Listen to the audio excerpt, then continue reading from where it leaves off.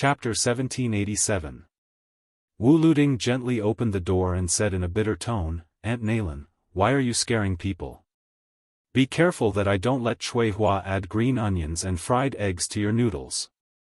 The woman gave him a coquettish look and joked, "In this family, your words don't count." Wu Luding immediately smiled and ran behind her. "Are your shoulders sore? Do you want to rub them?" The woman laughed and scolded, "Now you know how to flatter. It's too late. You men can take revenge for 10 years, but we women hold grudges for 100 years. While Nailan Yujin was sitting in a chair and patiently waiting for the pickled cabbage noodles, Wu Luding helped her rub her shoulders. "Holding grudges is one thing, but I still have to rub them. My filial piety can be seen by the sun and moon." The young Jianguan was too familiar with this woman, so he spoke without restraint. He clicked his tongue in wonder and said, "Aunt Nailan, your scenery is so magnificent that it's out of control. I can't even see where your legs are. I'm curious. If later that guy surnamed Su suddenly wants to hug you, won't it be very difficult to hug you?" The woman was neither angry nor shy. Instead, she smiled and said, "This flattery is refreshing. Aunt will accept it." Wu Luding said with a mischievous grin, "Aunt Nailan, your shamelessness can be said to have been cultivated for 1,000 years. When I get back, I'll definitely tell that Su fellow that if there comes a day when North Rejecting City is about to fall, I'll have him invite Aunt to the top of the city wall. Then, the northern Mang barbarians can forget about crossing this city wall." The woman gently shook her shoulders and deftly flicked away Wu Luding's hands. "Brat, get out of my way." Wu Luding pulled a chair and sat beside her. He put away his cynical look and asked seriously, "Aunt, you don't really like that brat, do you? What's so good about him? He's just a little handsome, a little good at martial arts, and a little big title. He's absolutely not good enough for you." Nailan Yujin bent over and knocked on the young man's forehead with her finger. "You can't change your habit of eating shit. How many times have I told you not to joke so seriously? Women in the world are most worried about this kind of man. They are afraid that he is unreliable." Wu Luding maliciously glanced at the beautiful scene of the woman pressing down heavily on the table. Then, he deliberately held the table with a terrified expression. "Auntie, be careful. Don't collapse the table. You have to compensate the surnamed Su." Nailan Yujin turned her head and said with a smile, "Suehua, Wu Luding secretly asked me whether you like him or secretly like Su Fengnian." Wu Luding was really terrified now. He waved his hand and said with a sad face, "Auntie, I'll kneel down for you. Please don't make this kind of joke. Chui Hua really won't talk to me for a whole month." Not long after, Suehua walked into the room with 2 bowls of pickled vegetable noodles. One bowl was placed in front of Nailan Yujin and the other bowl was placed in front of Wu Luding. However, she forgot to bring him a pair of chopsticks. Nailan Yujin made a face at Wu Luding who wanted to cry but didn't dare to take the chopsticks. Then, she comfortably ate the noodles and added oil to the fire. Eating noodles with chopsticks is so fragrant. Wu Luding sat on the chair and looked down, not moving at all. When Nailan Yujin almost finished the bowl of noodles, Suehua asked, "Are you unhappy because I don't like Su Fengnian?" Wu Luding said firmly, "You can beat me to death." "Oh," she said indifferently. "Go get the chopsticks." Wu Luding was so excited that he almost burst into tears. He ran to get a pair of chopsticks and sat down. He lowered his head and wolfed down the noodles. Nailan Yujin put down her chopsticks and leaned back comfortably against the back of the chair. She sighed and said, "When I was waiting for death in the sword tomb, I wanted to leave that damned place so badly that I almost went crazy. Now that I'm out, I don't know why, but I miss that place where there are only swords. However, although I miss it, I definitely don't want to go back." Wu Luding finished the pickled vegetable noodles and wiped his mouth. He looked like he hadn't had enough. Nailan Yujin said seriously, "There's something that Su Fengnian asked me to tell you too."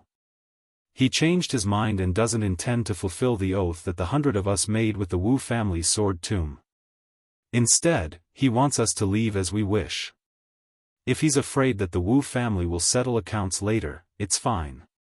He will make a mess and let those who are willing to leave go to the relatively peaceful gourd mouth of Yuzhou to pick on those soft persimmons. Each of us will kill 100 Beimang barbarians. Then, we can go wherever we want. Before I came here, everyone discussed it. Now, it's up to you. Wu Luding frowned and said in a deep voice, Aunt Nalan, do you think he's playing hard to get? Or is he just trying to buy people's hearts? The woman shook her head and said, Su Fengnian really intends to do so. I'm sure of this. Of course, the reason why he's so magnanimous isn't entirely because he's doing good deeds. It's because Demon Zhu, sword maniac Helion, and a large group of people have long been determined to stay in Beiliang. After all, each of them has their own goals. They want fame, benefits, benevolence, and justice. Those who really want to leave are only 20 or so people. Maybe the older they get, the more afraid they are of death. Or maybe they miss their hometown too much. They don't want to die outside the pass. They want to die in the most familiar place. I guess Su Fengnian just wants peace of mind. Instead of letting some people reluctantly die in battle with the Beiliang cavalry, it's better to let everyone who stays in the end come to Jianghu willingly and die on the battlefield. Wu Luding sneered and said, I told you that this guy is the most shrewd businessman in the world. He never makes a losing deal. Nalan Huayu sighed and said, if he wasn't shrewd, the Beimang barbarians would have already destroyed the family property that Butcher left for him. Wu Luding whispered, Auntie, you don't really like that guy, do you? Nalan Huayu stretched out her fingers and lifted the hair on her temples. She shook her head and laughed, Brat, you're really stupid. How old am I? How old is Su Fengnian? Wu Luding nodded in agreement and said, I told you, Auntie won't like that guy. Suehua was silent. Nalan Huayu smiled charmingly and said, that's the matter. What do you two think? No matter what, we're still people of the Wu family's sword tomb. No matter what, we'll listen to you. Wu Luding thought for a while and said, in that case, let the 20 or so people find an excuse to go to Yuzhou and join the army. But killing 100 people is the bottom line. There's no discussion. As for the other 80 people, they'll stay with me and Suehua in this north-resisting city. Whether they die in battle or wait for death, don't regret it in the future. Nalan Yujin nodded, since you said so, I know what to do. That's good. She stood up and didn't leave the room immediately. Instead, she took a slight detour and walked to Wu Liuding's side. She touched the young man's head and said, Brat, you've finally grown up. Auntie is very pleased. Auntie also has something to say to you and Suehua. We're outsiders who have entered the sword tomb. After so many years, we know how many people have gone crazy in the Wu family's sword tomb, committed suicide, or went mad. There aren't many normal people left. It's not easy to gather 100 people, but it's already the limit of the Wu family. Your Wu family's ancestor is not without selfishness. In the end, the reason why the Wu family's fortune has been standing for 200 years is because of the Wu family's 9 swords. But now, the 9 swords have become our 100 swords.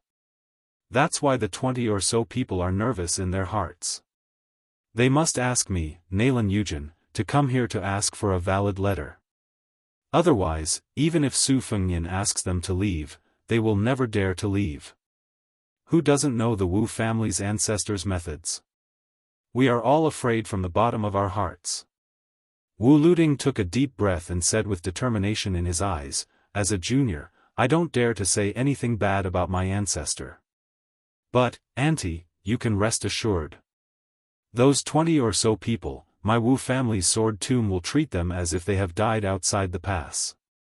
This sentence is said in front of Auntie, and even in front of the ancestor, it's the same. Every word is a nail, no ambiguity. Nalan Huayu nodded and turned to leave. When he walked to the door, he turned his head and smiled, practicing the sword, you can also practice the sword in bed. The corner of Wu Liuting's mouth twitched. He turned his head stiffly and looked at Suihua. She suddenly opened her eyes, gritted her teeth, and squeezed out word by word from her teeth, "Want to practice the sword? Get the hell out of here." Wu Liuting subconsciously picked up the chopsticks and pulled the noodles in the empty bowl. She closed her eyes, and when he lowered his head, the corner of her mouth curled up. Then she heard Wu Liuting say something inexplicable, "Suihua, it's not that I can't accept that Auntie Nailin likes Su Fengnian, but I don't want Su Fengnian to be the only one who doesn't like her." Suihua didn't know what to say, so she could only say, "I'm listening." Finally, Wu Liuting said something unlucky, "Suihua, I said you can't be angry, but even if you are angry, I have to say it this time. If, one day in the future, both of us are destined to die on the battlefield, I must die before you, because if I see you die before me, I will feel worse than death." Suihua thought for a moment and said slowly, "Actually, it's nothing, because if I die first, I will also wait for you on the road to the underworld. I will wait for you to follow me, so you don't have to be sad. But if I die first, and you die too late, I will be really angry." Wu Liuting's eyes were moist, and he held Suihua's hand. Suihua tilted her head and asked, "You want to die now?" Wu Liuting shook his head, but this time, he didn't let go of her hand. And this time, she didn't break free. "You are called Suihua, and I am called Liuting. 6 big cauldrons, how many pounds of pickled cabbage can they hold? So, the two of us are the best match in the world."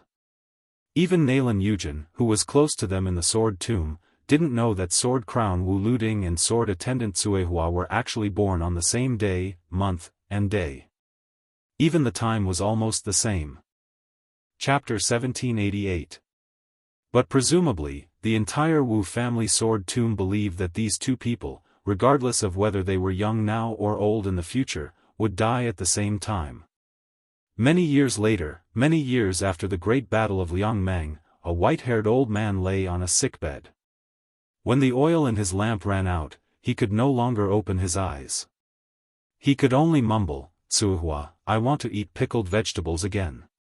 The old woman who sat at the head of the bed and gently held his hand, leaning over his ear with difficulty.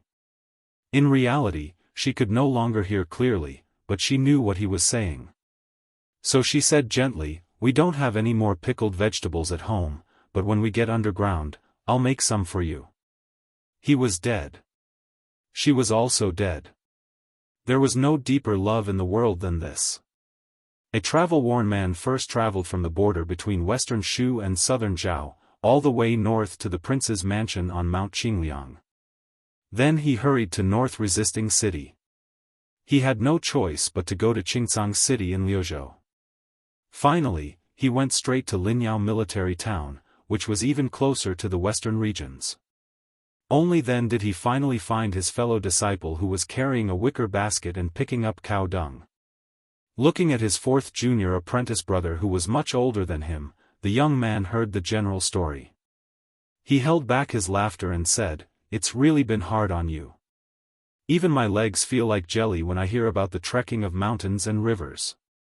This inarticulate man who had taken countless wrong paths was Lu Huang of Martial Emperor City, who had escorted the Yan sisters out of the western region.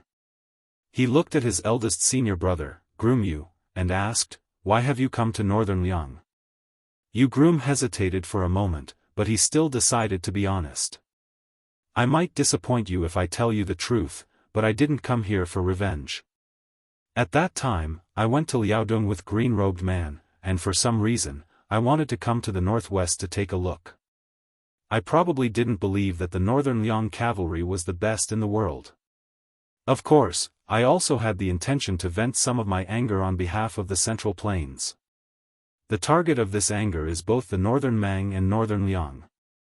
There's no need to say much about the northern Mang barbarians. As the saying goes, those who are not of our race are bound to have different intentions applies to both the grasslands and the Central Plains. 1,000 years ago, it was a dead knot that couldn't be untied.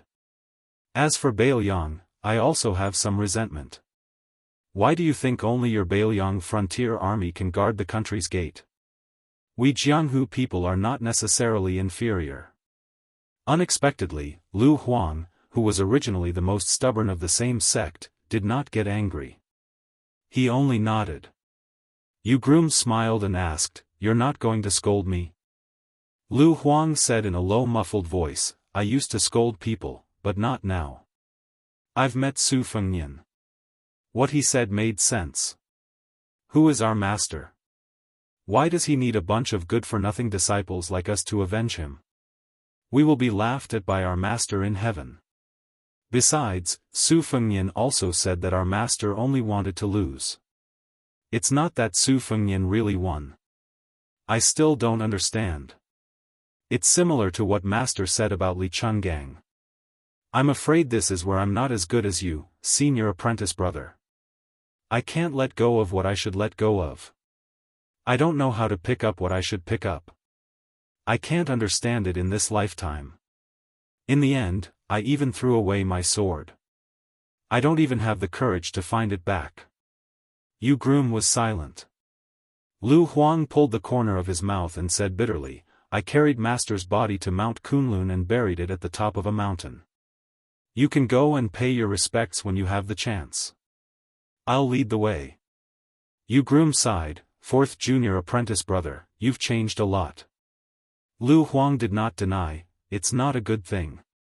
Maybe I won't even have the heart to practice martial arts in the future.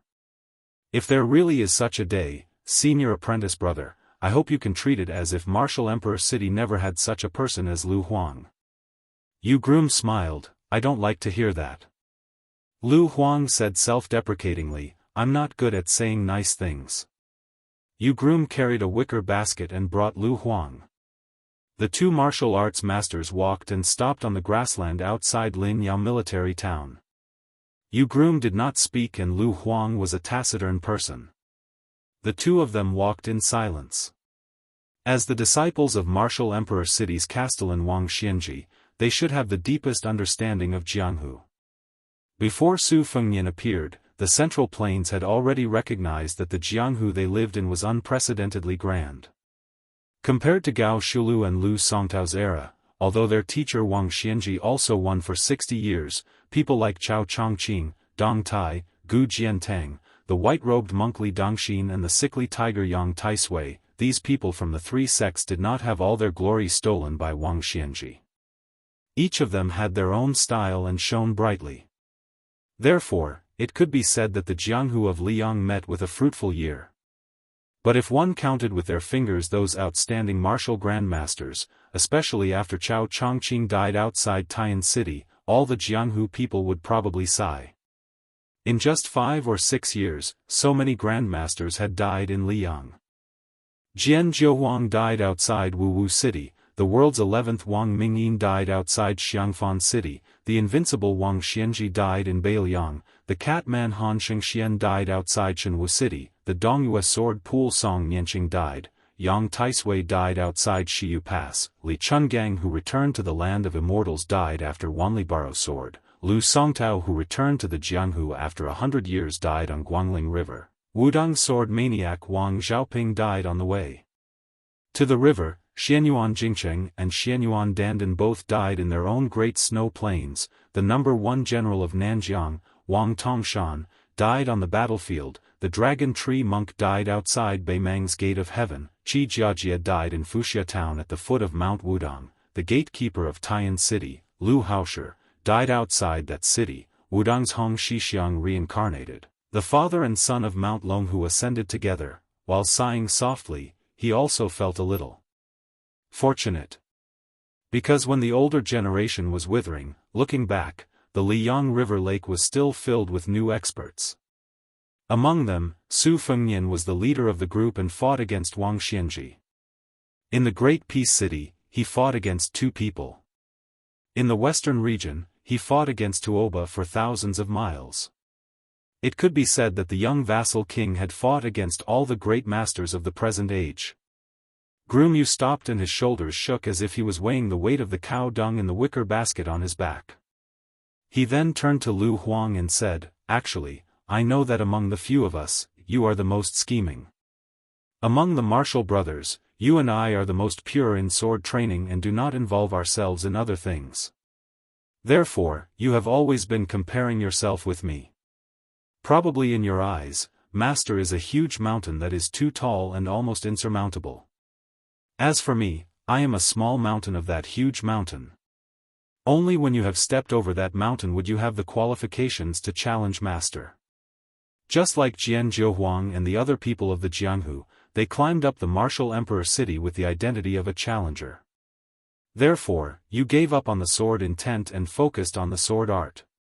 You did not hesitate to walk with a limp on the sword Dao just to be able to suppress me. Lu Huang didn't deny or admit it. Groom Yu shifted his line of sight and looked at the boundless yellow sand of the desert. He smiled and said, "However, after I walked out of the martial emperor city, I realized one thing. If Master didn't leave the Eastern Sea and we didn't leave the martial emperor city, then we would have to live in Master's shadow for the rest of our lives. Coincidentally, this was an ending that Master didn't want to see. Master hoped that each of us would achieve something. He hoped that my sword intent wouldn't be weaker than Li Chuangang's.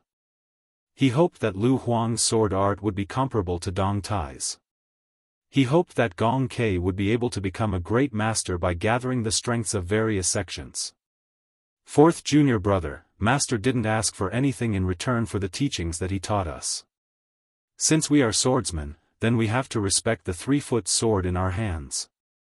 We shouldn't have a guilty conscience because our opponents are invincible, and we shouldn't have doubts because the sword Dao is difficult."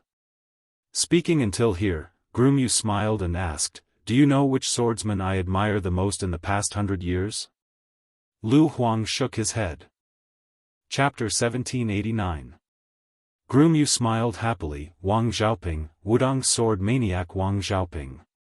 In my heart, Wang Xiaoping used Shenshu to block our master's footsteps in the battle of blocking the river. Wang Xiaoping's sword after death was the voice of all the swordsmen in the world." Lu Huang frowned. He didn't understand why the proud senior brother Yu Groom would fall in love with a loser's swordsmanship. Groom Yu looked fascinated and said softly, "People can die, but swords can break. People and swords can't retreat." Lu Huang clearly felt that when Groom Yu said these words, his aura suddenly soared, just like the tide at the top of the martial emperor city. It gradually rose and finally surged with the power of the world. Groom Yu's aura disappeared in an instant. He regained his calmness and said seriously, "We shouldn't always think about being the best in the world.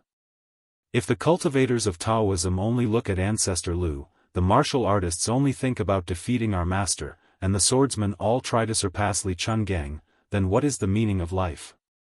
Of course, we can have such thoughts, but we can't be the only one. If our obsession is too deep, we won't be able to see the beauty of the world." Lu Huang sighed, "My sword heart is pure, I won't lose to you. My sword heart is deep, I'm not as good as you." Groom Yu smiled, "You're wrong." Lu Huang was curious. Groom Yu stretched out a finger and shook it, "You're the one who's not as good as me." Lu Huang was stunned for a moment and then laughed. Groom Yu suddenly looked to the north. North was Beimang's southern dynasty with millions of cavalry. The young man smiled gently, "Junior brother, you're already in your 40s, when are you going to find a wife?" Lu Huang followed his gaze and looked to the north. He rarely joked, "I'm also worried." Groom Yu was silent for a moment and said, "It's strange. Master is willing to give the greatest kindness to the people of Liang Jianghu. No matter who comes to the city to challenge him, he will be the whetstone to sharpen his martial arts. Master doesn't care about it and is happy to see it. Only Beimang Jianghu has never shown any kindness. Even Tuoba looked down on him. That year. Therefore, I thought that one day, I will fight with Bodhisattva Tuoba and let him know one thing. My master looks down on you, Bodhisattva Tuoba. You have no choice but to accept it." Lu Huang said somewhat helplessly, so you came to the northwest to pick up cow dung. Groom Yu narrowed his eyes and said, fourth junior brother, you don't know, but this place is vast, with thousands of stars like candles. Even the artistic conception will be different if you poop in this place. Lu Huang sighed, after you left the city, you have changed a lot. Yu Groom dismissed it with a laugh. Lu Huang smiled, but I like it. The bridegroom Yu in the past was extremely talented. He was once called Li Chungang by his master, Wuxia Xianxia. He was handsome and elegant. Which woman in the martial emperor city did not admire him? But at that time, Lu Huang was never close to the groom. Lu Huang still liked the guy in front of him who carried a wicker basket and spoke vulgarly. Therefore, Lu Huang coldly snorted, although my sword Dao is not as good as yours, when it comes to killing people on the battlefield, you may not be able to beat me. Yu Groom said carelessly, then let's compete when the time comes. Lu Huang smiled, let's make it clear first. If you surrender, you lose half of the battle. The two of them looked at each other and smiled. They didn't need to say anything. Lu Huang suddenly said, after I escorted a pair of sisters to Western Shu, on the way back, I accidentally met 4 people. I only know the name of that Nanzhao number 1, Wei Miao. There was a middle-aged man with the surname Qi. He carried a sword case and his sword aura was quite heavy. There was also a young man and woman. The woman carried a guqin and should not be underestimated. However, the young man seemed ordinary. Yu Groom said softly, I also heard that Lin Hongyuan, Ji Lu and Cheng Baishuang came from Nanjiang's Dragon Palace. There was also a master of knife skills, Mao Shulang. The Central Plains is full of storms in the northwest. Lu Huang smiled, it's really lively. On Mount Wudong, an old Taoist named Yu Xingrui went down the mountain with a sword on his back. The chief Li Yufu and the little Taoist boy Yu Fu sent him off to the memorial arch of Wudong Dang Xing. In a dilapidated ancient city that had appeared in countless poems, there was a person in white sitting on the low wall where foxes and rabbits roamed. In the sunset, she was Luoyang. She was looking at the former capital of Daqin, Luoyang City. Once missed, you will miss it forever. Suddenly, another person in white appeared behind her. The woman was tall. Luoyang did not turn her head. She said softly, Tantai Pingjing, don't be like me. Moreover, it wouldn't be long before there would be no such thing as a next life. Therefore, some things would be settled in this life. If there was someone you liked, you could openly say that you liked her. If there is someone you owe, say sorry. Tantai Pingjing asked, are you waiting for someone? Luoyang lifted the flagon and drank a mouthful of liquor. This time, I'm afraid that I can't wait. Tantai Pingjing hesitated for a moment and said, in fact, the person you liked 800 years ago is no longer in this world. Why are you waiting in the world? Luoyang narrowed her eyes and smiled intoxicatingly, because in this life, I suddenly found that the person I like is actually in the world. If I can, I will like him for the next 800 years. Tantai Pingjing wanted to say something but stopped. Luoyang stood up slowly and threw the wine flask to the Qi Refinement Warrior Grandmaster. He smiled and said, I can give you the wine, but I will not give my man to you. I will not give it to anyone. Tantai Pingjing originally wanted to fight. At the very least, she should say some harsh words to save her face. But somehow, in front of this domineering woman, Tantai Pingjing couldn't say anything. Luoyang looked around, as if she wanted to take a good look at this city for the last time. This ancient city was named after her by the great Qin dynasty's emperor. She smiled and said to herself, what North Rejector city? Luoyang city sounds so nice. When I reach the border, you can change your name. Tantai Pingjing felt strange, he's willing to listen to you? Luoyang asked, does he dare not to listen? Tantai Pingjing was speechless. That day, outside North Rejector City, Beimang staked everything on one throw. 400,000 cavalrymen pressed the border. Su Fengnian, who was wearing a king's robe, rushed down the city wall alone with a cold saber at his waist. Jiang Anai, who was wearing a white dress, climbed up the city wall and placed the red sandalwood sword case under the war drum. After taking a deep breath, she picked up the drumsticks with both hands and started to beat the drum. When the first Beimang war drum sounded between heaven and earth. Outside the city, Su Fengnian stood alone in front of the northern Mang army. His sideburns fluttered in the wind, and his sleeves fluttered in the wind, making him look like a celestial being. A figure landed on the battlefield like a meteor. A middle-aged man, who was standing on the left side of Su Fengnian, had his hands behind his back and an ordinary iron sword at his waist. He said, "Dong Tai is here." Amidst the drumming, another figure plummeted down and stood to Su Fengnian's right. She only said her name loudly, Luo Yang. A man wielding a spear descended from the sky and landed heavily on the battlefield. He shouted, "Su Yanbing of Northern Liang." A woman in a purple dress jumped down and said coldly, "Mount Hui Snow Meadow, Xianyuan Qingfeng." A blood-red robe flew down. Su Ing. War drum after war drum. Meteor after meteor fell. They lined up on the left and right sides of the young king. Suaxia Valley. Dongyue Sword Pool Chai Qing Shan. Wudong Yu Xingrui. Wu Family Sword Tomb Wu Luding. Sword Servant Suehua. Shui Song Official Shui Song. Dragon Tiger Mountain Qi Xianxia. Martial Emperor City Yu Groom. Lu Huang. Dragon Palace Cheng Baishuang. Nanjiang Mao Shu Lang. Nanjiao Wei Miao. On the line between Beimang's cavalry and North Jibei City, 18 people, 18 martial arts masters, gathered outside North Jibei City. This had not happened in the past 1,000 years, and it would not happen in the next 1,000 years. What was invincible in the world? This was it. The sound of the Beimang cavalry's hooves and war drums sounded so heroic. Outside the Northwest Pass, in front of the army, those people announcing their names one after another, how could they not show off the style of the Central Plains? Jiang Anai beat the drum like thunder and shouted, "Kill!" She was as elegant as the king of Beimang's concubine, Wu Su. Su Fengnian held his cold sword and said, "Kill!" Almost at the same time, all the masters on the line said the word, "Kill." They wanted to fight against 400,000 cavalry with 18 people. Chapter 1790. When the 8,000 Dongzhuo private cavalry moved according to the agreement, they were shocked to find that less than a tenth of their horse stables were left. Only Yelu Chukai and Lin Fu were left, and there were 20 to 30 cavalry at their sides. It could be said to be extremely tragic.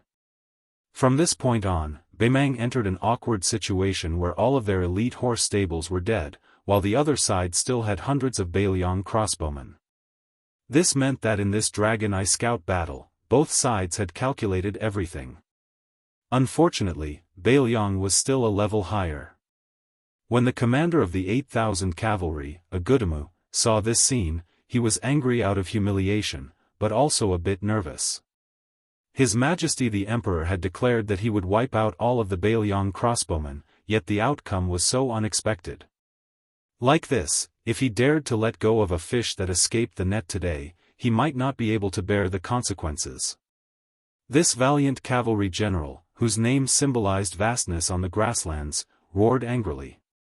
He had those black crows and black foxes slide past the edge of his cavalry formation, and then began to chase after those Beimang crossbowmen who turned their horses around at almost the same time. If it was a normal battle between the grassland's main light cavalry and Beiliang's crossbowmen, no matter how great the disparity in numbers was, relying on the crossbowmen's Beiliang horses, it would be extremely difficult to intercept and kill. However, today, the crossbowman could be said to be truly an arrow at the end of its flight. Their crossbows had no arrows, and their horses were tired. They had long pulled out their blades to kill the enemy. As such, these last seeds of crossbowmen who had penetrated deep into the Dragon Eye's hinterland, in front of the 8,000 cavalry who were full of vigor, were not something that they could escape just because they wanted to. Agudemu set up a giant oxhorn bow that didn't conform to the northern Mang cavalry structure, adjusting his breathing and aim while riding on the continuously rising and falling horseback. The bow was pulled back like a full moon, and with a pang noise, the arrow's momentum was like rushing thunder, shooting through the back of a wandering crossbowman. The force behind the arrow was ferocious, to the extent where not only did the entire arrow pass through his body, it also almost struck a second rider's back.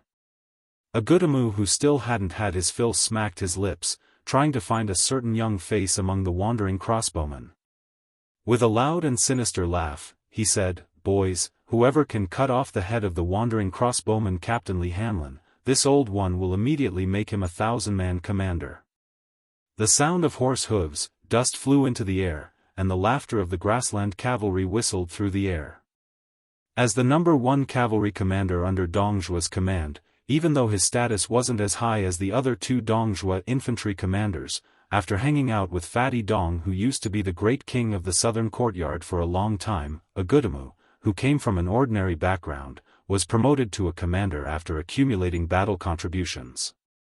He had also seen many great scenes, to the extent where he even had the fortune to meet the emperor in the king's tent. When that seemingly amiable old woman heard his name, she, who was in a rather good mood, even cracked a joke, saying that this name was good, that he was blessed with good fortune, that northern Mang would definitely be able to seize a vast territory with his name. Agudemu took this as an honor and was determined to one day ride his horse to the banks of the Guangling River and follow his benefactor, Dongzhua, to open up new territory so that his children and grandchildren could freely ride their horses in the rich Jiangnan of the Central Plains. He was bound to make those generations of scholars tremble in fear under the hooves of grassland horses. Although Agudemu's attitude was domineering and he had entered a great situation where he could pick up the heads of the enemies wherever he went, this rough man was far from being as relaxed as he appeared on the surface. Not only did he order half of the cavalry not to charge with all their might, he also sent out 2 groups of 1,000 cavalry to spread out on the flanks in case Beiliang still had a backup plan. Although this possibility was not high, after all, under the premise that Beimang's million-man army was pressuring the border for the second time, especially since Huda City had already lost its strategic importance. Under normal circumstances, Beiliang's defensive line should have shrunk. It had to be known that in the first great battle of Liangmang, not a single soldier from Beiliang had entered the Longyan plains. Now, they should not have come here to seek their own deaths. However, as one of the main generals of the Dong family army, the battle that made Agudemu famous was when he followed Dongzhua in the early years to fight a series of elusive raids. At the time, he had beaten the Liang army, which had the advantage at the time, to the point that they were unable to make ends meet. This directly led to Liang annexing the 8 kingdoms of spring and autumn, when their momentum was at its peak, to the failure of the first battle outside the Great Pass where they almost broke through the Beimang court like a hot knife through butter. Dongzhua, with the strength of 1 man and 1 army, turned the tide. From then on, he was seen as the most handsome eagle by the people of the grassland and had a meteoric rise in the southern court. Therefore, Agudemu, who had been influenced by what he saw and heard, knew better than any other Norland general the principle that all was fair in war. When Li Hanlin saw Beimang's 8,000 cavalrymen turn around and retreat without any hesitation, Wei Musheng, who had been leading a group of crossbowmen and patiently watching from the sidelines, knew that it was finally time for him to go all out and kill the enemy. If he didn't fight now, when would he? When he brushed shoulders with Li Hanlin, who was covered in blood, Wei Musheng didn't say anything. He clasped his hands together and saluted him on horseback. As for the young lieutenant whose helmet was nowhere to be found, he only responded with a smile and didn't say anything. This young military general whose reputation had soared to the point where even the northern Mang Empress had personally mentioned him had messy hair, congealed blood, and mixed with a lot of yellow sand. The iron armor he wore was even filled with blade scars of varying depths. This young man, who had always been called the most handsome, white horse lieutenant, by his subordinates outside Liangzhou's 3 white horse crossbowmen, had always been called the most handsome white horse lieutenant in history. He had always been called Sun Ji and Wei Musheng, but even if both of them were put together, they still couldn't compare to him. And this young cavalry general, who had once been notorious in his hometown, suddenly turned around and looked at Wei Musheng's back. He shouted, "Old Wei! If you can't hold on, then run with me. Don't fight to the death. Don't King die." Wei Musheng didn't turn around. It was as if he didn't hear, or as if he heard but didn't want to reply. This lieutenant was only leading the troops to bring up the rear. It wasn't only to allow Li Hanlin's troops to leave the battlefield, it was also to buy time for Yuan Nanting's 10,000 white feather light cavalry to rush to the battlefield. Wei Musheng and the 300 cavalry under his command were valiant and fearless in stopping the momentum of the Beimang cavalry's charge. The cavalry of Beimang that had truly entered the battlefield was still around 3,000. And Dongzhuo's private army had always been the strongest in terms of military strength in Beimang's southern border army. Therefore, in this battle, no matter how brave and skilled Wei Musheng's troops were, it was still like trying to put out a burning cart with a cup of water. It was just that when Wei Musheng led his personal crossbowmen into the enemy cavalry formation, not hesitating to use 300 cavalry to disrupt the formation of 3,000 cavalry, even some of the slow-witted Beimang cavalry generals realized that something was wrong. The logical action of bringing up the rear should be to fight as they retreated, using the slow deaths of a few cavalry to buy a chance for the army to survive. It shouldn't be such a crazy and suicidal attitude. After a Gudamu chopped off the head of a crossbowman, he casually slanted his blade and sliced off the entire shoulder of another crossbowman. He couldn't hide his fear as he roared, "Pass down the order. Have the cavalry on the 2 wings send out scouts to scout the situation. 5 li, they have to run at least 5 li. These King Bailiang barbarians definitely have reinforcements. Central Army, slow down. After finishing off these 300 cavalry, quickly reorganize the formation." Just as a Gudamu realized that something was amiss and came up with a countermeasure, he realized that he was still too late. Chapter 1791. It was not that the Dong family's 8,000 cavalry did not have a crow's nest, it was just that there were not many of them.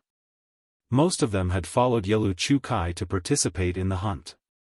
Furthermore, a Gudamu also believed that in the hinterland of the Long Yen Plains, even if the Bailiang light cavalry of Luya and Fuling came to set up an ambush, they would not be able to do it quietly, nor would they be able to let their own scouts slip past them. However, this accomplished generals would not be able to guess that the reinforcements from Bailiang were the White Feather Guards, who were famous for their speed in battle. In the first battle of Liangmang, Beimang's Chang cavalry was seen as the most similar existence to that light cavalry. Unfortunately, the Chang cavalry encountered the Dragon Elephant cavalry without warning and completely lost the ability to maneuver. Thus, they were lost in a battle of attrition. Even the Emperor of Beimang was heartbroken afterwards, thinking that not only did they lose 10,000 soldiers at the border, they also lost the most precious fighting force to counter the White Feather cavalry in the future. Lin Fu and Yelu Chukai stopped their horses behind the 8,000 cavalry and finally had a chance to catch their breath. The two looked up and saw that the dust in the distance was gradually rising. They were both experienced cavalry generals, and roughly estimated that there were at least 8,000 cavalry. Lin Fu hastily bandaged the wound on his cheek, his words were unclear, and his eyes were gloomy. These lunatics, they really dare to fight to the death. With the help of his retainer, Yelu Chukai had already pulled out the arrow nailed into his armor. His face was indifferent as he said, "Although I don't know which Bailiang cavalry it is, since they dared to come here, they must not be weak. General Lin, what do you say next? In any case, I will not leave. These 8,000 cavalry are all of my brother-in-law's cavalry. If they are lost here today, he will be heartbroken, and I will not have the face to see him." Lin Fu's expression was uncertain. He turned his head and looked at the few black fox bars that could be counted on one hand. In the end, he said, both sides have 10,000 men fighting each other. If I die, it will not change the course of the battle. General Lu's 20 years of hard work will all be wasted. Lin Fu, this person who made the arrangements at Liangmang's border affect everything, or perhaps it could be said that he was the main culprit behind the complete annihilation of Northern Mang's most elite Malanzi army, said in self-mockery, "Once I leave, General Yilu should know that this is even worse than dying in a grand battle on the Dragon Eye Plains." Yilu Chukai nodded and said, "If you die like this, His Majesty can't find someone to behead you. He can only vent his anger on General Lu." Lin Fu suddenly ignored the stinging pain in his wound and his expression became ferocious. If that old turtle Murong Baoding is willing to boldly send out his troops, together with Hong Jingyan's Ruran cavalry, it will be a great military achievement. Yilu Chukai sighed with emotion. Our Beimang's territory is too vast, and we have too many soldiers. Unfortunately, in this way, there are many mountains, and the forces are intertwined. In the end, we are not as united as the Beiliang. Lin Fu sighed and left the battlefield.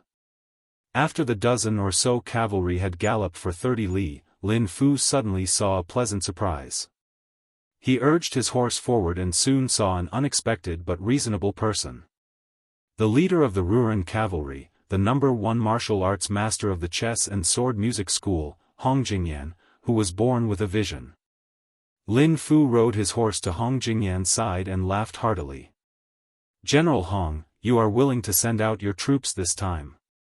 The heavens are helping our grassland. Beiliang has more than 10,000 cavalry that have already reached the heart of the Dragon Eye Plains. General Hong will definitely not return empty-handed." Unexpectedly, Hong Jingyan sneered. "It's true that we won't return empty-handed, but it's hard to say whether we'll be collecting military achievements or collecting corpses. Do you really think that Beiliang only has the courage to send 10,000 cavalry into the Dragon Eye Plains?" Lin Fu was stunned and then shocked. He was still unwilling to give up and said through gritted teeth, "General Hong, have you persuaded Murong Baoding to send out his troops as well? If he enters the Dragon Eye Plains, no matter how many backup plans Beiliang has, they will not be able to escape death." Hong Jingyan gave a strange smile and did not comment. He led the 6,000 Ruran iron cavalry to the battlefield. At the same time, compared to Yuan Nanting's 10,000 white feather light cavalry, the iron stupa had actually left earlier. This elite cavalry of Liangzhou was between heavy cavalry and light cavalry. The general leading them was one of Su Zhao's adopted sons, Qi Danghua. Dressed in heavy armor, Qi Danghua took the lead. Since ancient times, when a general went to war, there would always be a banner behind him. The banner bearers were all fierce generals in the army. Thus, they were known as the banner bearers who had the most strength. Beiliang cavalry was the best in the world. If one counted from the time Su Shao led 800 old soldiers out of Liaodong, the well-known banner bearer, Wang Jian, who was known as the enemy of 10,000 people, died at the gates of Quebec. Chen Qiong died in the Battle of Jinliao. This person had another identity. He was the father of the king of Shu, Chen Jibao. These two died on the battlefield without even seeing the shadow of a marquis or general. After that, Wang Linquan returned to his hometown and became the richest man in Qingzhou. Now, he was the father-in-law of the new king of Liang. It could be said that he had a good ending. Next was Qi Danghua. After entering Beiliang, his official position was not prominent. He was only a rank 4 military officer. This time, when Qi Danghua requested to lead the iron stupas to attack the Dragon Eye Plains, no one in the northern Liang Protectorate from top to bottom was willing to agree. This was especially true of Chu Lushan.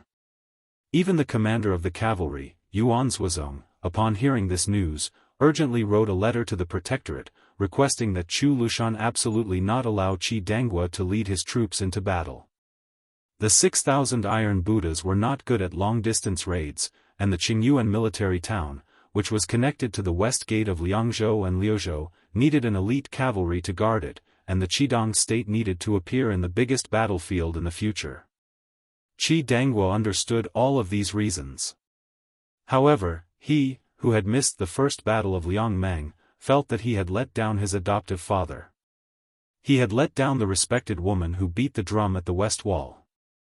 He had let down Mr. Li, who had exhausted himself in the tide-listening pavilion, and he had let down his adoptive father's eldest son. Among Su Xiao's 6 adoptive sons, the 2 who had been sentenced to death seemed to be the closest to Su Xiao Royal Highness. Chu Lushan was the most flattering and optimistic about his Royal Highness. Chen Zhibao and Yuan Suozong had always looked on coldly. Qi Dangguo was the only one who didn't talk much with that young man and didn't interact much. However, he loved that child from the bottom of his heart. Even though that young man became more and more promising, and even became a martial arts grandmaster that Qi Dangguo could only look at from afar, in Qi Dangguo's heart, he always felt that that child needed his care. Over the years, Su Fengnian had become more and more mature and had attracted more and more attention. However, while Qi Dangguo was proud, he was also a little disappointed. When he drank alone, he felt more and more that he was old and useless. That year, when he heard that His Royal Highness had returned to Liangzhou after 3 years of traveling, it was he, Qi Dangguo, who led the cavalry out of the city to welcome him. Qi Dangguo resolutely led his army to the Longyan Plains. Behind him were 6,000 Tai Futu soldiers from the Manjia camp, one of the old barracks. 6 lieutenants and more than 20 Due in the army, all of the Tai Futu soldiers, from top to bottom, were willing to fight to the death. The Manjia camp was now fully equipped with armor and weapons. It did not lose to the 10,000 Great Snow Dragon cavalry. However, a long time ago, it was not fully equipped. At the very beginning, Su Xiao's army was often lacking in provisions and soldiers. It was a dream to equip a battalion with armor. It could be said that the Manjia camp was an old battalion that Su Xiao had placed too much hope in Diana. Before Qi Dangguo left, he left a letter in the military tent. I can die after my adoptive father, but I will not die after His Royal Highness. For some reason, at the end of the letter, Qi Dangguo still referred to the new Prince of Liang, Su Fengnian, who had already won the respect of both sides of Liangmeng, as His Royal Highness. When Qi Dangguo could already see the smoke rising from the distant battlefield, this fierce general of Beiliang suddenly turned his head and shouted, "Everyone, Iron Buddhas, originally had the Manjia camp. Now that I have the Manjia camp, what should we do?" The 6,000 cavalry roared in unison, "Fight to the death." Approaching the battlefield, Qi Dangguo shouted, "Raise your spears." The yellow sand of the desert, the clanging of armor. The Manjia camp was fully equipped. Chapter 1792. Before Beiliang's white horse crossbowman Captain Wei Mushing died in battle, he didn't get to see Yuan Nanting's 10,000 white feather light cavalry arrive with his own eyes. However, his unwavering determination won Yuan Nanting's cavalry an unimaginable advantage. This was because when 2 cavalry armies were of equal strength, the one who made the first move would usually win. Liang Mang and Wei Mushing had been fighting on the border for almost 20 years. They knew each other well. The grassland cavalry was most adept at hunting and feinting. They had once wiped out a total of 200,000 elite cavalry at the border during the last years of the Dafeng dynasty in 2 battles. However, now that they were up against the Beiliang cavalry that could be said to be the best in Liang in terms of warhorses, weapons, and battle formations, the Beimang cavalry didn't dare to pay the price of loosening their formation in an attempt to tear apart the enemy's great formation. They then successfully divided the battlefield and formed an overwhelming advantage in many areas before wantonly nibbling away. It should be known that this wasn't a battle between nomads and farmers in the ordinary sense. It wasn't like the Central Plains army could only rely on tall cities or heavy armored infantry formations to resist the grassland cavalry that came and went like the wind. This was a true battle of cavalry against cavalry. This was why Beimang had viewed Beiliang as a major threat for the past 20 years, to the extent that the Taiping Emperor insisted on taking down Beiliang first before swallowing up the Central Plains. One of the words of this imperial preceptor of Beimang was widely spread, as long as you grit your teeth and take down the 4 prefectures of Beiliang, the 30 prefectures of the Central Plains would be as easy as turning your hand. Yuan Nanting's 10,000 white feather light cavalry suddenly appeared from the flank of Dongzhuo's private cavalry, spreading out an extremely long front line. Beiliang cavalry had a habit of using heavy crossbows and light feathered arrows. However, this white feather guard could be said to be an exception. Every one of them carried a quiver with white feathers inserted into it, and they were long bows on horseback. Years ago, when the old emperor of Liang traveled to Beiliang's border, the cavalry that butcher Su Shao led had participated in the martial arts training with the white feather guard. It was said that when the old emperor raised his head and saw the sky full of white feathered arrows shooting towards the north, he sighed from the bottom of his heart, "I never thought that I would be able to experience the scene of snow in the middle of summer. How magnificent!" The commander of the Dong family's private cavalry, a Gudamu, galloped on his horse, roaring repeatedly as he gave out orders. One after another. However, the number of Beimang cavalry that could truly achieve this could be counted on one's fingers. The reason why Lu Gui was able to be highly regarded by the Beimang Empress and earned the reputation of being half of Su Shao was because Lu Gui's cavalry was the most meticulous in battle, and it was the most similar to Beiliang's cavalry.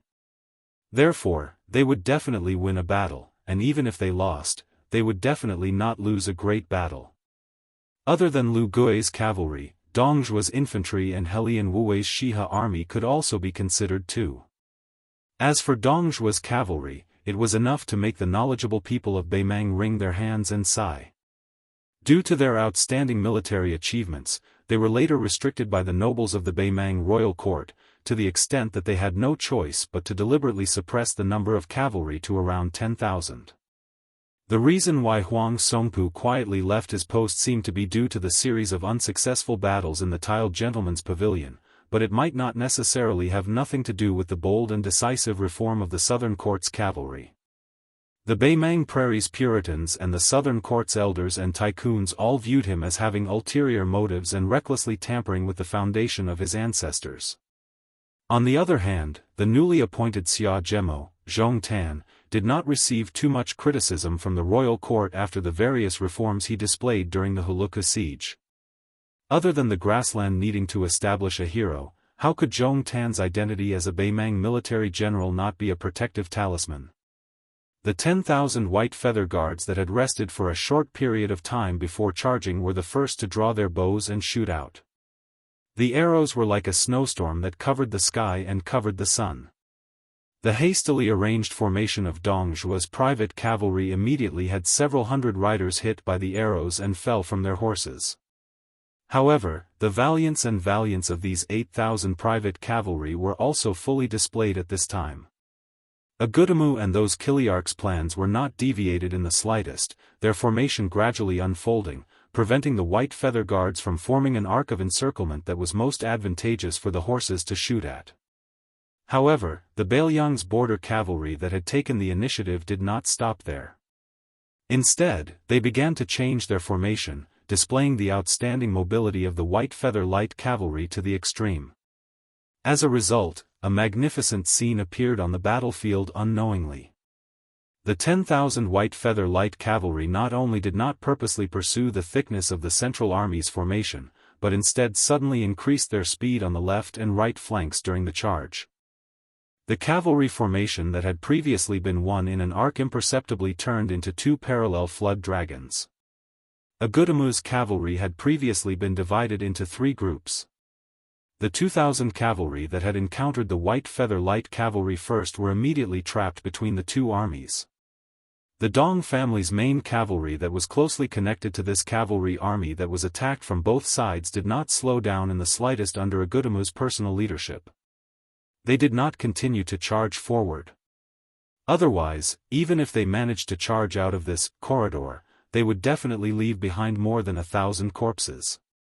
A Gudamu did not hesitate to turn his horse around, leading the Central Army to charge towards the enemy formation in the south. At the same time, he ordered the 2,000 cavalry at the rear to entangle the northern cavalry at all costs.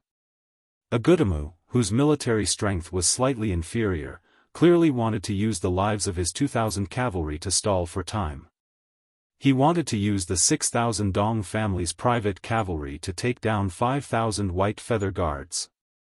Firstly, this was a helpless action after losing the initiative. Secondly, the formation of the White Feather Light Cavalry had an innate weakness, which was that the vanguard was long and the formation was weak. It could not withstand the brute force of 6,000 cavalry. This kind of 6,000 cavalry against 5,000 cavalry, the advantage was not as simple as having 1,000 more people. Fast. After the two cavalry armies came into contact, the essence of both armies was speed. This kind of speed was not only limited to the speed of the warhorse's charge, not only the speed of the cavalry's arrows, but also the speed of the cavalry's changes in response to the situation. However, since the founding of the Great Qin Empire, there were very few Confucian generals at the border who were both well-read and adept at war. Even if there were, they were mostly accomplished in defending the border but were powerless in expanding the borders. As a result, throughout the dynasties, from the Great Feng dynasty to the Spring and Autumn Northern Han to the present-day Liang, there were only a few famous officials who were bestowed with the title of Xiang. The character Xiang implied that the land was filled with virtue and the armor was filled with hard work. The Central Plains had been divided and united for 800 years. During the civil wars, there was no lack of generals who had rendered meritorious service in destroying countries. Logically speaking, it was not excessive to give them the character Xiang. However, the founding emperor of the Great Feng dynasty, who was the first to receive the title of Xiang, once said that only those who raised their whip across the desert could receive the character Xiang. Since then, the successive monarchs had this tacit understanding. The word Xiang was hard to come by. The Great Feng dynasty had too many bloody precedents to learn from. At its peak, the Great Feng dynasty was said to have 800,000 horses. Even at the end of its decline, it still had 200,000 border cavalry. However, there were two generals in succession, one old and one young. The old man was an experienced general with splendid military achievements, while the young man was an armchair strategist. In the end, both of them lost their reputations under the hooves of the grassland cavalry. In the end, half of the Central Plains was brought to disaster. A large part of the reason was that in a true large-scale cavalry battle, opportunities were always fleeting. However, as soon as the situation deteriorated, the army would definitely be defeated. The historical records of the Central Plains were always vague about the grassland cavalry. They were just repeating the same old words over and over again. It wasn't until Liang established the Central Plains and suffered 3 consecutive defeats at the border that they had no choice but to switch from offense to defense. It was only after Gu Jiantang took charge of the Ministry of War that they truly began to study the tactics of the grassland cavalry in detail. After that, some of the imperial court generals who were interested in military achievements began to realize that the reason why the grassland cavalry was able to bring disaster for hundreds of years and invade the south every few days was not as simple as just being born familiar with archery and horses. Regardless of whether the Liang imperial court admitted it or not, it was hard for the officials in the imperial court to not rejoice in their hearts. Luckily, the Zhao family still had the cavalry army that had almost emptied the dynasty's northwest foundation. With the 300,000 armored cavalry intimidating the Beimang barbarians, the Central Plains was able to win close to 20 years of recuperation. Only then did they have the confidence to declare that they would fight the grassland cavalry outside the country's gates. Following Agutamu's change in formation, the White Feather Light Cavalry also began to change. The 5,000 light cavalry in the north began to quietly split up.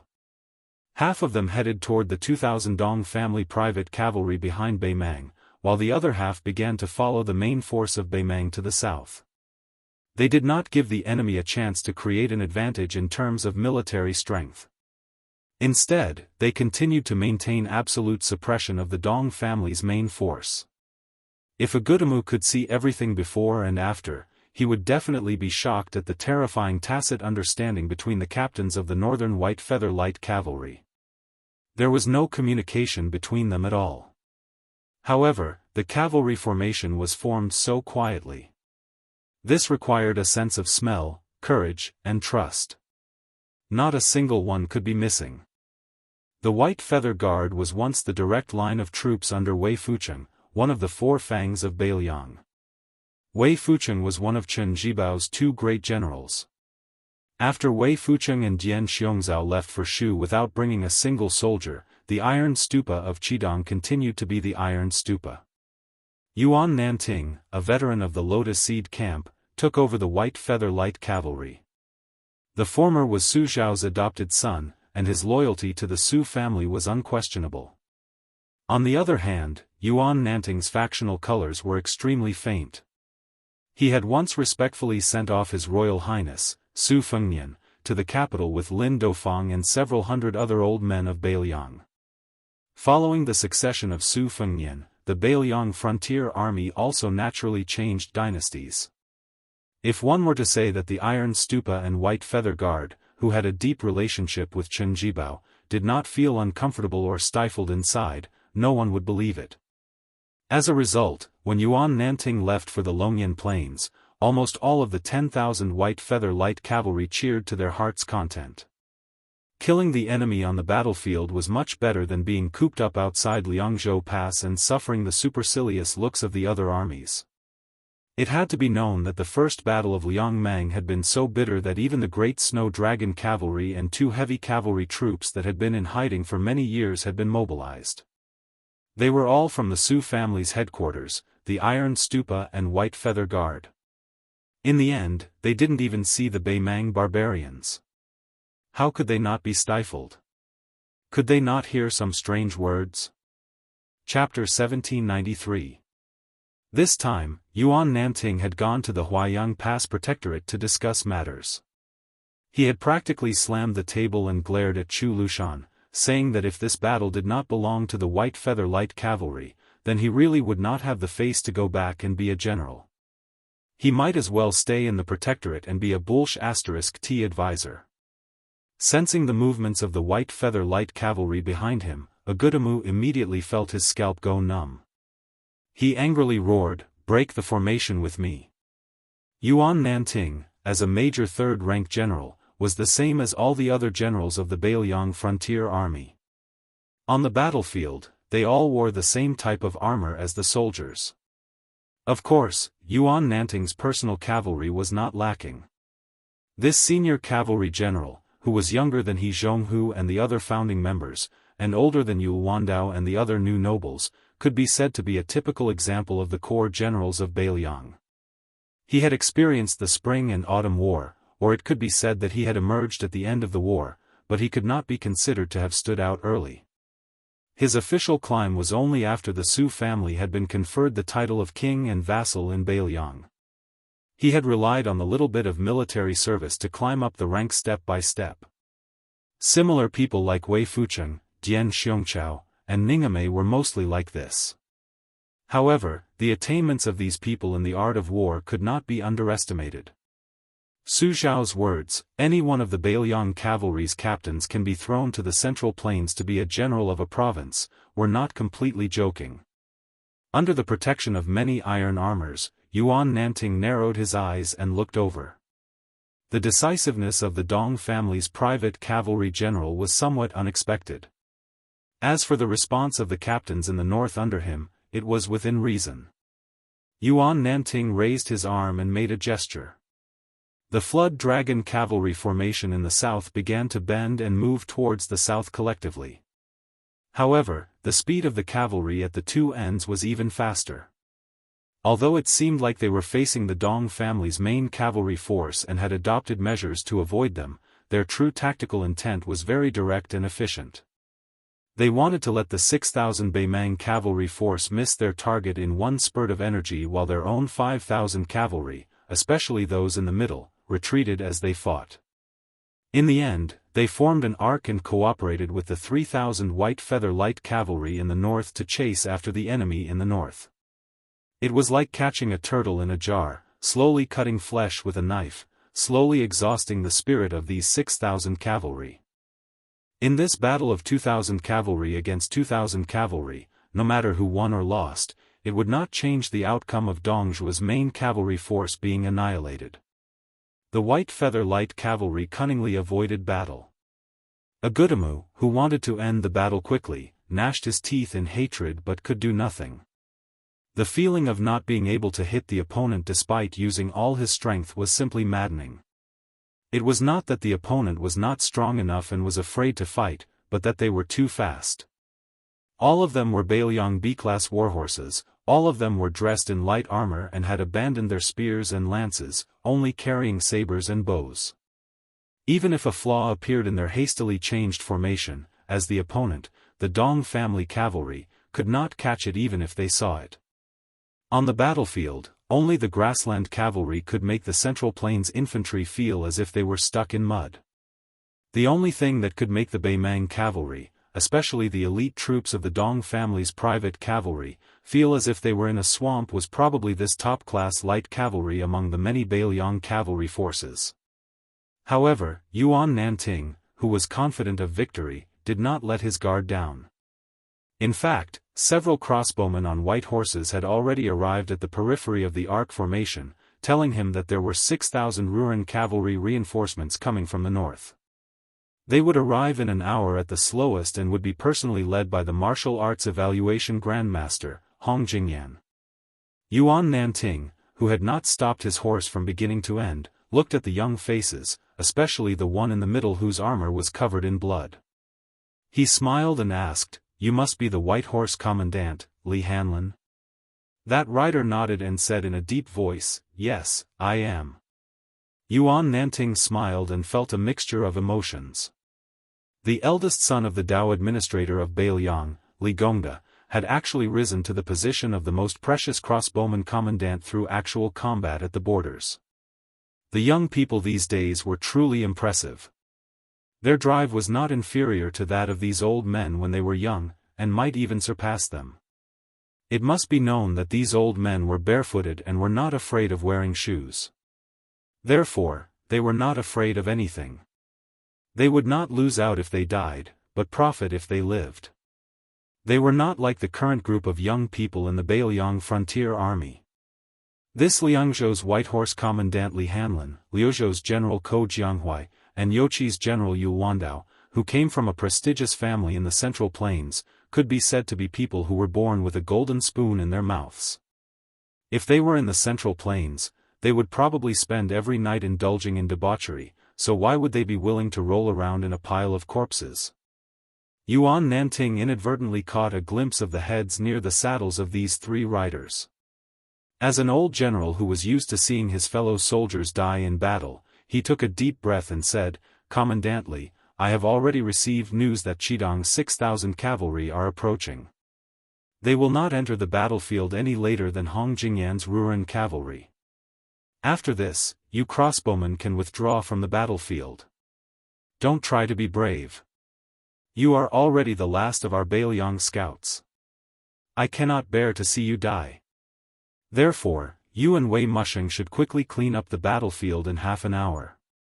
If I see you all alone here after the Iron Stupa and Ruren cavalry arrive, I will chase you all out of the crossbowmen, even if you are lucky enough not to die in battle."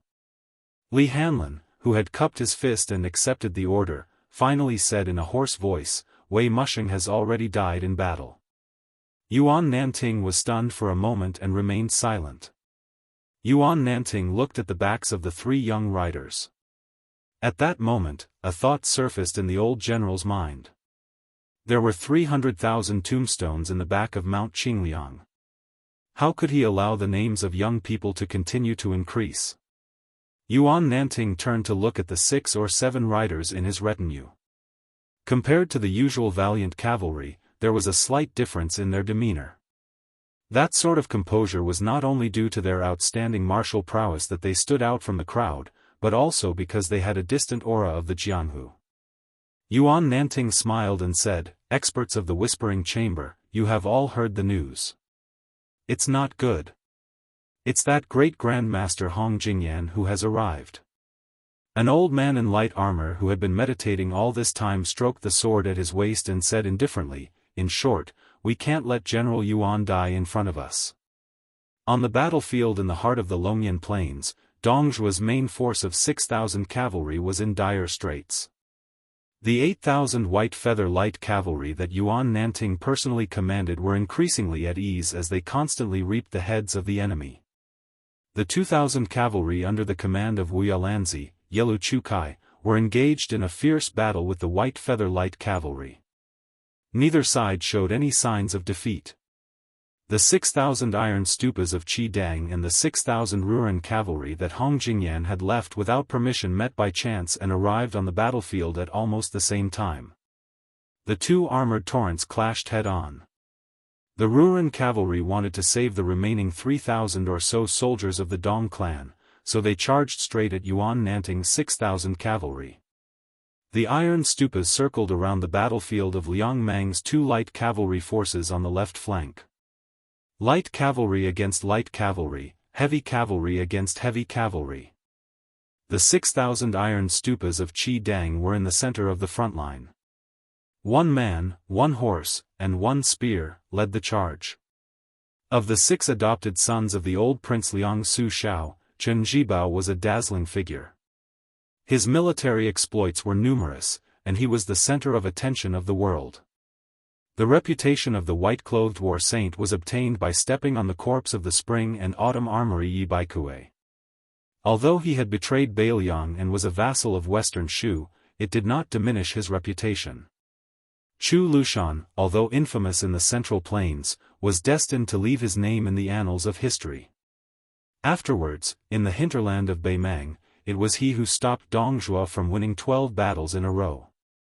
Not only was he and the king of the old south courtyard of Beimang known as the Northern Dong of Southern Chu, he was also seen as the victim of Dongzhua, the great master of the art of war in Beimang. Yuan Suozong won the battle of the Princess Tomb. Even the people of West Chu felt it was inconceivable. After the battle, historians and strategists thought highly of him. If it were not for Yuan Baixiong, the Liang army that Su Shao put together would not have had the chance to fight in the Battle of the Western Wall. Now, he would be the commander of Bailiang's cavalry. Yao Jian and Yi Shizhen were also praised by the imperial court when they were alive. They were not only outstanding scholars, but also good at strategizing. If it were not for the fact that they lost their chastity in their later years, based on their friendship with the young king, it would not be difficult for them to become provincial governors of their respective provinces. Only Qidangwa was not only looked down upon by the Liang imperial court and the Central Plains officialdom, but also rarely mentioned in Bailiang. He was not even as famous as Ningame, a young and strong general.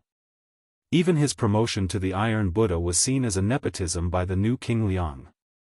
It had nothing to do with Qidangwa's military talent. Even the people of Mount Qingliang who were familiar with the affairs of the Su family did not think much of Qidangwa, a general who was brave but not astute. The thing that this person was best at in his life was probably carrying the Su flag and following behind the butcher. His greatest achievement in his life was inexplicably becoming Su Zhao's adopted son. Mediocre talent, no reputation, and little military merit. This was Qidangwa. Before Yao Jian and Yi Shizhen died, Chu Lushan did not want to help speak, and Yuan Suozong did not want to plead for mercy. Only Qidangwa's reverse scale spoke up. At the time, Bailiang Governor-General Chen Zhibao chose to leave Bailiang alone. Chu Lushan was indifferent, Yuan Suozong coldly looked on from the side, and Qidangwa secretly urged him to stay. But in the end, Chen Zhibao did not stay. How could a person who tried to smooth things over when he should not have done so, win the respect of Bailiang, which valued military merit the most? Qidangwa ran his spear through the chest of a centurion of the Ruren cavalry. With a furious roar, he continued to charge forward.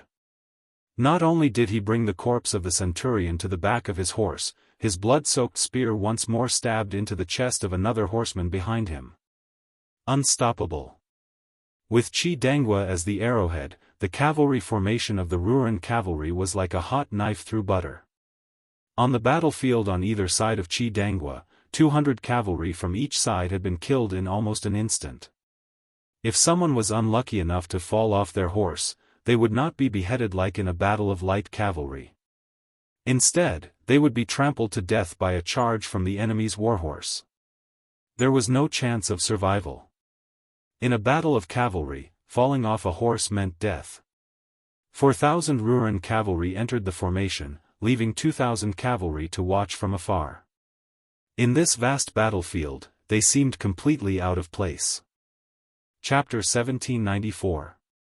When Yelu Chukai saw this scene, he brushed away an arrow that the Northern Liang light cavalry captain had shot at his face. He quickly left the battlefield alone and came to the 2,000 cavalry that were as immovable as a mountain. He said angrily to the indifferent man who was watching the fire from the other side of the river, Hong Jingyan. "Why did you leave us in the lurch?" The man with a pair of snow-white eyes stared at this noble relative of the imperial family and asked in return, "How did I leave you in the lurch? Were the 4,000 Ruran cavalry not saving people?" Yelu Chukai laughed in anger and pointed his sword at this martial arts master who had once competed with his brother-in-law for the title of king of the southern courtyard. "At this point, you still want to preserve your strength?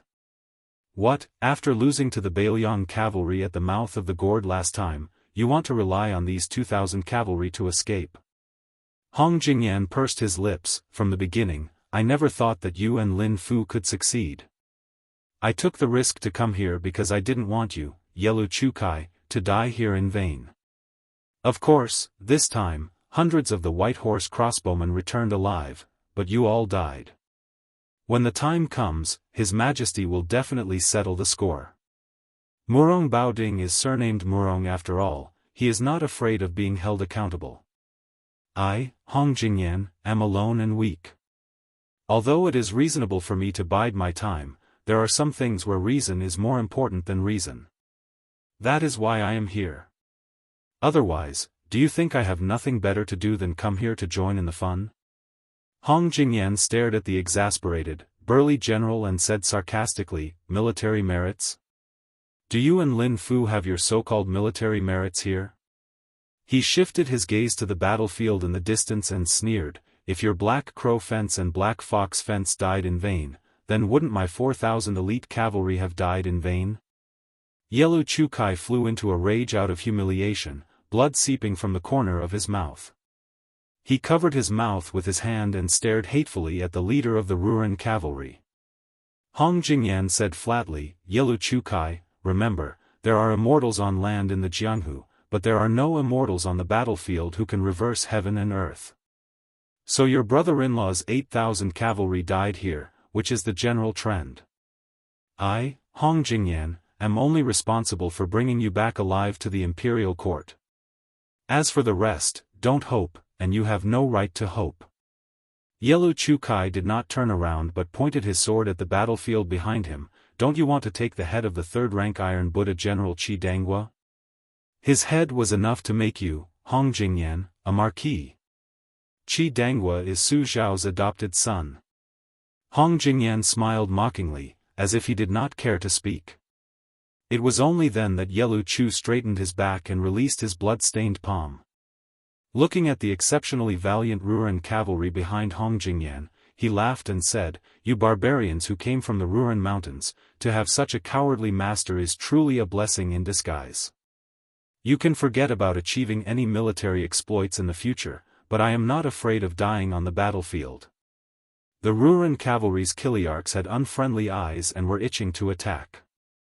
Hong Jingyan raised his arm and stopped the Kiliarchs from drawing their swords. Gently holding the reins of his warhorse, he looked into the distance and smiled, "Yelu Chukai, I have to say, you are far inferior to that slippery brother-in-law of yours. He, is only one surname inferior to your idiotic brother-in-law, what a pity." For some reason, Yelu Chukai suddenly calmed down. He turned his head to look at the fighting in the south, and then at the comparatively peaceful north. This young military general who was born high and mighty as Hong Jingyan had said, this rising star of Northern Meng's younger generation who had already become a 10,000-man commander at such a young age, said to Hong Jingyan with a calm expression, "I don't need you to save me. However, I beg you of one thing. Hong Jingyan, take away as many Dong family cavalry as you can. If you agree, then I will apologize to you for the disgraceful words I said earlier." Hong Jingyan, who was not in a hurry to make a promise, asked curiously, "Then you?" Yellow Chucai's eyes were resolute, with a stubbornness that the men of the grasslands were all too familiar with. "My brother-in-law said that in business, one must be willing to part with capital. I will follow your 4,000 Ruren cavalry to the end. How many Dong cavalry you can save with my life, Hong Jingyan, is up to you. How about it?"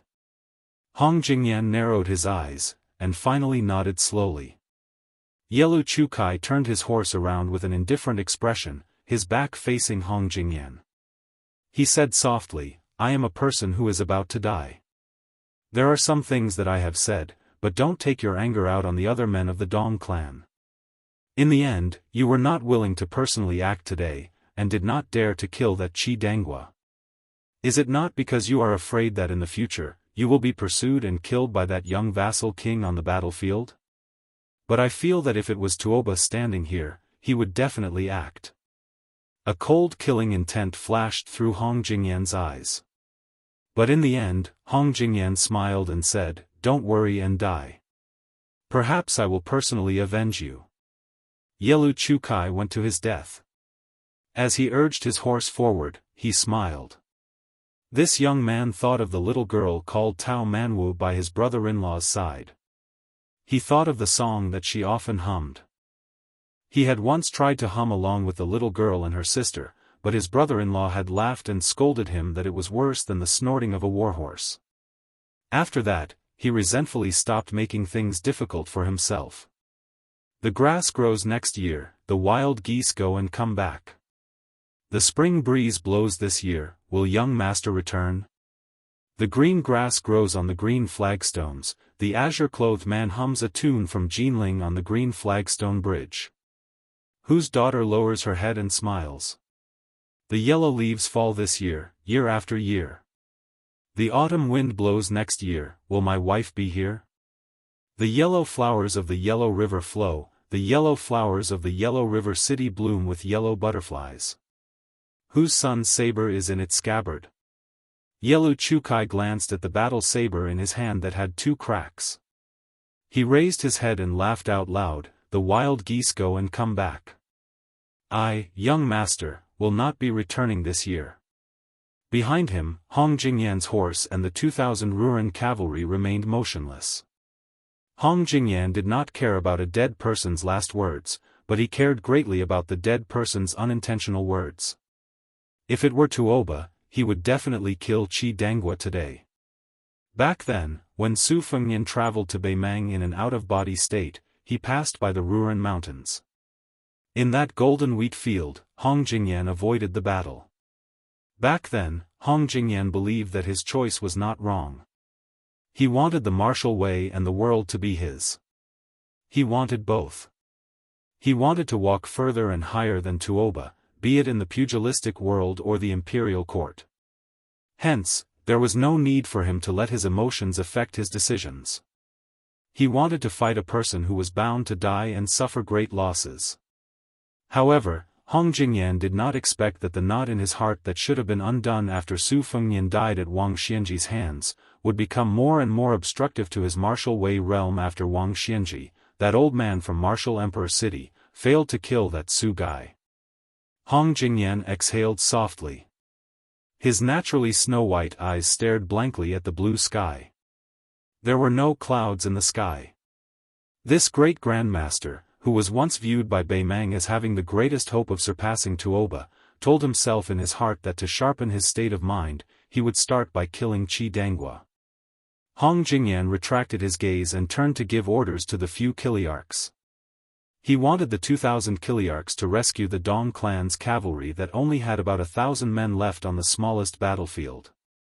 Then, they would return to their encampment.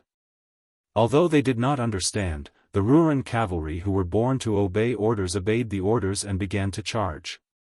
Hong Jingyan, who was patiently observing the situation on the battlefield, suddenly frowned. Then, he muttered to himself, "It's really heaven's perception. It seems that I made the right bet." Hong Jingyan turned to look to the east and sneered, "Su Fengnian, you are always going against the heavenly Tao. The heavenly Tao is on my side, not yours. Hong Jingyan gently reined in his horse and slowly advanced. There was an extremely pleased smile on his face. On the 3 battlefields, the 2,000 White Feather Light Cavalry faced the 2,000 Dong Clan Private Cavalry. The casualties were roughly the same, with only half of their men left alive. The 2,000 Ruren Cavalry that were the last to be mobilized were also sent to reinforce this place. On the 2nd battlefield, the White Feather Light Cavalry led by Yuan Nanting had already secured victory. Dongzhua's No. 1 Cavalry General, Agudamu, had personally killed more than 20 men before finally dying under the blade of a nameless Beiliang soldier. The 2,000 Dongzhua cavalry that had been surrounded still did not surrender after the death of their commander. One person surrendered. On the final battlefield, where the situation was the most tragic, the 4,000 Ruren cavalry and 6,000 iron stupas had already penetrated each other's formations 3 times. Yelu Chukai had died in battle. His corpse was recognized and his head was cut off. It was raised high on the battlefield by the Iron Stupa cavalry lieutenant. The Beiliang lieutenant who had done this had no joy on his face. There was only grief and indignation. What was the use of surrendered soldiers in the Battle of Liangmeng? There were no surrendered soldiers. Perhaps if this battle had continued, for example, if the Beimeng army had broken through Beifu city outside Liangzhou Pass and fought all the way into Beiliang's Dao territory, there might have been people willing to drag out an ignoble existence and surrender. For example, if the Beiliang cavalry had marched straight into the southern dynasty, there would still be people willing to live and not die. But these 2 situations would only appear after many people had died. If one did not personally go to the northwest border and personally witness the confrontation between the 2 armies, perhaps one would never understand the heroism of both sides. Thus, the greatest joke in the world was that there were very few people in the central plains of Liang who respected the 300,000 cavalry of Beiliang. On the other hand, Beimeng, as their mortal enemy, no matter how deeply they hated the Beiliang frontier army, in the depths of many people's hearts, they would always view this army as an opponent worthy of respect. Hong Jingyan's horse leisurely galloped forward, as if quietly waiting for something. On the 3 battlefields, corpses were strewn across the ground and warhorses whimpered. In the Jianghu, only those who were afraid of death would not easily die. On the battlefield, one could not be afraid of death. Chapter 1795. In a person's Jianghu, life and death were of utmost importance. Using countless corpses to create a magnificent battlefield, life and death were the least of the trifling matters. Hong Jingyan slowly appeared before everyone's eyes. He was getting closer and closer to the battlefield where the Iron Buddhas and the Ruren cavalry were. First, there were 7 or 8 Whispering Chamber cavalry that had been keeping an eye on this top Beimeng expert. They quickly retreated from the battlefield and galloped away. Then, there were more than 100 Iron Buddhas that charged to intercept him. After Yuan Nanting pulled out his saber from the chest of a Dongzhua cavalryman, he looked up and said to the personal guard commander who was guarding him, "Something's not right. That person should be attacking the Iron Buddhas. We have to do our best to stop him." The personal guard looked at the panting old general and threw away his blood-stained helmet. He smiled and said, "General, I'll bring a few hundred cavalry over." When Yuan Nanting was going to say something, the head of the bodyguards who had followed him for many years had already gathered a team of cavalry nearby. He turned around and grinned at Yuan Nanting, "General, to be honest, you're really old. Don't be a burden to us." Yuan Nanting bent over and said with a smile, "Bullshit." Without waiting for Yuan Nanting to stop him, the personal guard had already led a few hundred White Feather Light cavalry and charged forward. Yuan Nanting wanted to follow, but he was blocked by one of the guards who stayed behind. Yuan Nanting said angrily, "Get out of the way." Although the young retainer was afraid of the general's might, he still said through gritted teeth, "The commander gave me a look. He forbade me from putting the general in danger." Yuan Nanting said angrily, "Whose official is higher?" The young man who refused to give way lowered his head and muttered, "A county official is not as good as an official on the spot. The commandant has always told us in private that on the battlefield, his orders are sometimes higher than the general's." Yuan Nanting reprimanded loudly, "Get out of the way. Do you believe that I won't make you pack up and get out of the White Feather Guard right now?" The young man's eyes were red as he said stubbornly, "I'm not even afraid of death. What's there to be afraid of?" Yuan Nanting was so angry that he almost unconsciously slashed down with his saber. Even he himself was shocked. He quickly put down the saber, sighed, and cursed weakly, "Bastard." Seeing that this audacious White Feather Light Cavalry was about to turn around and rush to the fourth battlefield, Yuan Nanting roared, "Get back here." The young rider wanted to say something but hesitated. The commander of the White Feather Light Cavalry gazed into the distance and sighed softly, "Even if it's because of my, Yuan Nanting's, selfishness, it's still good that one less person dies." Yuan Nanting clearly remembered that the Grand General had once said that he, Su Shao, was not afraid of anything in this life.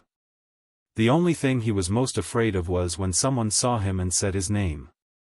This was because the person who remembered his name would remember the debt he owed when he died. He would never forget it for the rest of his life. The exhausted Yuan Nanting gasped for breath as he surveyed his surroundings. The White Feather Light Cavalry's battle achievements were outstanding, but there was only endless sorrow in his heart. On Mount Qingliang, the originally nameless tombstones were going to have so many new names. Yuan Nanting was suddenly startled and turned his head to look. There was a rider from the Iron Buddha cavalry that had suddenly charged out of the bloody battlefield that had yet to end. He was tall and sturdy, and held a metal spear in his hand. In the yellow sand of the desert, the war horse was pitch black, and the armor was dyed red. Qi Danghua charged towards that distant rider without turning back. He knew that the Beimang barbarian called Hong Jingyan had come for him. After leading the charge to break through the enemy formation 3 times, Qi Danghua's figure was already on the verge of collapse. Even the hand holding the metal spear had begun to tremble violently. He was facing the leader of the Ruran cavalry, who was known as the second strongest expert of Beimang. Sweat and blood intertwined on that determined face, but Qi Danghua only charged forward. This man vaguely remembered that when he was young, his adoptive father, who was not very old at the time, had personally told him that no matter how outstanding one's physique was, no matter how astonishing one's strength was, there would come a time when one's sword and spear would be unsteady at the end of the battle.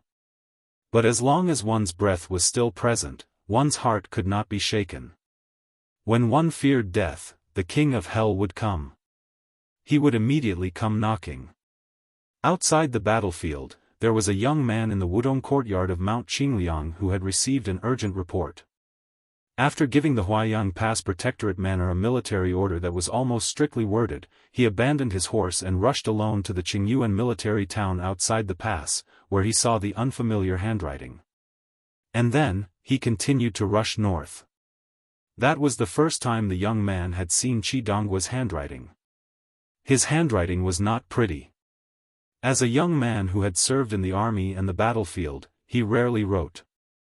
In the past, when the young man who had seen the letter had seen the Spring Festival couplets being put up on Mount Qingliang every new year, among the 6 adoptive sons of the butcher, Chu Lushan would definitely be the one who fawned the most. Yao Jian and Yi Shizhen would also give a few pertinent comments, while Chen Zhibao and Yuan Zuozong would habitually not say a word. But only this man called Qi Danghua would laugh and ask the young man His Royal Highness for a few Spring Festival couplets to take back to his residence. And then, he would definitely not have the servants of his residence put them up. Instead, he would personally do it. Year after year, even the servants of his residence had become accustomed to it. The young man's father, that old man, had once casually mentioned his adoptive sons. He said that Chen Zhibao had the most serious thoughts, Chu Lushan had the deepest thoughts, Yuan Zuozong had the most mellow thoughts, Yao Jian had the most complicated thoughts, and Yi Shizhen had the most chaotic thoughts. It was only when he mentioned Qi Danghua that the old man laughed to himself, saying that this idiot had no thoughts at all. At that time, the young man laughed along with the old man. In the Huayang Pass Protectorate House. Chu Lushan looked at the latest spy report with a gloomy face. Yuan Zhuozong's face was also extremely gloomy. He turned around and strode to the gate.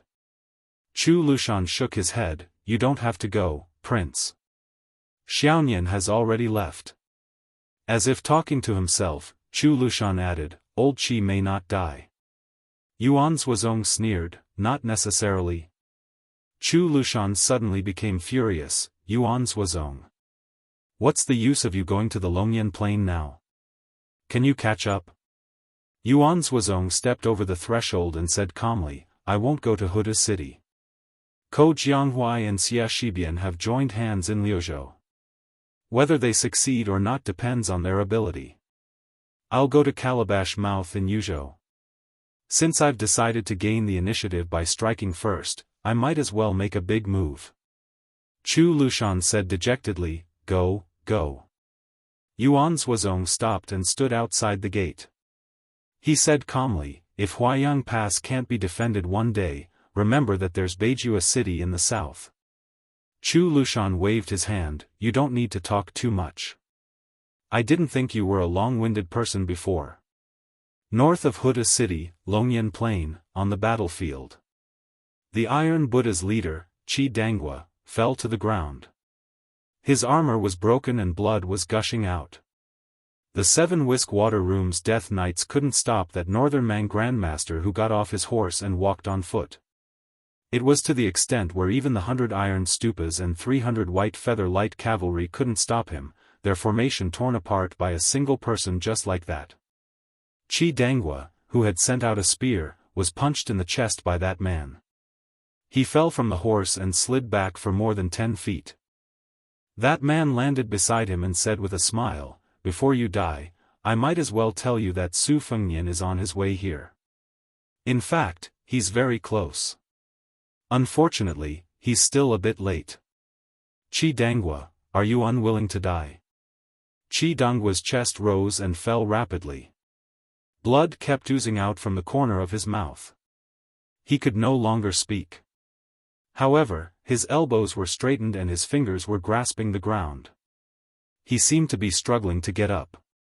Hong Jingyan closed his eyes and said with intoxication, This is the taste of the resonance of heaven and earth. Now I know why Qi Xuanzhen said that celestial phenomenon was just the scenery outside the door. The scenery inside the door is really wonderful. He lowered his head and looked. Su Fengnian is late, but I, Hong Jingyan, am not. Hong Jingyan was increasingly happy. Oh, right, let me tell you another piece of bad news.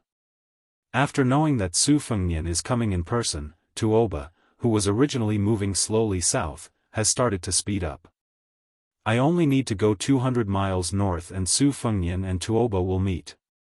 Hong Jingyan looked toward the south and laughed loudly, Su Fengnian. When North Ju City is breached, I'll give you the chance to take revenge. Hong Jingyan's figure flew backward and disappeared in the blink of an eye. After a few blinks of the eye, a young man with cracked lips and wearing casual clothes sat cross-legged beside Qi Dangua. This man was dying and his vision was blurry, but for some reason, he recognized that young face. He wanted to speak, but he couldn't say a word. Instead, the blood at the corner of his mouth was gushing out more and more. The young man reached out and gently pressed on his chest. Where his hand touched, the iron armor was shattered. The cold armor was soaked in blood and felt warm. The young man bent down and shook his head gently. This valiant general of the Northern Liang cavalrymen in the past had unexpectedly generated an unimaginable strength out of nowhere before he died, and he tightly gripped the young man's arm with one hand. Since ancient times, the strongest person on the battlefield would carry the enemy. The Beiliang cavalry had 300,000 men, and only Qi Dangua could carry it. And this man, with the last of his strength, wanted the young man not to go to the north for him. He didn't want to let go even if he died. The young man gently held the dead man's hand. He was quiet and expressionless. He was neither sad nor happy. Great suffering was silent. In the end, the young man pried open Qi Donggua's fingers one by one. Then, he leaned over and helped him close his eyes. When he left Beiliang Palace, he didn't have time to hang his cold blade. He found the iron spear not far from Qi Donggua's body and held it in his hand. One man, one spear, rushed to the north. Hong Jingyan, who had already escaped dozens of miles away, heard a thunderous sound. "You want to die, so I'll let you die." Chapter 1796. On the Dragon Eye Plain, from north to south, there was a straight line of dust flying. When a short middle-aged man with long arms like an ape stopped, the flying sand behind him that looked like a yellow flood dragon gradually dissipated.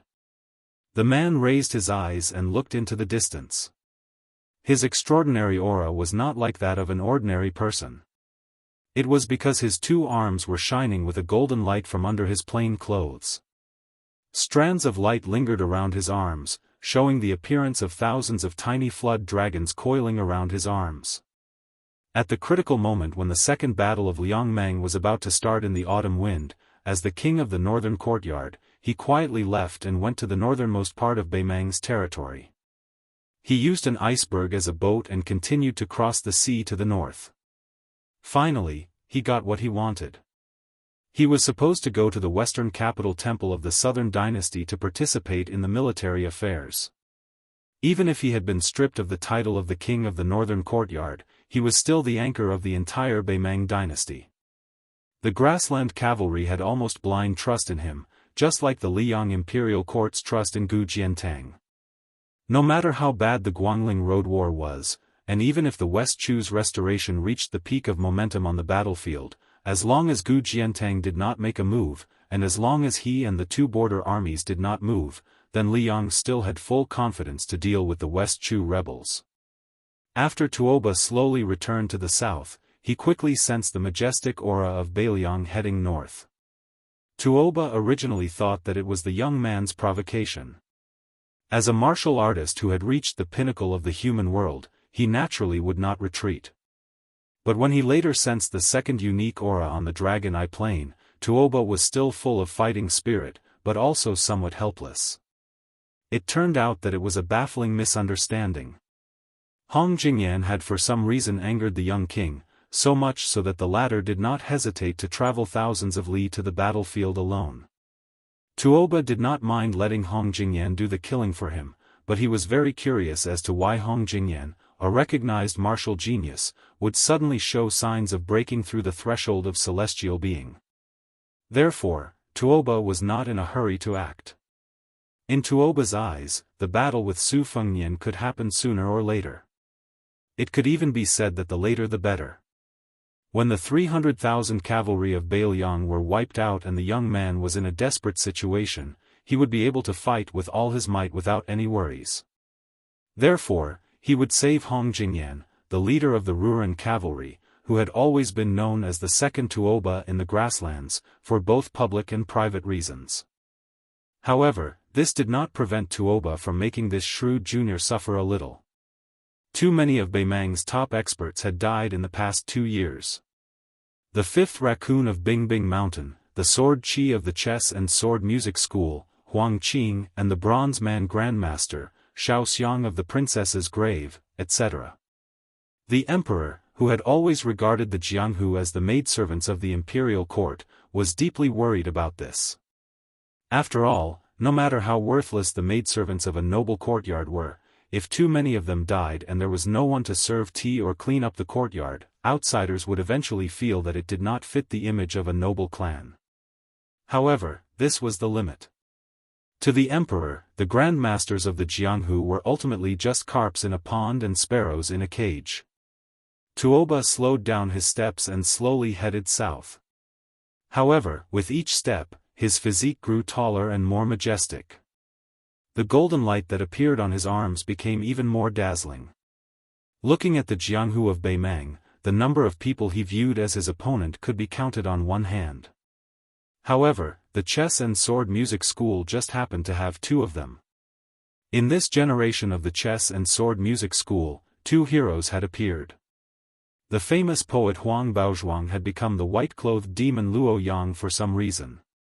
In the end, she betrayed the grasslands and went south to the central plains of Liang. It was rumored that she had been caught a glimpse of in Taipan City. During the battle between Su Fengnian, Chao Chongqing, and Dong Tai for the peak, she did not make a move. Originally, the poet Hong Jingyan was only ranked in the 4th class.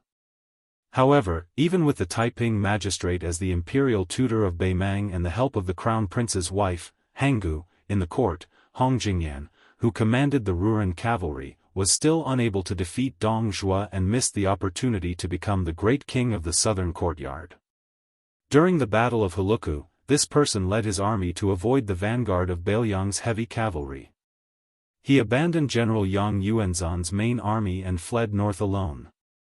As a result, the Bailiang cavalry successfully formed a pincer attack from the north and south. This even caused this grandmaster's reputation to hit rock bottom on the grasslands. At the same time, he also lost the favor of that old woman. In the second expedition to the south, he was only able to assist the imperial tutor Murong Baoding as a deputy general. Hong Jingyan retreated 60 miles away and did not retreat any further. If he retreated any further, he would encounter Tuoba. Although Hong Jingyan had the intention of letting this Beimang's god of war make Su Fengnian retreat in the face of difficulties, forcing the young vassal king's state of mind to be covered in dust, if Su Fengnian really did not fear Tuoba and Hong Jingyan retreated to Tuoba's side to seek protection, then he would have shot himself in the foot. It was not easy for him to cross the threshold of celestial being, and it was highly likely that he would be forced to withdraw from the mysterious realm of celestial being perception. Moreover, when Su Fengnian faced Wang Xianji, who rushed to Bailiang in the past, even though he knew that he was no match for him, he still chose to fight to the death and not retreat, using that old monster as a whetstone. In the end, his state of martial arts reached perfection. How could Hong Jingyan not hope to use Su Fengnian, who was said to be invincible in the world today, as a stepping stone? Moreover, today he was no match for Su Fengnian, so he could retreat again. Tuoba's appearance in the Dragon Eye Plain was his biggest escape route. As long as he stabilized his state of celestial being, Hong Jingyan believed that there would be a day when he would be able to reach the level of the 4 great grandmasters. Moreover, that day would definitely not come too late. At that time, he would first kill Su Fengnian and then kill the peach blossom sword god Dong Tai. He would then lead hundreds of thousands of steel cavalry under his command to break through Taipan City, cross the Guangling River, and stop his warhorses at the coast of the Southern Sea. There was nothing more satisfying in life than this. After Hong Jingyan stopped, he calmly waited for Su Fengnian. Instead, his aura was like a rainbow. This was the first time in the history of the chess and sword music school that he was so eager to fight with his full strength against someone. Just as Hong Jingyan's aura reached its peak, thunder once again exploded in his ears. This time, it was not Su Fengnian, but Tuoba, who seemed to have intended to watch for a moment. Hong Jingyan. Retreat another 30 miles. Hong Jingyan lost his composure in that instant. His intuition told him that Bodhisattva Tuoba's admonition was not a threat and that he should retreat quickly. However, his rationality made this extremely arrogant grandmaster of martial arts feel that he could not retreat. Suddenly, Tuoba, who was sprinting madly towards the south, let out an angry roar. Idiot! The state of mind can be lost and then returned. Do you have 2 lives? In Hong Jingyan's field of vision, a speck of light lit up, like a firefly flickering in the summer night sky several zhang away. However, just as Hong Jingyan discovered that the firefly had suddenly turned into the radiance of the moon, it was already too late to dodge. It was actually Su Fengnian's spear that had arrived before his body. The spear was thrown out, like a white rainbow piercing through the yellow sand of the desert. This simple spear was so swift and violent that it far exceeded Hong Jingyan's imagination. As a result, Hong Jingyan's mind spun rapidly, making all kinds of calculations. In the end, he sadly realized that other than taking the blow head-on, there was no other way. Chapter 1797. If he was injured in front of Su Fengnian, Hong Jingyan knew that even Tuoba would not be able to save him unless Chao Chongqing and Dong Tai came back and worked together with Tuoba. This did not mean that Su Fengnian had reached the level where he could challenge 3 grandmasters of martial arts by himself. It was just that when martial artists of that level worked together, it was not like Chao Chongqing and Dong Tai were equal to 2 officials or 2 peach blossom sword gods. Thus, in the Battle of Great Peace City, Su Fengnian had fought 2 people alone, but this did not mean that Su Fengnian had the power of 2 Dong Tai. This was the reason why Wang Xianji had said that she could fight the world by herself. Thus, it was arrogant, but not arrogant. Tuoba did not help Hong Jingyan destroy the rainbow light. Instead, he moved to the right of the ladder. His hands formed into fists, and he swung them high into the air, smashing them heavily into the middle of the metal spear. There was a violent sound like a great bell. Hong Jingyan stared blankly at the beam of rainbow light. Even after being smashed by Bodhisattva Tuoba, it did not shatter. Instead, it curved into a half-arc in the air. Countless dazzling snow-white lightning bolts bloomed at the spot where Bodhisattva Tuoba's arms came into contact with the half-arc iron spear. Bodhisattva Tuoba stood in front of Hong Jingyan, and there were still electric lights swimming around his arms like thousands of silver snakes. That metal spear did not shatter after Tuoba's punch. It was only smashed to the left of Hong Jingyan. Hong Jingyan saw out of the corner of his eyes that the young person had one hand behind his back and the other hand lightly gripping the metal spear. He was standing 300 zhang away. The metal spear was too heavy and trembled in the young person's hands. Hong Jingyan's heart dimmed. It turned out that the difference of 1 step was still the difference between heaven and earth. He could clearly see all the details, and could even count how many times the iron spear trembled after the young man took it. But he could see, but he could not catch it. It was the same for the first spear, and it was the same for the second spear. It was rumored that Su Fengnian could kill anyone below the level of Earth Immortals with a single move. So it was true. Tuoba said indifferently, "Don't tell me that you, Hong Jingyan, can only bully opponents whose cultivation is lower than yours in this lifetime? If that's the case, then I'm really disappointed. Even if you cross the threshold of heavenly being in the future, let alone Su Fengnian, as long as a newcomer becomes an Earth Immortal, even if it's only for 1 or 2 days, they will still be able to defeat you, Hong Jingyan." Hong Jingyan's eyes lit up and he said in a low voice, "You're saying that Su Fengnian only wins in the word power?" Tuoba stared at the young person and nodded. "This person has fought with Wang Xianji and me, and won. In the Battle of Great Peace City, Dong Tai and Chao Chongqing purposely teamed up and helped him increase his morale. It can be said that his power is unmatched. You lost just now, there's no need to be surprised." Hong Jingyan smiled and his depression was swept away. He looked at the young vassal king. "No wonder you clearly had the upper hand after that spear, but did not continue to fight." Bodhisattva Tuoba shook his head and said, "You're wrong. He wants you to stay in the Dragon Eye Plains. As long as I still want to save you, he will have the chance to kill both of us. He won't just take one of our heads." Hong Jingyan's face darkened. "Good. Then I'll give up the realm that's within my reach." In this way, the tables had turned. Are you really willing to exchange a life for a life? I don't believe it. Hong Jingyan was worthy of being one of the top grandmasters in the world. He left when he said he would. More accurately, he was running for his life. As long as the opponent chose to chase after him, and Tuoba did not have to divide his attention to save people, then it would be Su Fengnian's turn to multitask. He would leave an opening for Tuoba, who was fully focused. As Hong Jingyan decisively retreated, Su Fengnian and Tuoba started to move north at almost the same time. The 3 gradually formed a triangle on the Dragon Eye Plains, their figures as fast as 3 gusts of wind. Su Fengnian was looking for a chance to kill Hong Jingyan. Tuoba was patiently waiting for Su Fengnian to make a move. It was clear who would win.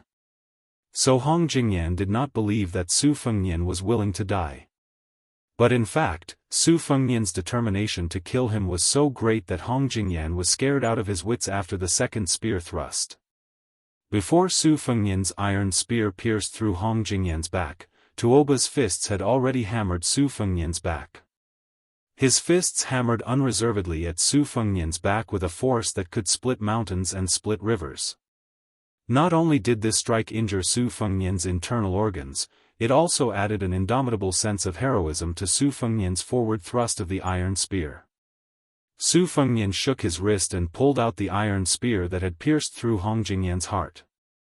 At the same time, he crushed Hong Jingyan's chest, leaving him with no chance of survival. The ambitious and lofty chess, sword and music school lost even more pieces and died just like that. The man who wanted to change the title of Lord of the Ruren Cavalry to Lord of the World died with everlasting regret. Even in death, he could not understand why Su Fengnian would really trade lives with him. He still had too many plans that he had yet to execute. He was still thinking about his agreement with Yelu Dongbed, the ambitious man. He wanted to replace the peace decree with the chess and sword music school and Beimang's imperial court. If it was possible to regret, Hong Jingyan would definitely not kill that iron stupa general. His last thought before he died was not to hate Su Fengnian's madness, but to hate Tuoba's insidious scheming. Tuoba looked at the lonely figure that had to lean on his spear to stand firm. He sneered and said, "Hong Jingyan died a worthy death. But isn't it a pity that you, the great king of Beiliang, died here? Even if you don't feel pity, I feel pity for you. I always felt that you, Su Fengnian, should have died on the battlefield of North Jibei. Either you would have died amidst the thousands of soldiers and horses, or you would have died at my hands then." The back of the young man's clothes was soaked in blood. He did not say a word. An immortal on land was not an immortal. Su Fengnian had indeed been struck in the back by Tuoba's two fists. Although he had taken that strike into account, so he had held back against Hong Jingyan's spear and could have killed him without using his full strength. No matter how one looked at it, there was not much difference. It was just a matter of dying sooner or later. Tuoba laughed and said, "If it was me who had fought with you in the western regions last time, you might have been able to escape back to Beiliang with half your life." He looked down at his hands. The clothes on his arms were tattered, revealing the undulating golden veins on his arms. There was a fish in the northern underworld that fed on dragons. The first time he had found it, Luoyang had interfered, causing the divine weapon created by the heavens and earth to fall into the deep sea and disappear without a trace. However, it was a blessing in disguise. This time, he had obtained something even better. Tuoba raised his head and looked at the sky. "Sometimes I don't understand why you guys are unwilling to bow your heads." Tuoba frowned. "Are you waiting for someone? Huyen Dogwan?" "No, I sensed his breath before I came here. He should still be near Dunhuang City. He won't make it in time." "Su Yanbing? His breath doesn't seem like it. I really can't think of anyone else in Beiliang who can save you other than these two." Su Fengnian turned around and held the iron spear with both hands. He was bleeding from his 7 orifices. He looked miserable. A figure appeared beside him. He was dressed in a white robe and had the bearing of a banished immortal. There were 2 swords hanging from his waist. The difference between the two was obvious. The man glanced at him and sneered. "You're still the same as the first time we met. You look like a beggar." Su Fengnian coughed and forced a smile. "Try not to do it next time." White Fox Face. Chapter 1798. Whether it was when Luo Yang met Dong Tai in Dunhuang City or when Su Fengnian met Wang Xianji who was rushing to Beiliang, a real battle between great grandmasters would never be sloppy. There was absolutely no possibility of polite greetings. The outcome of the battle was simply life and death. Although Tuoba did not know the specific background of the white-robed man in front of him, he had a general understanding. This person had previously led a young swordswoman to travel around Beimang. Occasionally, he would fight, but he had never been defeated. Even if he encountered thousands of riders, he would still be able to retreat safely. Li Mibi, the ancestor of Spider Web in Beimang, had a very high opinion of this person. He even did not hesitate to describe this androgynous handsome young man as, his future achievements in martial arts are expected to catch up with Wang and Su. Although Tuoba did not intend to speak, he was not in a hurry to fight either. First, Su Fengnian's injury was unmistakable. Second, he did not want to lose a great advantage by rashly fighting. After all, it was taboo for martial arts masters at their level to call a newcomer when encountering a strange newcomer. Just like the national chess players who had been famous for a long time, they were often not afraid of exchanging blows with old enemies whom they knew well. Their only headache was those inexperienced geniuses of the younger generation. They were especially afraid of deciding the outcome of a game with those rising stars.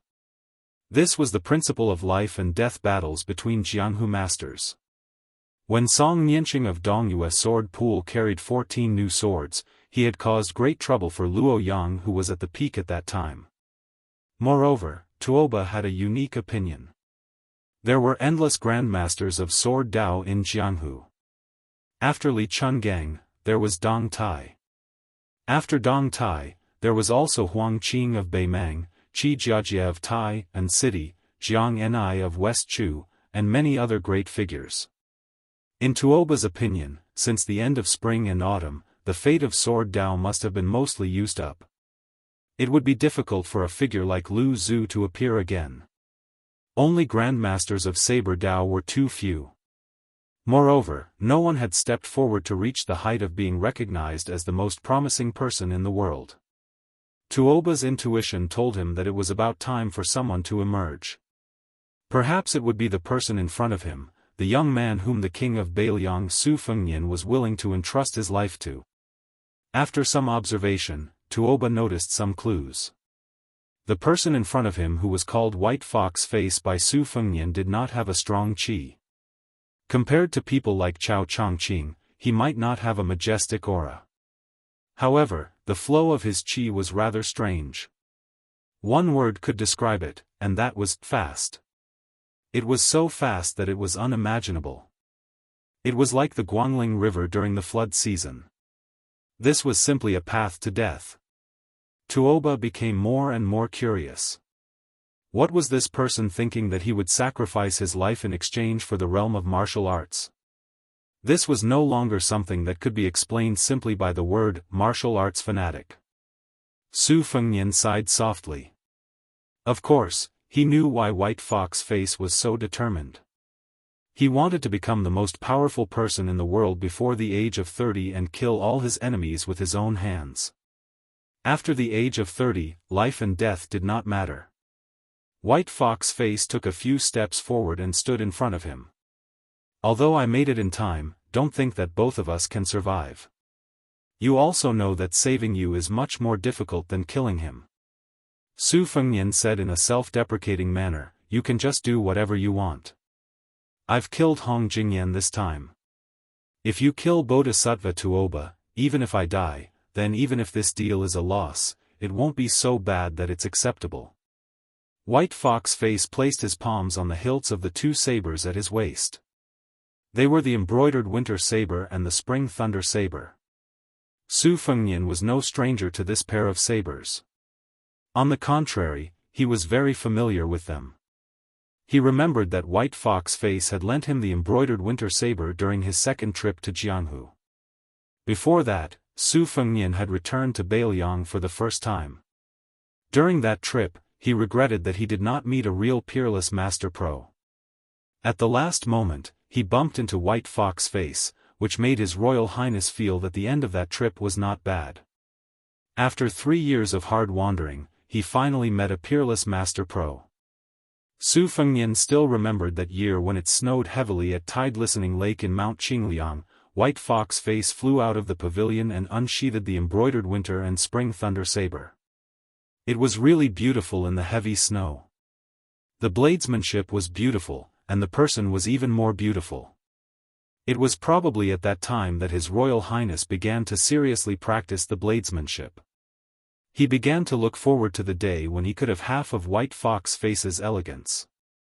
Although they had not fought, Tuoba seemed to have seen through the ins and outs of White Fox Face's two-handed saber. The war god of Beimang, who did not want to argue with him, laughed for the first time. "You are no match for me. Do you really want to die here for the king of Beiliang?" Tuoba saw that he did not say a word, but he was not annoyed. He stretched out his palms and put them on his chest. He looked down and said with a hint of loneliness, "I may not have the chance to kill you grandmasters of the Central Plains in the future. Wang Xianji and Chao Chongqing are both dead. What a pity." Su Fengnian held back his laughter and glanced at Tuoba. He said in a mellow Southern Dynasty official's accent, "The one in front of me doesn't understand the Beimang language at all. Don't flatter yourself. If you can fight, don't talk.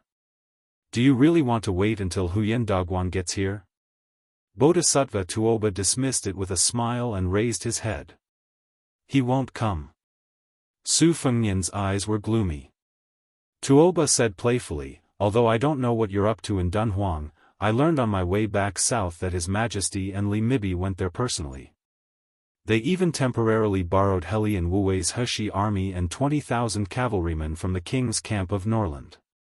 Even Huyen Dagwan, who claims to be a one-man sect, will not be able to gain any advantage no matter what he's up to." Su Fengnian took a deep breath and suddenly straightened his body. He held the iron spear tightly in one hand. White Fox was not the only one who was surprised. Even Bodhisattva Tuoba was momentarily stunned. White Fox attacked first. The winter-embroidered saber exploded in front of Tuoba with a bright light, like the moon rising from the sea. Tuoba smashed the moonlight with one punch and broke the cold saber gang. Then, he punched directly between White Fox's eyebrows with his other fist. The other spring thunder dagger on White Fox's face finally came out of its scabbard at the critical moment and stabbed towards Bodhisattva Tuoba's armpit. It was obvious that she wanted to exchange injury for injury. Tuoba's punch did not stagnate at all and still hit White Fox's forehead. At the same time, he pulled back his elbow and tried to clamp the saber. White Fox's forehead was hit and his body leaned back.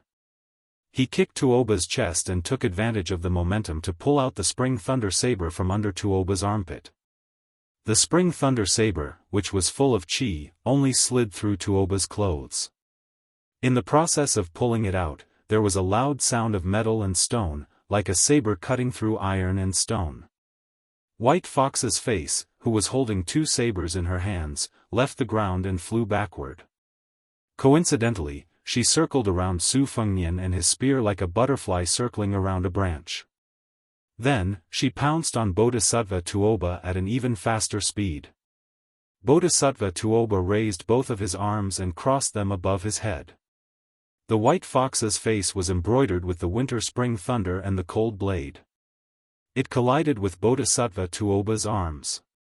The intense fluctuation of chi dynamic created two layers of ripples between the two of them. Tuoba's feet sank into the sand and he only took a few steps back. Strands of golden light on his arms were like thousands of dragons entrenched and did not weaken at all. By the time White Fox's feet touched the ground, he had already waved more than 20 sabers in one breath.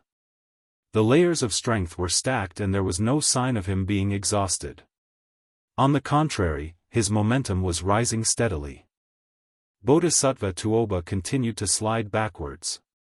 Even though he had a calm expression on his face, he appeared as if he did not have the strength to fight back at all. If news of this were to spread, just this point alone would be enough to make this person with the nickname of White Fox Face rise to fame. Su Fengnian was known as an earth immortal who could kill the enemy with one move. Like Su Fengnian, as one of the 4 grandmasters of Wushu evaluation, when encountering an ordinary master, even if the opponent was a first-grade celestial state, even if he could not kill the enemy with one move, he would not retreat without holding back too much strength. Moreover, Tuoba had improved a lot compared to the time when he fought with Su Fengnian in the western region. Both his physique and momentum were not the same as before.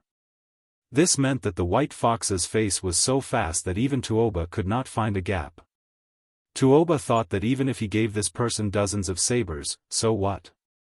So what if the chi flow could travel 800 miles or even 1,000 miles in an instant?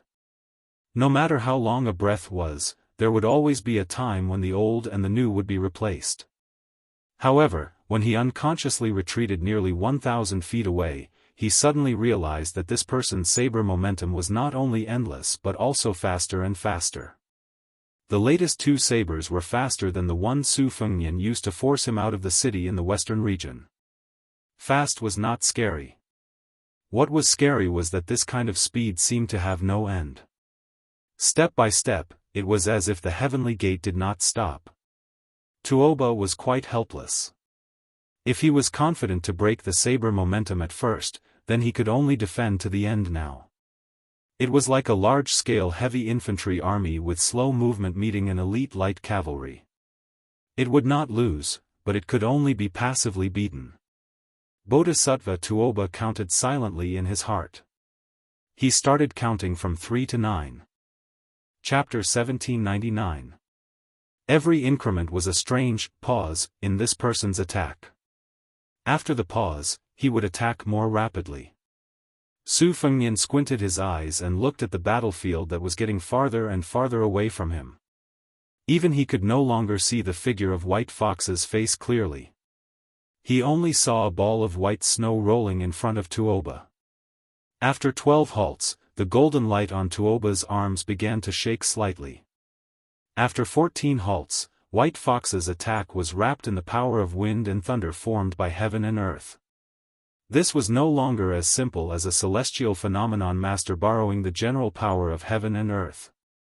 It already had the implication of a Daoist immortal opening a cave in his sleeve, or the Buddha performing the pure land of lotus in the abbot's land. If it was Su Fengnian with his current cultivation, he could use a whole breath to create a move similar to the state of spirit. However, it was absolutely impossible for him to do it continuously and still be as one after many breaths. Between the 15th and 16th halts, Tuoba tried to stop the opponent's terrifying momentum at the risk of injury. He clenched the spring thunder-embroidered winter double sabers with both hands. However, the 2 sabers seemed to have the help of God. In Tuoba's hands that could tear the body of any celestial phenomenon martial artist apart, the sabers were easily pulled out from the water flow. This was simply beyond Tuoba's imagination. However, the truth that really made Tuoba feel uneasy was that perhaps after 17 or at most 18 halts, this person would really be able to gain the upper hand. This person's attack did not have any gorgeous colors, but it was fast. It did not have the majestic momentum of Li Chuangong's green-sleeved snake, nor did it have the instantaneous power of Gu Jiantang's thunder of mind, nor did it have the wanton ocean of Dong Tai's immortal sword. This man's strikes were like that of a diligent old farmer, day after day, year after year, relying on his old skills, quietly waiting for the predictable harvest. This was the most terrifying part. It was not that Tuoba did not have a backup plan, and his intuition told him that the line of victory was around 18 halts. However, today was not the battle between him and this person. There was a young vassal standing 150 feet away who definitely had a backup plan. 16 stops. Tuoba opened his eyes wide, allowing the long saber to strike his chest like rolling thunder, and the short saber to hang on his shoulder like a dragonfly skimming the surface of the water. The stumbling Beimang god of war's feet left the ground for the first time, and for the first time, he had to use the momentum to speed up, just to increase the distance between him and the 2 sabers. 17 stops. Just as Tuoba gritted his teeth and prepared to use his trump card, Su Fengnian gently pulled out the iron spear from the yellow sand. Xiao Dong slashed down with her saber, and Tuoba was actually struck to the point that his knees touched the ground, and he slid back over 300 feet in a single breath. In the next instant, Tuoba, who shouldn't have retreated so far, had already vanished. White Fox stood at the spot where Tuoba's figure had disappeared. She held spring thunder in one hand and embroidered winter in the other. Her back was facing Su Fengnian. She seemed to be motionless and had no desire to pursue Tuoba. Suddenly, she took a step forward and pointed the tip of embroidered winter in front of her. 18 stops. Tuoba, who had left and returned, suddenly appeared 1,000 feet away. His eyes wandered, and in the end, he still chose to go north. Su Fengnian carried the iron spear and walked to White Fox's side. He apologized, "Forgive me, I didn't expect that your saber move would be so." Su Fengnian hesitated for a long time, but still couldn't think of how to describe White Fox's saber move. In the end, he could only use a catchphrase resentfully, "Such a technical skill." Su Fengnian looked at the wisp of qi that was gradually disappearing in the north and lamented, "If I had known earlier, I would have helped you stop Bodhisattva Tuoba even at the risk of incurring irreversible side effects. Perhaps I could have really killed him. In my current bleak situation, I can still give him 2 or 3 moves even if I have to sacrifice half of my life." White Fox's face slowly put her saber back into the sheath and said coldly, 6 stops to kill level 2. 9 stops to kill Mysterious Finger. 12 stops to kill Celestial Phenomenon. 16 stops to break through Buddhism's Great Vajra, and the celestial being's physique is as white as paper. After 18 stops, there won't be any land immortals in front of me. As long as I succeed in making the first move, no matter if it's Wang Xianji or Qi Xuanjun, I'll be invincible. At the very least, I can exchange my life for theirs.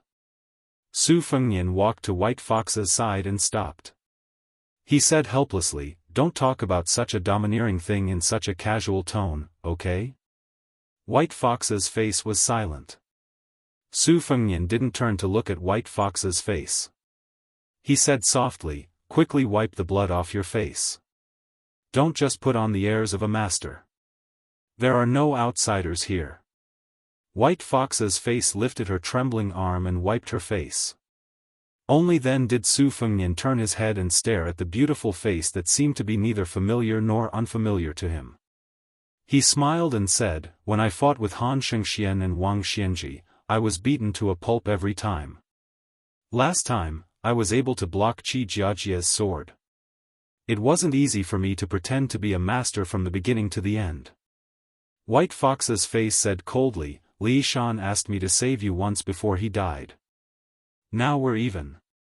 Su Fengnian said, "Yes, we're even." White Fox's face suddenly frowned and said, "Why are you pretending? Both of your legs are swaying." Su Fengnian, who was punched in the back by Tuoba's fists with full force, grinned and said, "If I'm not wrong, you can only use 17 stops now. You're still a little short of your so-called invincible first move. Your posture with your hands behind your back is handsome, but it's not easy. It's a little hard." Both of them fell into silence. In the end, Su Fengnian was defeated. Who's going to carry who? "Of course, I want to carry you, but I'm afraid you won't like it. So you have the final say." Thus, a funny scene appeared in the yellow sand of the desert. White Fox's face was wearing a white robe and carrying a young vassal on her back. The young vassal was dragging the iron spear in his hand. White Fox's face complained, "You're worse than a woman." The young vassal, who was living under someone else's roof, said helplessly, "Whatever you say. By the way, White Fox's face, do you still remember the first time we met?" White Fox's eyes were in a trance, but she deliberately said in a cold tone, "I don't remember." "I still remember. At that time, I only thought you were a real master in Jianghu. You were so cool and powerful." The young vassal, who was holding White Fox's neck with one hand and dragging the spear with the other, was rambling. His words became more and more muffled, and he fell asleep without anyone noticing. With her back facing Su Fengnian, White Fox waited for him to fall into a deep slumber before she muttered to herself, "Actually, I once thought that I would bring you with me to travel the Jianghu after I've taken my revenge. The world is so big, we can go anywhere from Jiangnan to Jiangbei." In his sleep, Su Fengnian would occasionally call White Fox's face, and the latter would respond softly. White Fox's face did not tell him that she could use 19 stops at most today, which was enough for her to perish together with Tuoba. She was not afraid of death, but she was unwilling to die. The price of being unwilling to die was that she would never be able to recover to the peak of 19 stops in her life. White Fox's face thought for a while. Since revenge was a big joke, it did not matter whether she would be number one in the world in the future. In the end, Su Fengnian, who was in a coma, softly muttered names one by one in his sleep. His ravings were indecipherable. He vaguely mentioned Sweet Potato and Dunhuang City. Bai Hu only knew that when he mentioned the name of Kadangguo, he was crying uncontrollably. Perhaps he only dared to do it in his dreams. Bai Hu could not figure out what kind of mental journey he had to go through to turn such a sloppy young man into the current prince of northern Liang. He was now an idiot who was confined to a circle. She also could not understand. Did she like the smooth-talking young man more, or did she like the current guy who did not even dare to let go of the broken spear in his sleep more? Nangong Push, who had always regarded himself as a man from the bottom of his heart, suddenly shouted angrily, Su Fengnian. Su Fengnian, who had just woken up, suddenly shuddered. Lying on White Fox's back, he said with a face full of fear, "What happened? Did I touch your breasts? Don't chop off my hand, please don't. It must be a misunderstanding." White Fox's face took a deep breath and quickly dispelled the thought in her mind. She said hatefully, "Take care of your claws. Go back to sleep. How about I carry you instead?" "Shut up." Su Fengnian, who was really exhausted, replied with an "oh" and went back to sleep. At this time, the two of them did not expect that many years later, the new King Liang, who was also as meritorious as Su Shao, would go to Tai'an City alone. The new emperor of Liang did not show up. Therefore, what greeted this official who deserved to be called the most meritorious official in the imperial court was not a warm scene of brothers reuniting after a long separation, nor was it a romantic story of a new emperor and official. Instead, it was a situation where he was surrounded by enemies. At that time, it was still White Fox's face that appeared by his side in time. This person named Nangong Push gave the Liang imperial court, or more accurately, the real unification of the world, an absurd answer. "I'm here to pick up my wife." White Fox's face was probably the only person in the world who could treat Su Fengnian as his own woman and like him. And he did not care whether the world liked him or not. Chapter 1800. Happy New Year. In the evening, there was a chapter titled, A Stick of Plum Wine, White Clothes Return to Beiliang. When Su Fengnian woke up, he opened his eyes and turned his head to look. He discovered that the sun was shining brightly outside the window. Under the illumination of the light, the dust near the window could be seen clearly, but the room was somewhat dim. Su Fengnian retracted his gaze from a distance and saw a fat man sitting on the edge of the bed like a small mountain, Beiliang's Protector General Chu Lushan. So it was this fellow's existence that blocked out the sunlight. Chu Lushan, whose back was facing the sunlight, said in a somewhat hoarse voice, "After Sir Nangong brought your highness to Huaiyang Pass, he left without saying goodbye. I couldn't stop him." Su Fengnian, whose lips were dry, slowly sat up. His breathing was not smooth. A person's back was actually very thin, and the so-called heart of the back was extremely close to the heart. After being hammered by Tuoba with all his strength, it was naturally not as simple as injuring his muscles and bones. Fortunately, Su Fengnian was far too familiar with injuries. After being sick for a long time, he became a doctor. Following the Wudong de Huang Ting Heart Sutra, he looked inside himself and roughly understood the extent of his recovery. He opened his mouth and asked, "Where's the iron spear?" Chu Lushan softly said, "It's in the coffin." Su Fengnian nodded. "Tell second brother Yuan to have the banner of the Great Snow Dragon Cavalry take down and send it here. As for the Great Snow Dragon Cavalry, tell them that they need a new banner. If someone tries to stop them, there's no need to act forcefully. When the time comes, I'll personally explain to those cavalry generals." Chu Lushan said, "Reporting to your highness, Yuan Baixiong has left for Yozhou's Calabash Mouth." As for the matter of changing the banner, your highness need not worry too much. Old Qi was originally an old member of the Great Snow Dragon Cavalry. Now that the spy report of Old Qi's death in battle has already spread throughout the border army, I believe that no one will say anything. Su Fengnian crossed his hands over his abdomen, not looking at Chu Lushan. If I had arrived at the Longyan Plains a moment earlier, I wouldn't have died. Chu Lushan shook his head. In that case, if the Protectorate General did not accept the suggestion of the 3 White Horse crossbowmen, would Sun Ji and Wei Musheng not have to die? The battlefield was constantly changing. Life and death could not be blamed on others. There were not so many ifs. So what if he's dead? So what if he died? It was a very understatement. Su Fengnian turned his head to look at this notorious man. The Su family had dominated the northwest for 20 years. What else could it be if it wasn't a military town? Chu Lushan had a notorious record and held a high position in Beiliang. The historians of the future would certainly not be stingy with their penmanship to condemn him.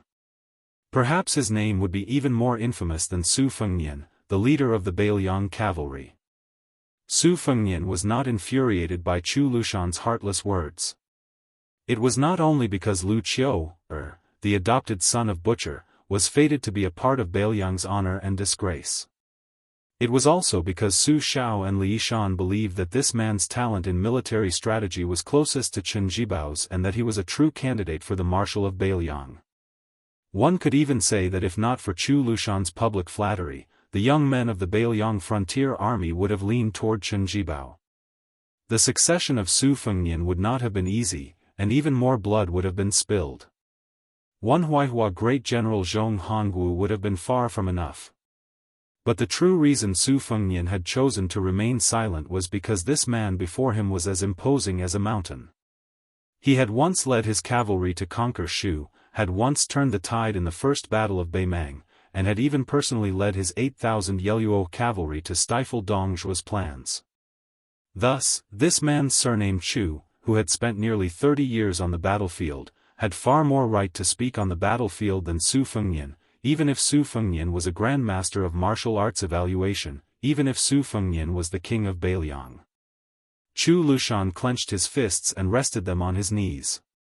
Parting in life and death, all good things must come to an end. Su Fengnian's lips twitched, a dazed look in his eyes as if he was thinking about the 300,000 steels behind Mount Qingliang. There's no need to comfort me. I know that those names carved on these steels all have loved ones, just like Qi Danghua. So no matter who dies, there will be people who will grieve. It's not necessarily me, Su Fengnian, who grieves the most. Su Fengnian paused for a moment. But when I think about how I'll write so many couplets and so many spring characters, just like in previous years, but the person who asked me for them every year is no longer here. Even if I wanted to give them away, I wouldn't be able to, and my heart would feel a little empty. Su Fengnian raised his head. Before my second journey through the Jianghu, Su Xiao took me to the bottom of Tide Listening Pavilion and saw that there were many memorial tablets there. At the time, I didn't quite understand Su Xiao's feelings, but I do now. In truth, when Lu Jinu and Chu Hanqing of Huda City died, I somewhat understood. Chu Lushan quietly listened to the young lord's soliloquy without any expression. Su Fengnian got out of bed and staggered. Chu Lushan wanted to support him, but Su Fengnian smiled and waved his hand. Chu Lushan didn't insist. Chu Lushan led Su Fengnian to a secluded courtyard not far away and stepped into the inner room. When he saw the cypress coffin, Chu Lushan took a few steps closer and said with a smile, "We couldn't find the best Nanmu in Huayang Pass, so we could only let Old Qi sleep with it." Fortunately, Old Qi was never a particular person in his life. I still remember that in the Western Wall, this guy could sleep with corpses as pillows. We went to find him several times, but it didn't work. Later, when we got to the northwest, Wang Fei had to help Old Qi arrange the residences for the 6 of us. She was afraid that Old Qi would find a house the size of a sparrow's nest to fool her. Later, when he got married, Wang Fei was the matchmaker. Old Qi Lu agreed without hesitation. He probably saw his wife's face for the first time on the day of the wedding when the red veil was unveiled. Fortunately, old Qi had a good life these years. He had been a military commandant for more than 10 years, a fourth-grade official the size of a sesame seed, but he had never complained about anything. If it were me, I would have gone to my adoptive father and Wang Fei to make a scene. Chu Lushan suddenly patted the coffin lid heavily. Old Qi, don't sleep, Wang Ye is here to see you. Su Fengnian stared at Chu Lushan. The latter smiled bitterly, retracted his hand, and glanced at the coffin. Chu Lushan whispered, sleep, sleep, old Qi, your sleepiness is stronger than the sky.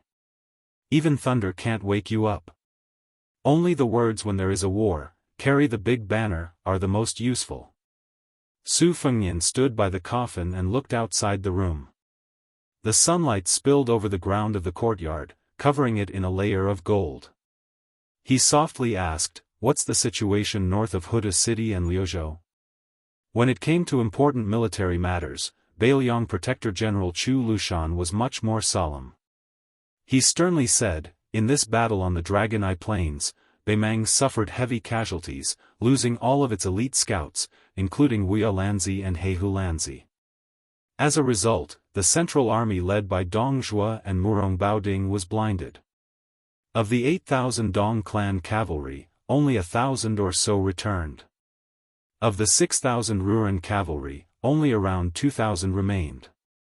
The main reason is that after Hong Jingyan's death, the Ruren cavalry was leaderless. It will probably be quickly carved up by the various factions of Beimang.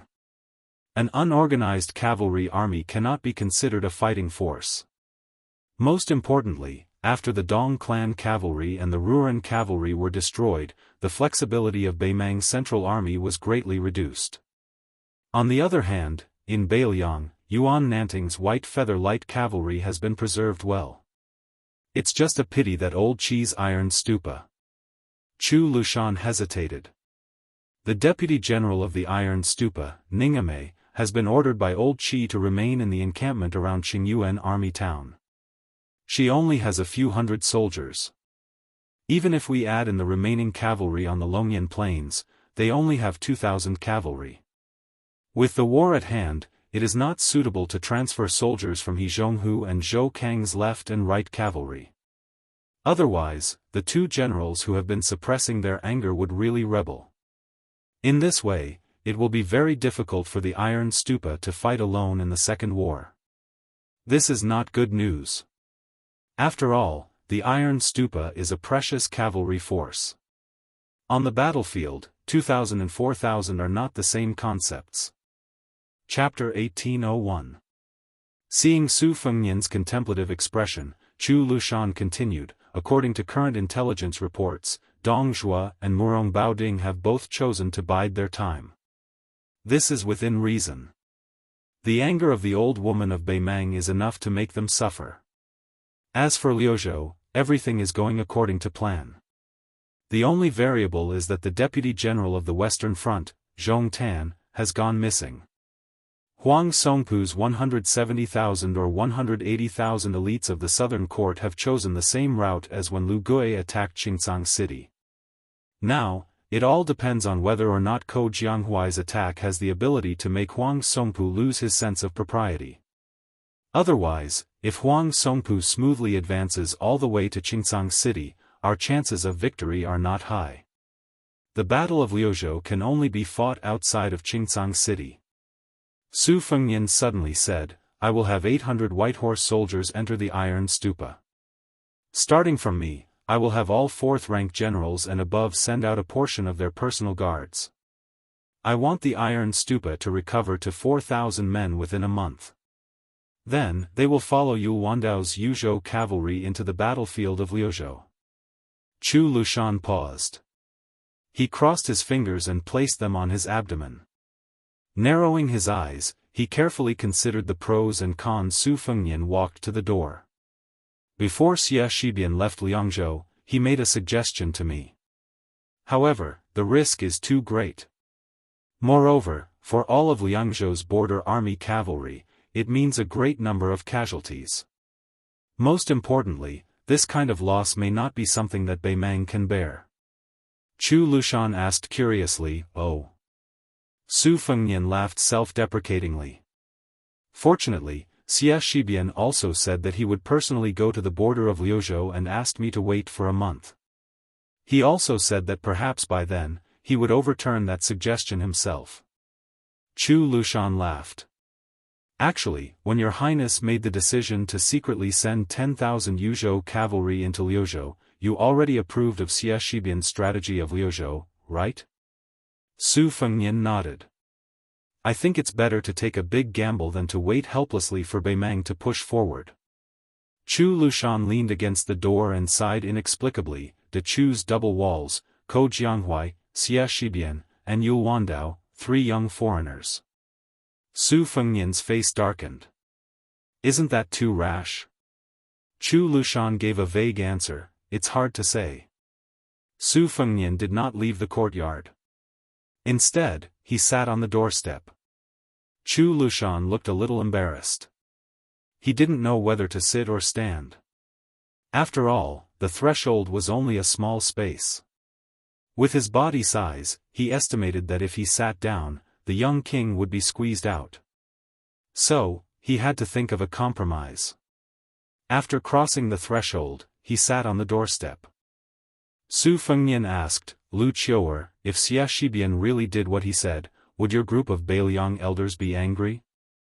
Chu Lushan, who had his back to the young vassal king, didn't answer the question. I remember that under Li Yishan's plan, the local forces in Beiliang were turned upside down and moved to what is now Liuzhou as a sinner. The Su family army finally took root in this strange land and gained a firm foothold. At that time, there was a celebratory feast on Mount Qingliang. At that time, His Highness looked at all the generals in the hall and drank until he was dead drunk. For some reason, he said something that didn't fit the occasion. The general idea was that if the Su family wanted to rule Beiliang for a long time, it wasn't enough to rely on war swords alone. Internally, they also needed to provide a stable life for the people under their jurisdiction. The Su family army couldn't be on horseback for the rest of their lives. After getting off the horse, in addition to enjoying life, they also needed to work hard to govern Beiliang. Chu Lushan raised his head to look at the blue sky. It was also from that time that many martial artists left the army, like Lin Dofang and Hu Kuei. There were also many literati who flourished in the officialdom, like Li Gongda and Yan Jieshi. However, adoptive father was still worried in private. He felt that it was because his reputation was too bad that Beiliang had abducted scholars who couldn't come to study abroad. He felt that it would be very difficult for Wang Yi to inherit the position. At that time, he had probably just chatted with teacher Li. For the first time, Wang Yi spoke of the scholarly principle that flowing water does not rot and the pivot does not decay. After he finished speaking, he deliberately looked at us foster sons with a straight face. Yao Jian and Yi Shizhen, these 2 old pedants, couldn't hold back their laughter. As for me, I naturally hurried to flatter Wang Yi. Old Qi was the most simple-minded. He asked adoptive father what he meant and made adoptive father very happy. He then repeated what teacher Li had explained to him, making adoptive father very happy. So, the one-track-minded old Qi is the one who is truly foolish and blessed. Chu Lushan's tone was calm as he said, Wang Fei has a bodhisattva's heart. She is good to us 6 foster sons and has no prejudice against anyone. However, her good methods are not the same. She always urged me to study more, that fellow surnamed Chen to laugh more, and that Yao Jian and Yi Shizhen to exercise more. But among the 6 of us, I, Lu Qiu'er, and the other 4 didn't necessarily listen to her every time. Only old Qi was different. As long as Wang Fei said something, it was more effective than an imperial edict. Sometimes, when he made a mistake, even though he knew that Wang Fei wouldn't blame him, he still felt uneasy. When Wang Fei passed away, the 6 of us were all pallbearers. It was very strange. Even the guy surnamed Chen and Yuan Baixiong's eyes turned red. I even cried my eyes out. On the other hand, old Qi was expressionless. I asked why, and this fool said that his adoptive mother had gone to heaven to become an immortal, so he was not very sad. He just somewhat missed her. Su Fengnian smiled and said, so when I was young, every time I got into trouble, I would look for my sworn brother, Qi Danghua. As long as I got someone to pass a message to him, he would immediately bring his troops over. At that time, I didn't think too much about it.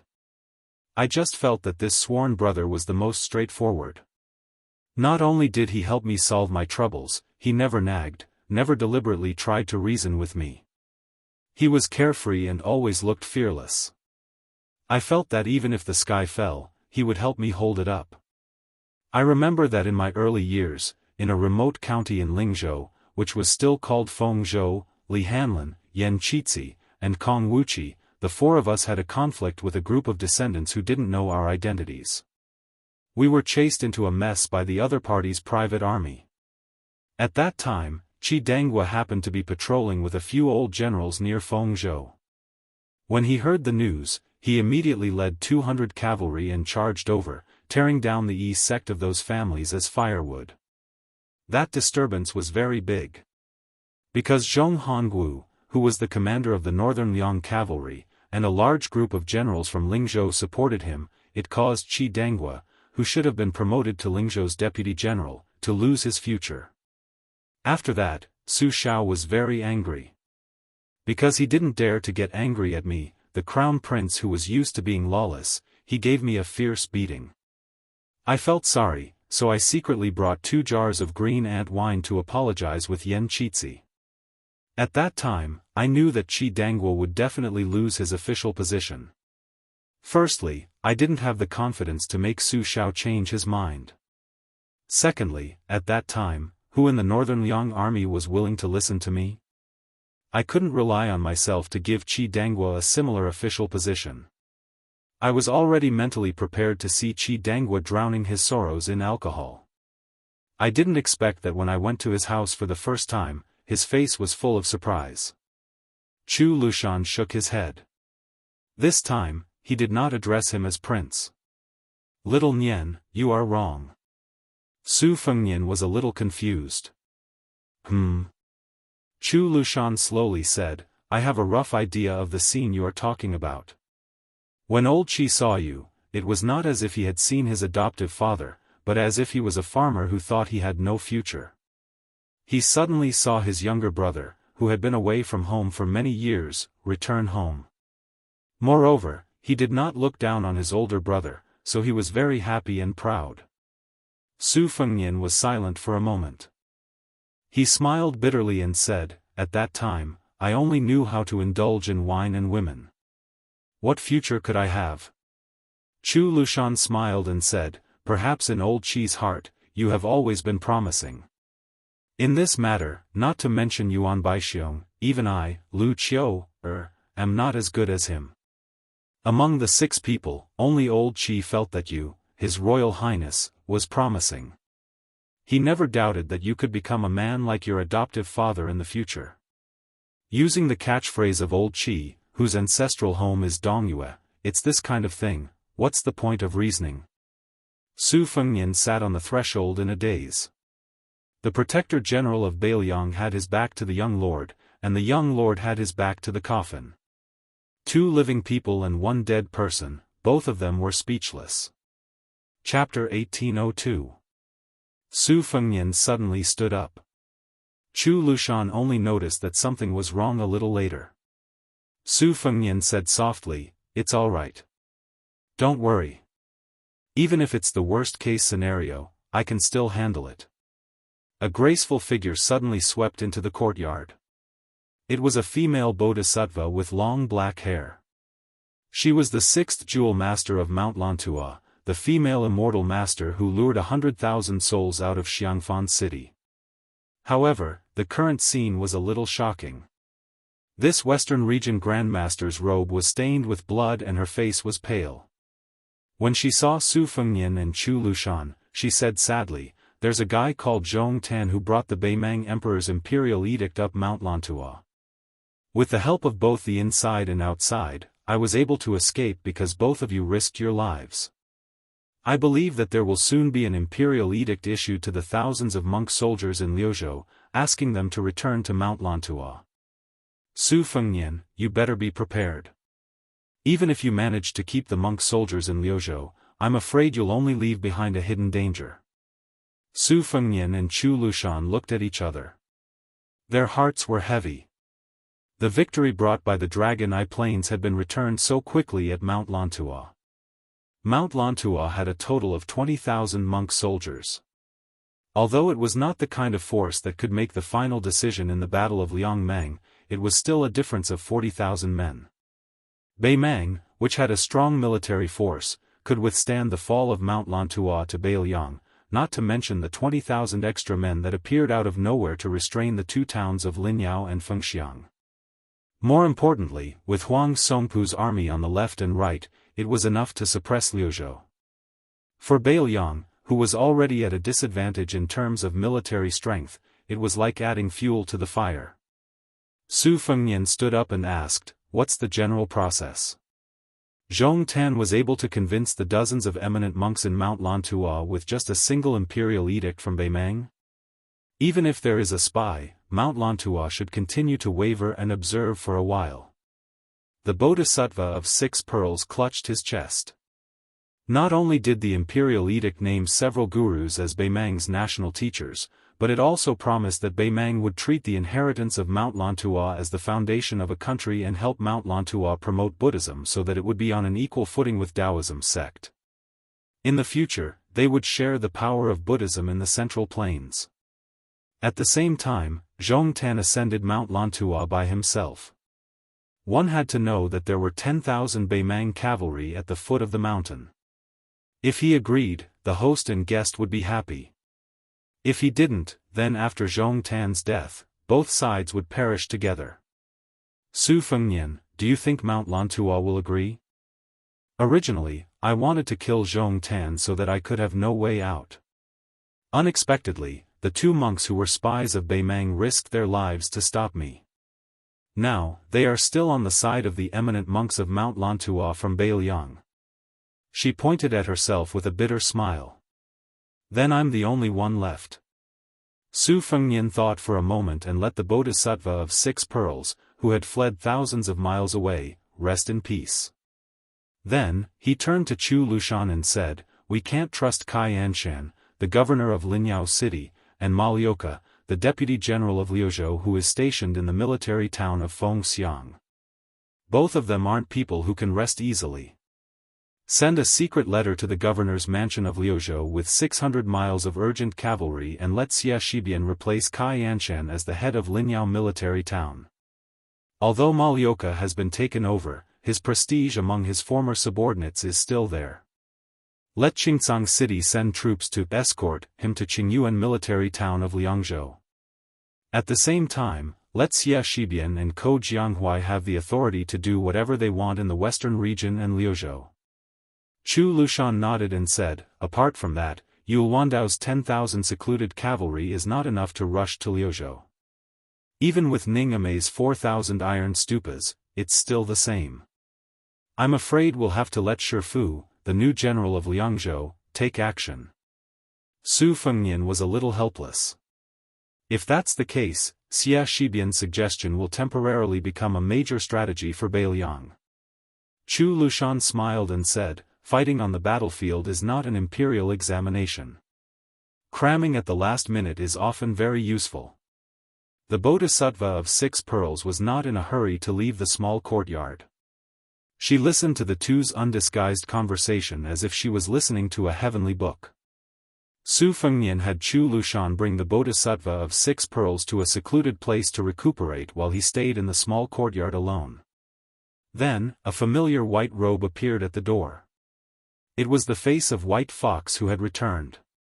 Her hands were pressed on the embroidered winter-spring thunder at her waist. Although her expression was indifferent, there was no doubt that she was facing a great enemy. This grandmaster of martial arts, who had no one in front of him after the 18 halt, was treated so seriously and cautiously by this person. Naturally, this person was not Su Fengnian, who was on good terms with him. Su Fengnian took a deep breath and turned around. He saw a slender figure standing beside the coffin in silence. The man who was dressed in white like White Fox seemed to be casually carrying 2 cloth bags of different sizes. One of them contained the shaft of a spear, the other the head of the spear. The name of the spear was Plum Wine. The man in white put his hand on the coffin and seemed to be talking to himself. Before Qi Dangwa led the army to battle, he wrote me a letter. He said that if he died in battle, I should find time to return to Beiliang. In the letter, he even stupidly hoped that I could serve Beiliang. He said that as a brother, there was no threshold to cross. After I received the letter, I knew that Qi Dangwa's what if would most likely come true. Therefore, I made an exception and returned here, hoping that I could save his life. I didn't expect that you, Su Fengnian, have been keeping a low profile for so many years. You've finally become a grandmaster of martial arts evaluation, but you're still useless. You can't even save one person on the battlefield. Whether it was in the army of the Su family during the Spring and Autumn War, in Beiliang where he had been the governor for more than 10 years, or in Shishu where he had been bestowed the title of king, the man in white who had always been taciturn spoke a lot today. White Fox pushed the embroidered winter-spring thunder out of the scabbard by an inch with both thumbs. Su Fengnian stood in the doorway between the 2 men in white. At the same time, the 6-pearl bodhisattva also stood outside the courtyard. The entire Huayang Pass also began to move. The clanking of iron armor resounded through the streets. Chen Jibao, who had returned to Beiliang with the plum wine, turned around and asked directly, "Who killed Qi Dangwa?" Su Fengnian answered, "Hong Jingyan." Chen Jibao asked in return, "Did Tuoba attack Qi Dangwa?" Su Fengnian did not continue to answer. He and the war sage in white who had submitted to the Liang imperial court did not have much to talk about. It was the same when the war sage in white sent his royal highness away from Liangzhou. It was the same when they met again on the Guangling River. Chu Lushan strode into the small courtyard under the escort of a dense mass of armored soldiers. He walked up to Su Fengnian's side and tossed the pot of wine in his hand high into the air. He said exasperatedly, "Chen, stop making sarcastic remarks here. Drink for old Qi and get the hell out of here." Chen Jibao raised his hand and caught the pot of green ant wine. He squatted in front of the coffin, opened the pot and slowly poured the wine on the ground. No one knew that the person who Chen Jibao truly regarded as a friend and a brother in this life was not Yuan Zuozong, who was also Su Zhao's adopted son and was famous in the Central Plains, nor was it Chu Lushan, who was evil but overflowing with talent, nor was it Shifu, the current general of Liangzhou who had highly praised him. It was Qi Dangwa who was lying in the coffin, a man who was not famous in Beiliang, Liang, or Beimeng. Chapter 1803. Previously in Beiliang, Chen Jibao only had that remote house in the desert far away from the pass. Only Qi Dangwa visited him many times. The two never had a pleasant conversation and only drank in silence. Qi Dangwa drank jug after jug. Chen Jibao, who never liked drinking, accompanied him to drink a few cups.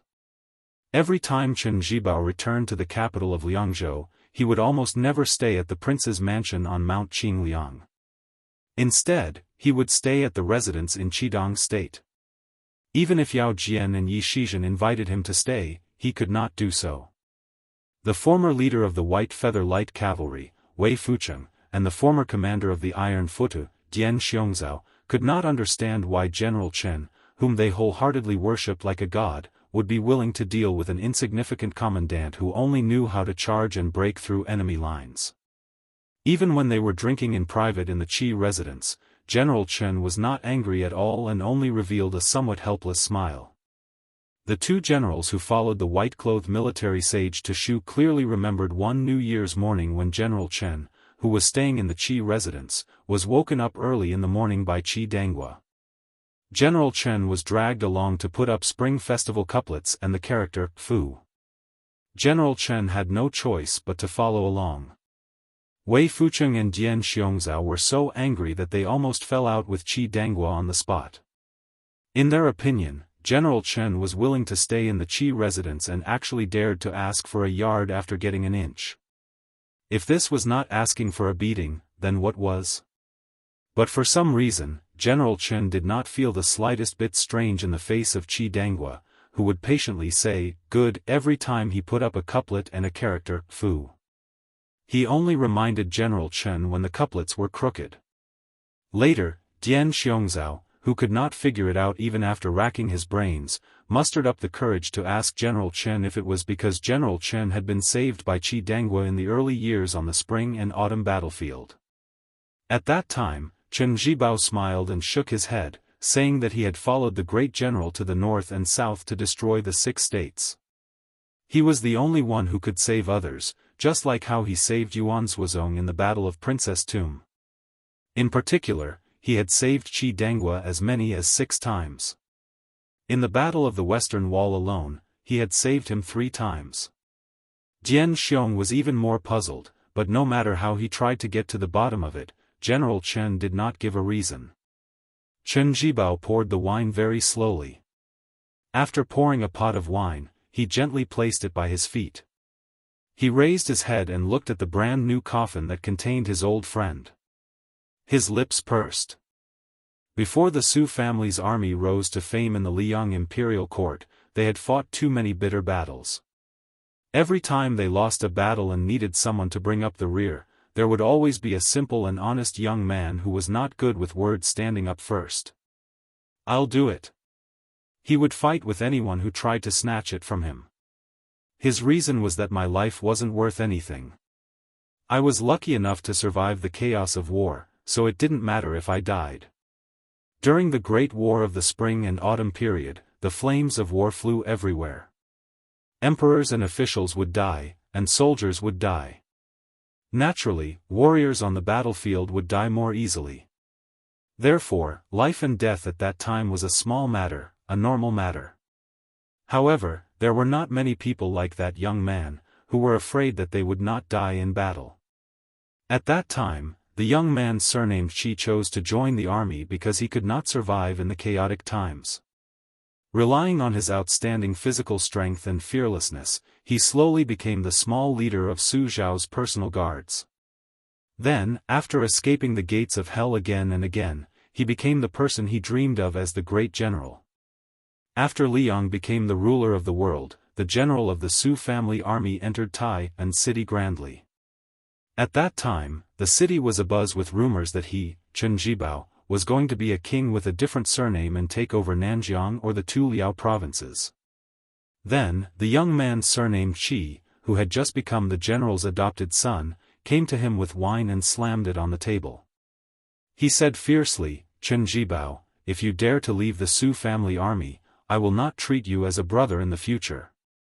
At that time, his momentum was like that of the white-robed monk Li Dongxin. Chen Zhibao in Tai and city didn't know whether to laugh or cry, but he also felt a strange sadness. This person, who looked fierce but was weak at heart, said fiercely. The meaning behind his words was that he, Qi Danghua, knew that he was not worthy of being treated as a brother. However, that was Chen Zhibao's business. In any case, he still treated him as a brother.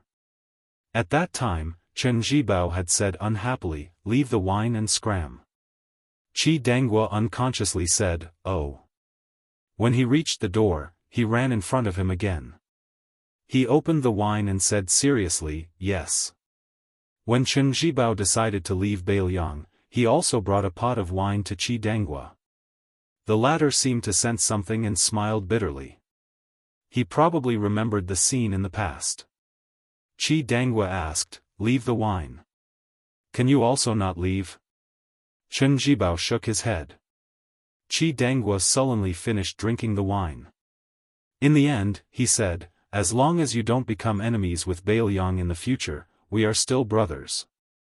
However, if you can't do that, when the time comes, the first Beiliang person you kill with plum wine will definitely be me, Qi Danghua. This is not drunken nonsense."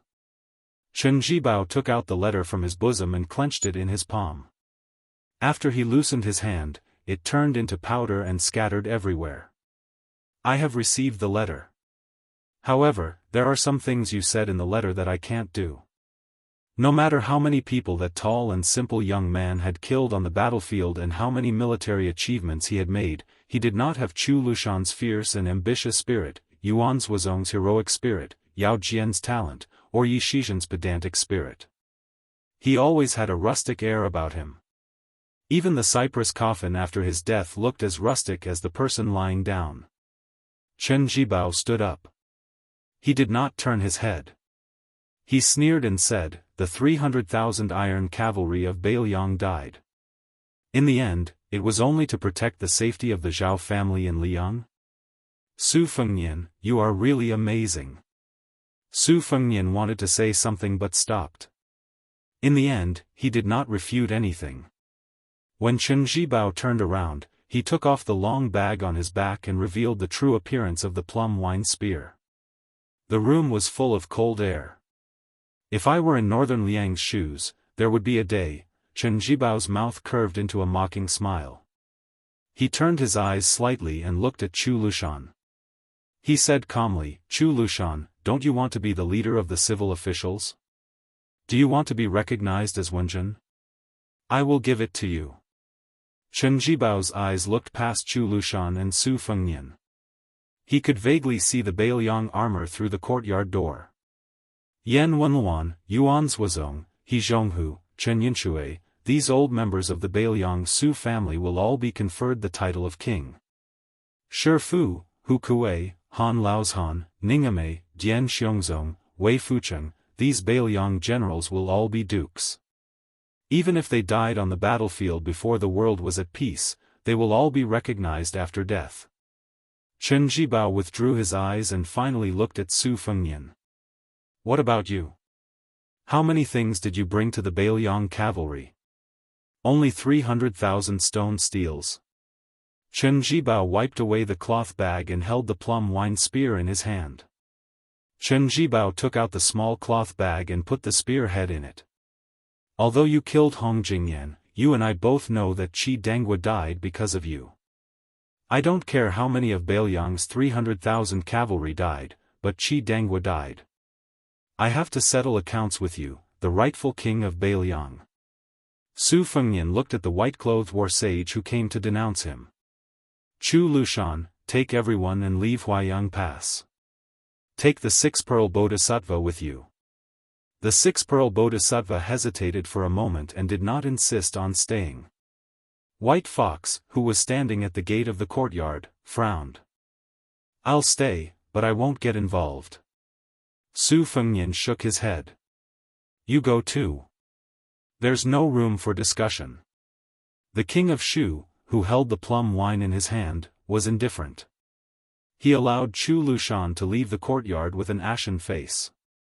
Then, the bodhisattva of 6 pearls took a deep look at Chen Jibao's white fox face. Chen Jibao, who didn't immediately take action, seemed to be waiting for Chu Lushan to leave Huayang Pass with the troops. He asked with a smile, about half an hour later, "You will die. Do you have any last words?" Su Fengnian began to close his eyes to rest, waiting for the last Bailiang frontier army to leave Huayang Pass. Chen Jibao didn't speak anymore, letting the king in front of him adjust his qi. He narrowed his eyes and thought far away. The young King Liang was still wearing the boots with the badly worn soles. King of Shu, who had come all the way from Guangling Road to Liangzhou Pass, was not much better. There was a prophecy that was passed down in the imperial court. Bailiang in western Shu was like a rat eating grain, and the flood dragon in white was killed. Chapter 1804. Half an hour later, the thousands of soldiers in the Huayang Pass had all retreated from the Huayang Pass. It was enough to show the order of the Bailiang frontier army and Chen Jibao's insight into military affairs. White Fox was the last to leave the city with Chu Lushan. Suddenly, she turned her horse around and pulled out the embroidered winter and spring thunder sabers hanging from her waist. She threw them high into the air and into the city. In the small courtyard, Su Fengnian walked down the steps. Chen Zhibao slowly walked out of the house where the coffin was placed. Standing on the steps, the tip of the plum wine spear in his hand turned from green to purple in an instant. In the face of Su Fengnian, a martial arts grandmaster who was almost at the top of the martial arts world, even if he was seriously injured, no matter how arrogant Chen Zhibao, who now had the luck of Shishu, was, he still would not underestimate him. Chen Zhibao casually thrust his spear forward. For some reason, it did not have the majestic aura that could swallow mountains and rivers that ordinary people imagined. The plum wine overflowing with purple qi pierced through Su Fengnian's chest. Chen Zhibao's wrist trembled slightly, and the originally taut spear body suddenly bent like a bow, shooting towards Su Fengnian's chest. This was the arc character of the spear Immortal King embroidery forward formula. Su Fengnian's hand lightly pushed against the arc of the spear body, and the plum wine was not pushed out. Instead, in an instant, it exploded with a shattering force that was like a bolt of heavenly lightning striking down on the mortal world. Su Fengnian's opened palm turned into a bent finger, and his figure slowly retreated. He leisurely strolled in the courtyard, and pointed his finger, enlightening the hidden force of the spear Immortal King embroidery, one by one. Suddenly, Su Fengnian's body seemed to be hit by a heavy hammer. His feet did not leave the ground and slid backward. He finally stopped at the moment when he was about to lean against the high wall of the small courtyard. Perhaps the back of his clothes was only a thin line away from the wall. Su Fengnian swallowed a mouthful of blood and gently waved his sleeves, forcibly suppressing the turbulent qi inside his body. After suffering a moderate loss, Su Fengnian gently exhaled a mouthful of turbid qi. He looked at the king of Shu in white, who did not take advantage of the victory to pursue after the spear strike. It was very strange. This person's qi flow was not outstanding, only 500 or 600 li. Not to mention that he could not compare with Chao Chongqing, Dong Tai, and the others who could easily reach 700 or 800 li, not to mention that Li Chungang had broken through 2,600 armor with one sword strike during the battle at the Guangling River, crossing the 1,000 li distance that Ancestor Lu praised as the threshold of the celestial being. In terms of qi flow, perhaps Chen Zhibao could not compare with Xianyuan Qingfeng, who was like the sun in the midday sky in the Central Plains. Since ancient times, the way of the sword had been a battle of will and power. It was the same for the martial arts in the world. However, no one could deny the importance of continuous qi flow. It was almost the foundation of a martial artist in the Jianghu. However, even though Chen Zhibao's qi flow was not outstanding, he was still able to integrate Wang Xiu's 4 words formula into his spear strike. It seemed that he had only used 30 to 40% of his strength, yet he was able to display a very elegant and relaxed style. Chen Zhibao, who had gained the upper hand in one move, said indifferently, "This spear strike is for the 300,000 cavalrymen of Beiliang. Those Beiliang frontier army whose names have been engraved on the stone tablet should not have died so sullenly." Su Fengnian did not engage in any argument with Chen Zhibao. He slowly gathered his strength. In the previous battle at Guangling River, Su Fengnian had already experienced Chen Zhibao's plum wine. Moreover, the great grandmaster of spring and autumn, Wang Xiu, who had taught Chen Zhibao his spear techniques, was originally from Beiliang. Furthermore, his 2 junior brothers, Su Yanbing and Han Laozhan, had served the Su family for many years. Logically speaking, Su Fengnian should be in a favorable position. Moreover, he was already well versed in the various martial arts in the world. Even if Wang Xiu's spear technique could not be said to have reached the pinnacle, he should still have a deep understanding of its essence. However, once he faced Chen Zhibao's elusive plum wine, he always had an inexplicable feeling that he was powerless.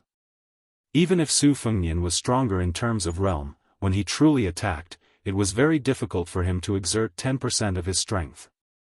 It should be known that when Su Fengnian faced Wang Xianji, who was known to have defeated 9 people in the martial arts assessment, he was able to exert 12% of his strength. When he fought with Tuoba in the western region for thousands of miles, he could be said to have exerted his full strength from beginning to end. Now that Su Fengnian had been severely injured by Tuoba, it was increasingly difficult for him to deal with the plum wine. However, no matter how perilous the situation was, Su Fengnian did not complain at all. He did not resent Chen Zhibao for taking advantage of the situation. This was just like the difficult situation Beiliang was in now. Since the general trend of the world was like this, if they wanted to survive, they had to ignore whether or not the Beimeng army's methods in the Liang temple were not open and aboveboard. In fact, it was not up to Beiliang to care about these things. As the old saying goes, do your best and leave the rest to heaven's will. Su Fengnian had always firmly believed that whether he listened to heaven's will or not, or whether heaven's will was good or bad, was secondary. What he had to do was to do his best and never give up before he felt that he had done his best. At this time, the embroidered winter and spring thunder sabers fell into a small courtyard outside Huaiyang Pass. Su Fengnian did not move, allowing the sabers to stick into the courtyard. Chen Zhibao did not stop the two famous sabers from falling either. Only the tip of his spear trembled slightly, and the purple cloud swayed slightly. It was not that Su Fengnian did not want to take on the embroidered winter and spring thunder sabers, but he could not.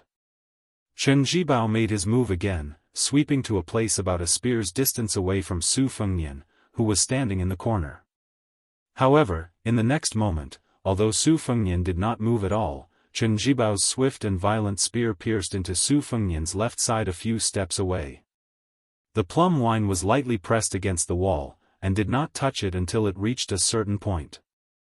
Su Fengnian's clothes were cut horizontally across his chest, and blood gradually seeped out. Su Fengnian frowned. Chen Zhibao's spear was very fast.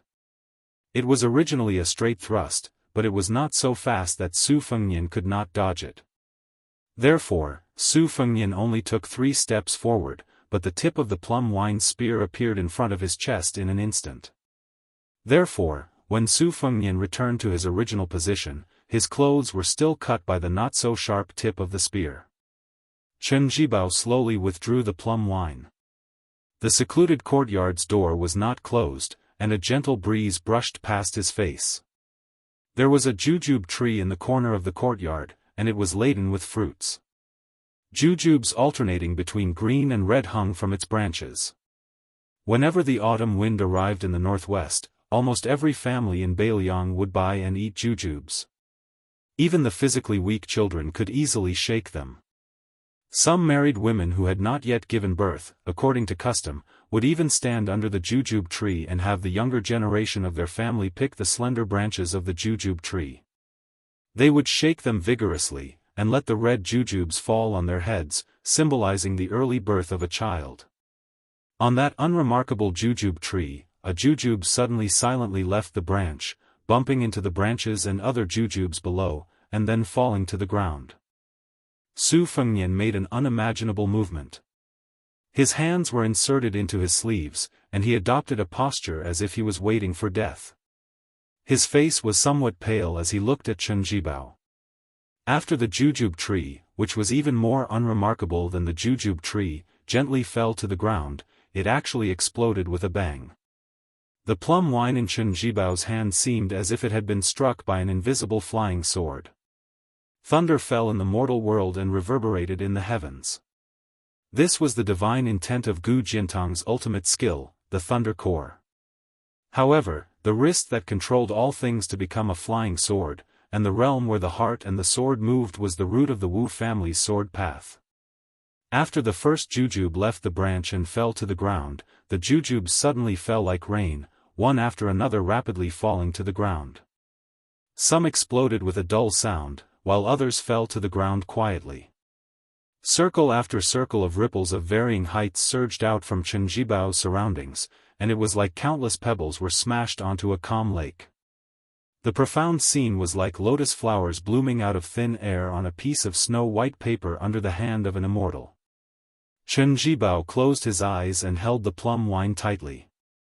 Even if the ripples were 3 feet above his head, he still did not dodge, let alone use his spear to break the stalemate. A ring of ripples spread slightly in the air just an inch above his shoulder. Chen Zhibao was waiting, patiently waiting for Su Fengnian's killer move, waiting for the moment when Su Fengnian had the intention to kill. As for the seemingly mysterious ripples, they were nothing but a smokescreen. For Chen Jibao's plum wine, there was no such thing as a flawless first move in the world. He was confident that he could defeat Dong Tai, who was said to be unparalleled in the world, with one spear strike. Therefore, no matter who he was fighting, he was in an invincible position, let alone this young vassal king who was at the end of his rope. Some of the ripples, carelessly, swayed far away from Chen Jibao. When all the jujubes fell to the ground, Su Fengnian's sleeves moved slightly, and small and exquisite flying swords quietly hovered in front of him. At the same time, the ripples that had disappeared around Chen Jibao reappeared. Large and small, high and low. Each of the ripples produced a swaying snow-white lotus flower. A small courtyard seemed to be full of lotus flowers, and there was a faint tinkling sound. This was the lightning pool of Great Peace City's gatekeeper Lu Haosher, and the great yellow court of Wudong's sect master Wang Zhonglo. The lightning pool was full of lotus flowers. In desperate straits, life was full of vitality. Chapter 1805. Chen Jibao slowly opened his eyes as if he had sensed the strange phenomenon in the small courtyard. He did not have the slightest awareness that he was in a dangerous situation. Instead, he leisurely looked around carefully. The pond was filled with lotus flowers, swaying gracefully. These lotus flowers should be the materialization of Su Fengnian's spiritual will. The young vassal king who had once inherited Gao Shulu's celestial physique needed to use this kind of celestial method that did not require the use of qi to face the enemy. It seemed that the battle at the Dragon Eye Plains had indeed damaged his foundation. Chen Jibao's line of sight looked past the lotus flowers in front of him and saw the 9 pocket-sized flying swords hovering in front of Su Fengnian. He was probably afraid that this thunder pond would not be able to trap him, so he needed to rely on these flying swords, which also did not require the use of qi, to guard against the sudden killing of the plum wine in his hand. He did not know if these 9 small objects were a gift from the legendary peach blossom sword god, Dong Tai. It was said that Dong Tai had given him 12 of them in one go. After that, Su Fengnian had lost some to the enemy outside Jianghu city, Cat Han Shengxian, as well as in the battle with Wang Xianji. Could it be that they had not been replenished? Su Fengnian's face grew paler and paler. He lowered his head and stared at the 9 flying swords hovering in front of him. They were not a gift from Dong Tai as Chen Jibao had guessed. Instead, he had asked the great master of the Moism of Mount Qingliang to forge them. The peach blossom sword god had once talked about the process of him forging and nurturing the flying swords. Dong Tai had grown up in the sinister sword mountain of the Wu family's sword tomb, where countless swords were buried. The first ancient sword he had pulled out was Tai Yi. However, Tai Yi had long decayed and broke as soon as it was pulled out. Dong Tai still used the sword's name as his name.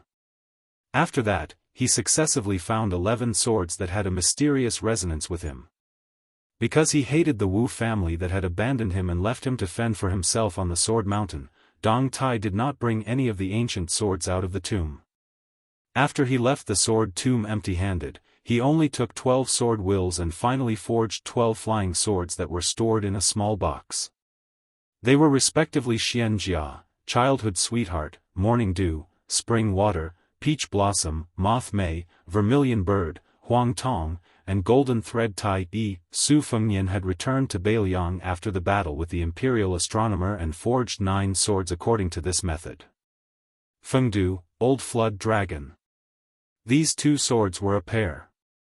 One was reminiscent of Fengdu's green power, and the other was the old man wearing a sheepskin fur coat who had once said on the river, "The only sword in my life, where there are flood dragons, slay flood dragons." Moose Fish. The first time he heard of this name, it was the state scholar teacher from Tide Listening Pavilion who said that Su Fengnian was a kind of bookworm. According to legend, it liked to live among piles of old books. Water Spirit. It was because before Su Fengnian forged the swords, he thought of the huge turtle at the spring god lake who had lived for an unknown number of years. Beautiful beard. Liang imperial court once had a tailor. He had a purple beard and blue eyes. In his later years, his integrity was not guaranteed. Although he was Beiliang's great enemy, from Su Shao to Li Yishan to Su Fengnian, they all respected him from the bottom of their hearts. Childish interest. He still remembered the first time he went to Beimang and passed by the Tuma Pass at the border of Yuzhou. There was a child who longed for the Jianghu who plucked up his courage and reached out to him, saying that he wanted to touch Su Fengnian's saber. Wild fox. Once, he chatted with Zhu Zi Su Beiji. This strategist had once teased him that the new prince of Liang cultivated the wild fox Diana, which was not orthodox and would inevitably be plagued with misfortune. Mutton fat. It was because Su Fengnian thought of the servant girl in Wutongan who liked to put on scarlet rouge. He didn't know if she was doing well in Dunhuang. He also didn't know if Huyan Daguan would be able to persuade her to return to Beimang and bring her home this time after entering Beiliang's hinterland. Ishan. A dead tree is fragrant. What about a dead person? Su Fengnian had been to many places, met many people, and seen many sceneries. But in the end, he still liked the barren and cold Beiliang the most. He liked this place where every family once wore white clothes. Fengdu, Shen, moose fish, water spirit, old jiao, beautiful beard, childish interest, wild fox, and mutton fat. Not only did Su Fengnian give these 9 flying swords a divine will, they also contained the spirit in the depths of Su Fengnian's heart. Chen Jibao narrowed his eyes as he looked at the 9 pocket-sized flying swords with different divine wills. It was like he was looking at the life of this young vassal king. In reality, Chen Jibao had already looked on coldly like this for more than 20 years. When he first saw Su Fengnian, Chen Jibao was just a youth who had just entered the Manjia battalion. He wasn't even 14 years old. At that time, his dream was to one day be able to wear armor and ride horses under the heavens with a long spear in hand. When he carefully took the child lying in swaddling clothes from Wang Fei's hands and looked at that young and tender face, Chen Jibao smiled very happily. His son, Su Shao, had helped the Zhao family of Liyang establish the Central Plains. The white-clothed war saint, whose name had spread throughout the capital, had given up the title of king and had silently followed the Su family army to Beiliang. Especially after Wang Fei's death, this man had become even more taciturn, neither too far nor too close. Looking at the young heir surnamed Su, who had abandoned all restraint in Wutongan and idled about outside Qingliang Mountain, the young heir's carefree and unfettered manner, compared to the smoke of the wars of the spring and autumn period. That young man's reputation was too disreputable, while the old soldiers of the Su family died too nameless. There was a stark contrast. Chen Jibao naturally did not have the slightest favorable impression of such a young man. But to say that Chen Jibao had long harbored killing intent towards Su Fengnian, or to say that he harbored thoughts of rebellion against Beiliang, he had overestimated Su Fengnian and underestimated Chen Jibao. This was because Chen Jibao had never regarded Su Fengnian as a worthy opponent. In the past, his only opponent in Jianghu was the spear immortal Wang Xiu, and on the battlefield, there was only the spring and autumn period weapon Yibaikue. Chen Jibao suddenly thrust his spear like a dragon, thrusting his spear toward Su Fengnian, who had a courtyard full of lotus flowers and 9 flying swords lined up in front of him. His momentum was like the Guangling River flowing into the sea. Wherever the spear passed, the lotus flowers, created by Su Fengnian's spiritual will, shattered. Su Fengnian's body did not move at all. He only raised one hand, his index finger gently spinning. 9 flying swords flashed and disappeared, drawing 9 slender trajectories in the air.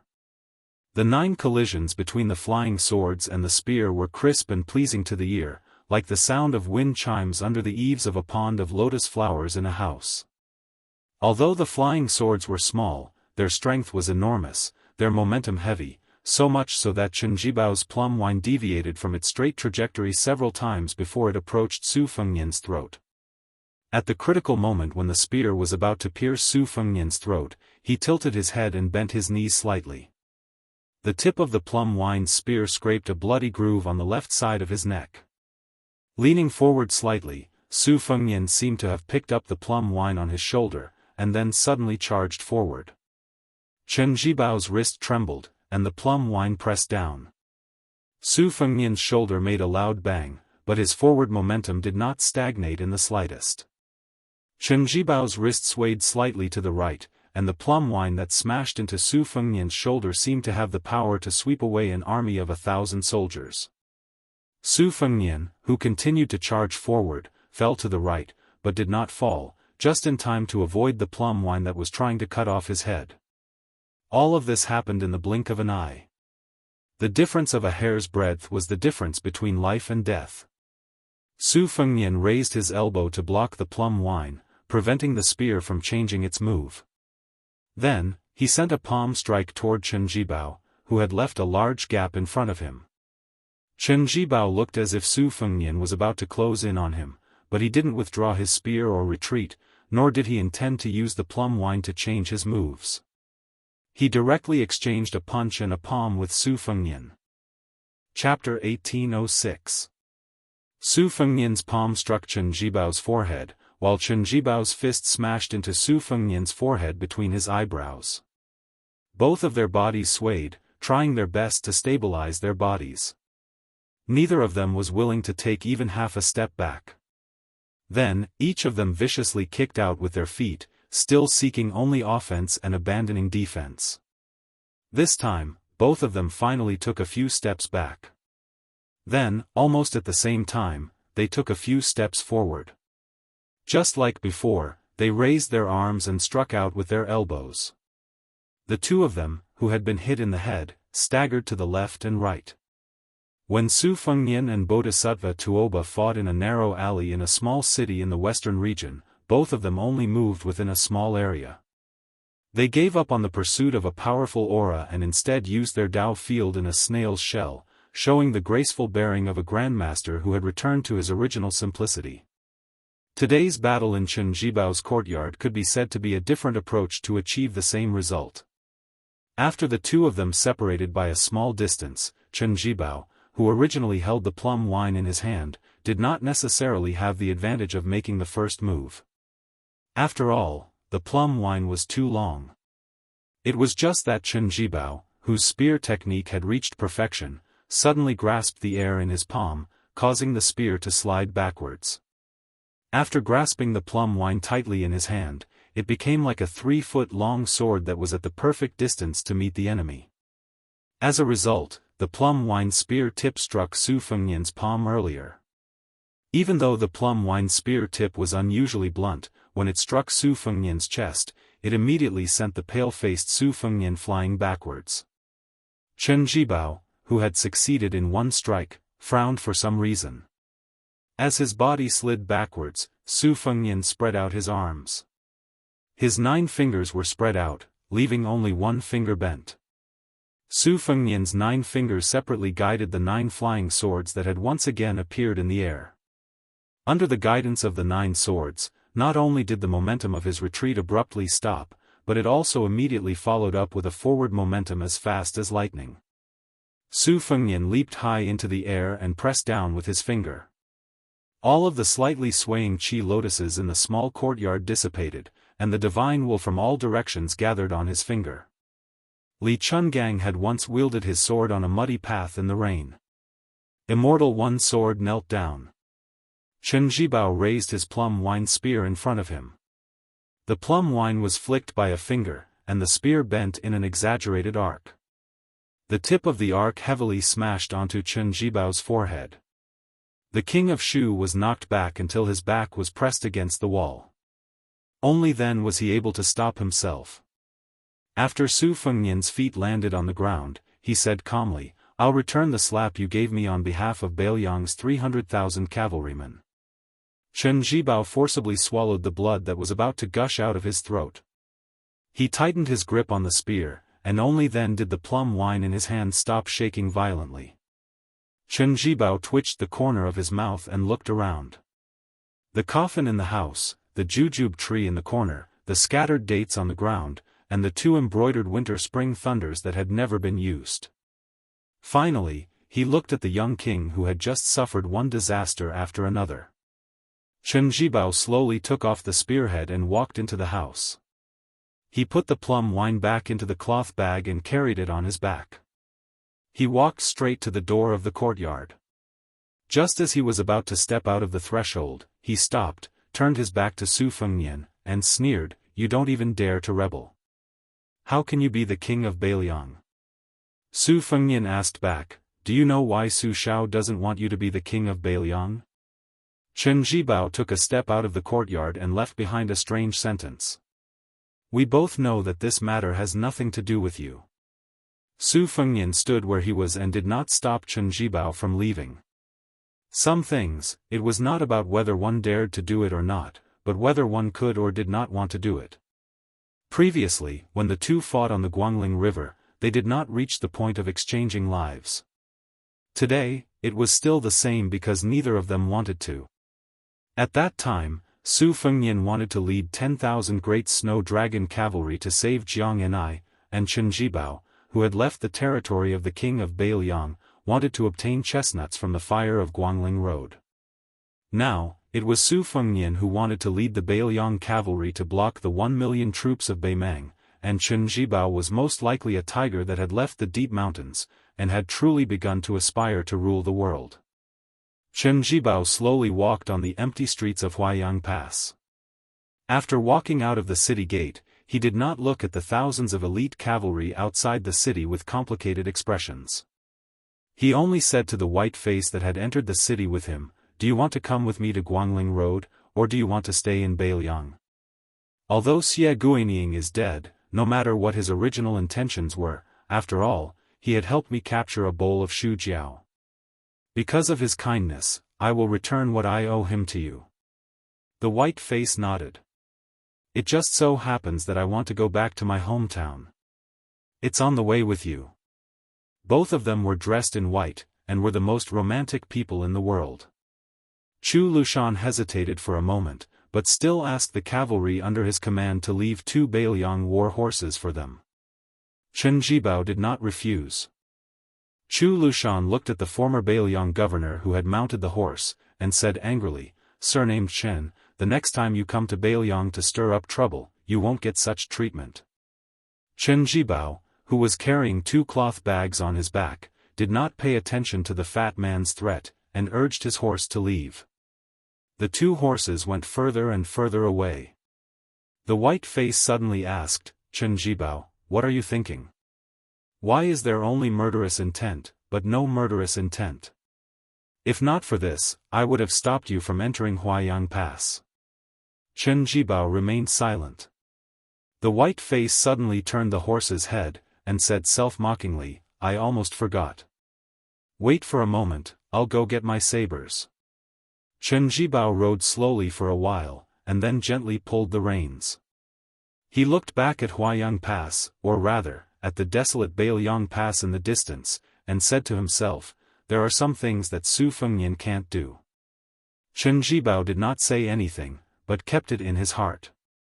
But there are also some things that Chen Zhibao can't do. Chen Zhibao looked at the sky, and the corners of his mouth curled up. For the first time, he smiled knowingly. Perhaps it was not only friends who could have a tacit understanding and treat each other with sincerity, but also enemies. Although Chen Zhibao had scolded and ridiculed Su Fengnian when he saw him this time, in the final analysis, Chen Zhibao had no murderous intent because the young man had a clear bottom line that Chen Zhibao was well aware of. It was not that Chen Zhibao couldn't understand Su Fengnian's inner thoughts and the words that had never been spoken. How can I not want the 300,000 cavalrymen of Beiliang and the millions of people of Beiliang not to die? How can I not want all the civil and military officials of Beiliang to be beautiful? I don't want the Beiliang cavalry to die a worthy death. I just want everyone to live. I hope the world is peaceful. I hope that Beiliang will be as peaceful as the Central Plains. 20 years, 100 years. How can I not hope that no name will be carved on the steels of Mount Qingliang? Chen Zhibao collected his thoughts and felt a little pity for Su Fengnian. As expected of his son, as expected of Li Yishan's chosen disciple. He has never been truly happy in his life. Chen Jibao sighed for no reason. He had come to Bailiang this time to save Qi Danghua. He also wanted to go to a certain place in Mount Qingliang to pay respects to the woman he had always regarded as his own mother. Chen Jibao smiled. My surname is not Su. My name is Jibao. When White Fox Face returned to the small courtyard, it happened to see the lonely young vassal king sitting on the steps. He had a pair of sabers by his side and a handful of dates that were half green and half red in his robe. He was whistling melodiously. When he saw it, he smiled and nodded. Chapter 1807. An emergency military meeting was held in Huaiyang Pass. In addition to the commander of the Bailiang cavalry, Yuan Zhuozong, Yan Wenluan, He Zhonghu, Chen Yinxue, Great Ancestor Gu, and Zhou Kong, these 5 generals with the highest official positions in the border army, as well as the governor Chu Lushan, the deputy generals of the left and right cavalry outside Liangzhou Pass, Liangzhou General Shi Fu and Yuzhou General Huangfu Shi, the main generals of the 4 military towns of Fuling, Liuya, Zhongzhong, Qingyuan, and captains with real power. Like Huang Laifu, more than 30 generals of Bailiang attended the meeting together. If the Empress of Beimang calculated the military merit by the number of people killed, whoever could break through this pass at this time would be a great military merit. Su Fengnian, who rarely directly meddled in the border affairs, called everyone together this time and proposed a bold strategy, which was far more radical than the previous established strategy. It was not as simple as Yuzhou infantry lean to the west and Lingzhou cavalry lean to the north, but he wanted to treat Liuzhou as the key battlefield that would determine the outcome of the Second Battle of Liangmang. Its status was even vaguely higher than that of the unbuilt Jibei city and the entire outside Liangzhou Pass. He Zhonghu and Chen Yinxue, the 2 deputy generals, both opposed the idea. Jean Partridge Zhou Kong, who was a little junior in terms of seniority, clearly agreed with the young lord's idea. Yan Wenluan and Great Ancestor Gu did not express their opinions because it was too risky. Their king of Bailiang actually made it clear that he wanted to have a vigorous battle with Beimang. If you use a large number of troops to attack outside Liangzhou Pass, then I will destroy your Beimang southern dynasty. However, after Great Ancestor Gu weighed the pros and cons, he couldn't help but lower his head to look at the Liangmang confrontation map on the table again. Deeply worried, he said, Your Highness, this move might not necessarily be appropriate. Let's not even talk about whether or not our cavalry in Lu province can push all the way into the southern dynasty's hinterland, north of northern city, even if Luya and Fuling Grave have Yozhou's infantry helping to defend the city. In terms of military strength, we are clearly still at an absolute disadvantage. This type of disadvantage isn't something a few city walls can make up for. Once Yulwandao and Ningame lead their troops west, the disparity in military strength will become even more exaggerated. It isn't that we can't lose Huaiyang Pass, these mountain passes and cities, but I fear that if we lose them too quickly, it will cause Generals He and Zhou's cavalry to lose their support. A slight move in one part will affect the entire body. In a hurry, how can Northern Mang's main army be able to stop Northern Mang's main force by just hanging a lone northern city outside the pass? Without Beiqing Pass, even if more than half of the southern dynasty of Beimang is destroyed by the cavalry of Liuzhou, it will not make any difference to the overall situation. Yan Wenluan put one hand behind his back as he pointed at the map with the other hand. Let's look at this matter in reverse. Let's assume that there is no battle at the Calabash Pass and all the main forces of our Yuzhou infantry are transferred to the outside of Liangzhou Pass instead of the original 30,000 soldiers. In this way, the effect of Fuling Grave and Liuzhou Pass will be greater. For example, let me stay in Huaiyang Pass while Great Ancestor Gu leads the troops to assist in the defense of Heavy Grave. Chen Yinxue chooses to connect with Qingyuan army in Liuzhou province. In this way, the overall defense line in the north of Beiqing Pass could at least win Liuzhou cavalry 2 to 3 months. Before the 2 deputy commanders of the infantry under Yan Wenluan spoke, He Zhong, the general of the left cavalry, hurriedly said, No, absolutely not. Everyone here is on the same side, so there are some things that everyone understands even if I don't say them out loud. To the north of northern Mang City, Huaiyang Pass is already destined to fall, let alone the several towns of Liuya and Lingling. Could it be that the three of you want to give the northern Mang barbarians 3 chances of becoming vassal kings for nothing? Speaking of this, He Zhong suddenly hesitated as he looked at Su Fengnian and Chu Lushan who were standing side by side. Lord, it's not that I, He Zhong, look down on those young generals of Liuzhou province. In fact, I admire Ko Jianghui, Xia Shibian, Chao Wei and Yul Wandao who are known as the twin walls of West Chu. In the future, I might not even be qualified to carry their shoes. However, we can't afford to make any mistakes in the upcoming war. Those barbarians of Beimang, Dongzhua and Huang Songpu can make some mistakes, but we of Beiliang can't make any mistakes. After all, those young men are too young. Moreover, Liuzhou originally had the experienced and prudent Huang Songpu. Now that Lantua Mountain has changed sides, there aren't many cavalry in Liuzhou. Moreover, other than the Longxiang army, which can be considered to be from the main camp, the rest of the cavalry were formed not long ago. Between them, there isn't a tacit understanding that can only be cultivated through battle after battle. If there's a mistake in any part, won't we lose the whole game? Zhou Kong frowned and suggested with a lack of confidence, if old general he is worried that Liuzhou doesn't have a backbone, why don't we let Commander Yuan take charge of the situation? Chu Lushan shook his head and said, Yuan Suozong is indispensable to the cavalry battle outside of Liangzhou Pass. We need a cavalry general. He must be able to use the cavalry to the level of distant water can quench a nearby thirst. This kind of thing, in Beiliang, only Yuan Suozong can do. Even I, Chu Lushan, can't do it. Therefore, most of the young cavalry generals in Liuzhou have to fight for themselves.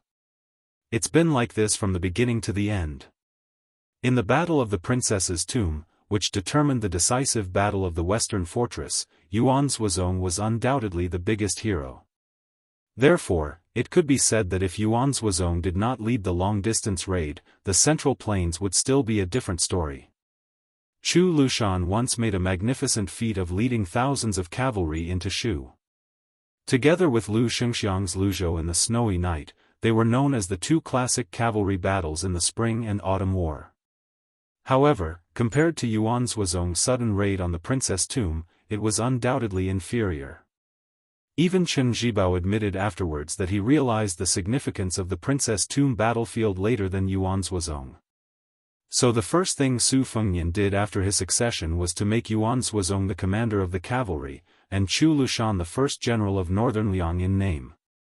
Reality proved that this combination of one real and one fake, the new king of Liang, who had not been able to truly convince the people at the time, did not choose the wrong person. It was also because of this that the northern Liang border army did not have a great shock. Su Beiji, who had just secretly returned to Beiliang from the mansion of the administrator of Lianghui, stood in the corner without saying a word.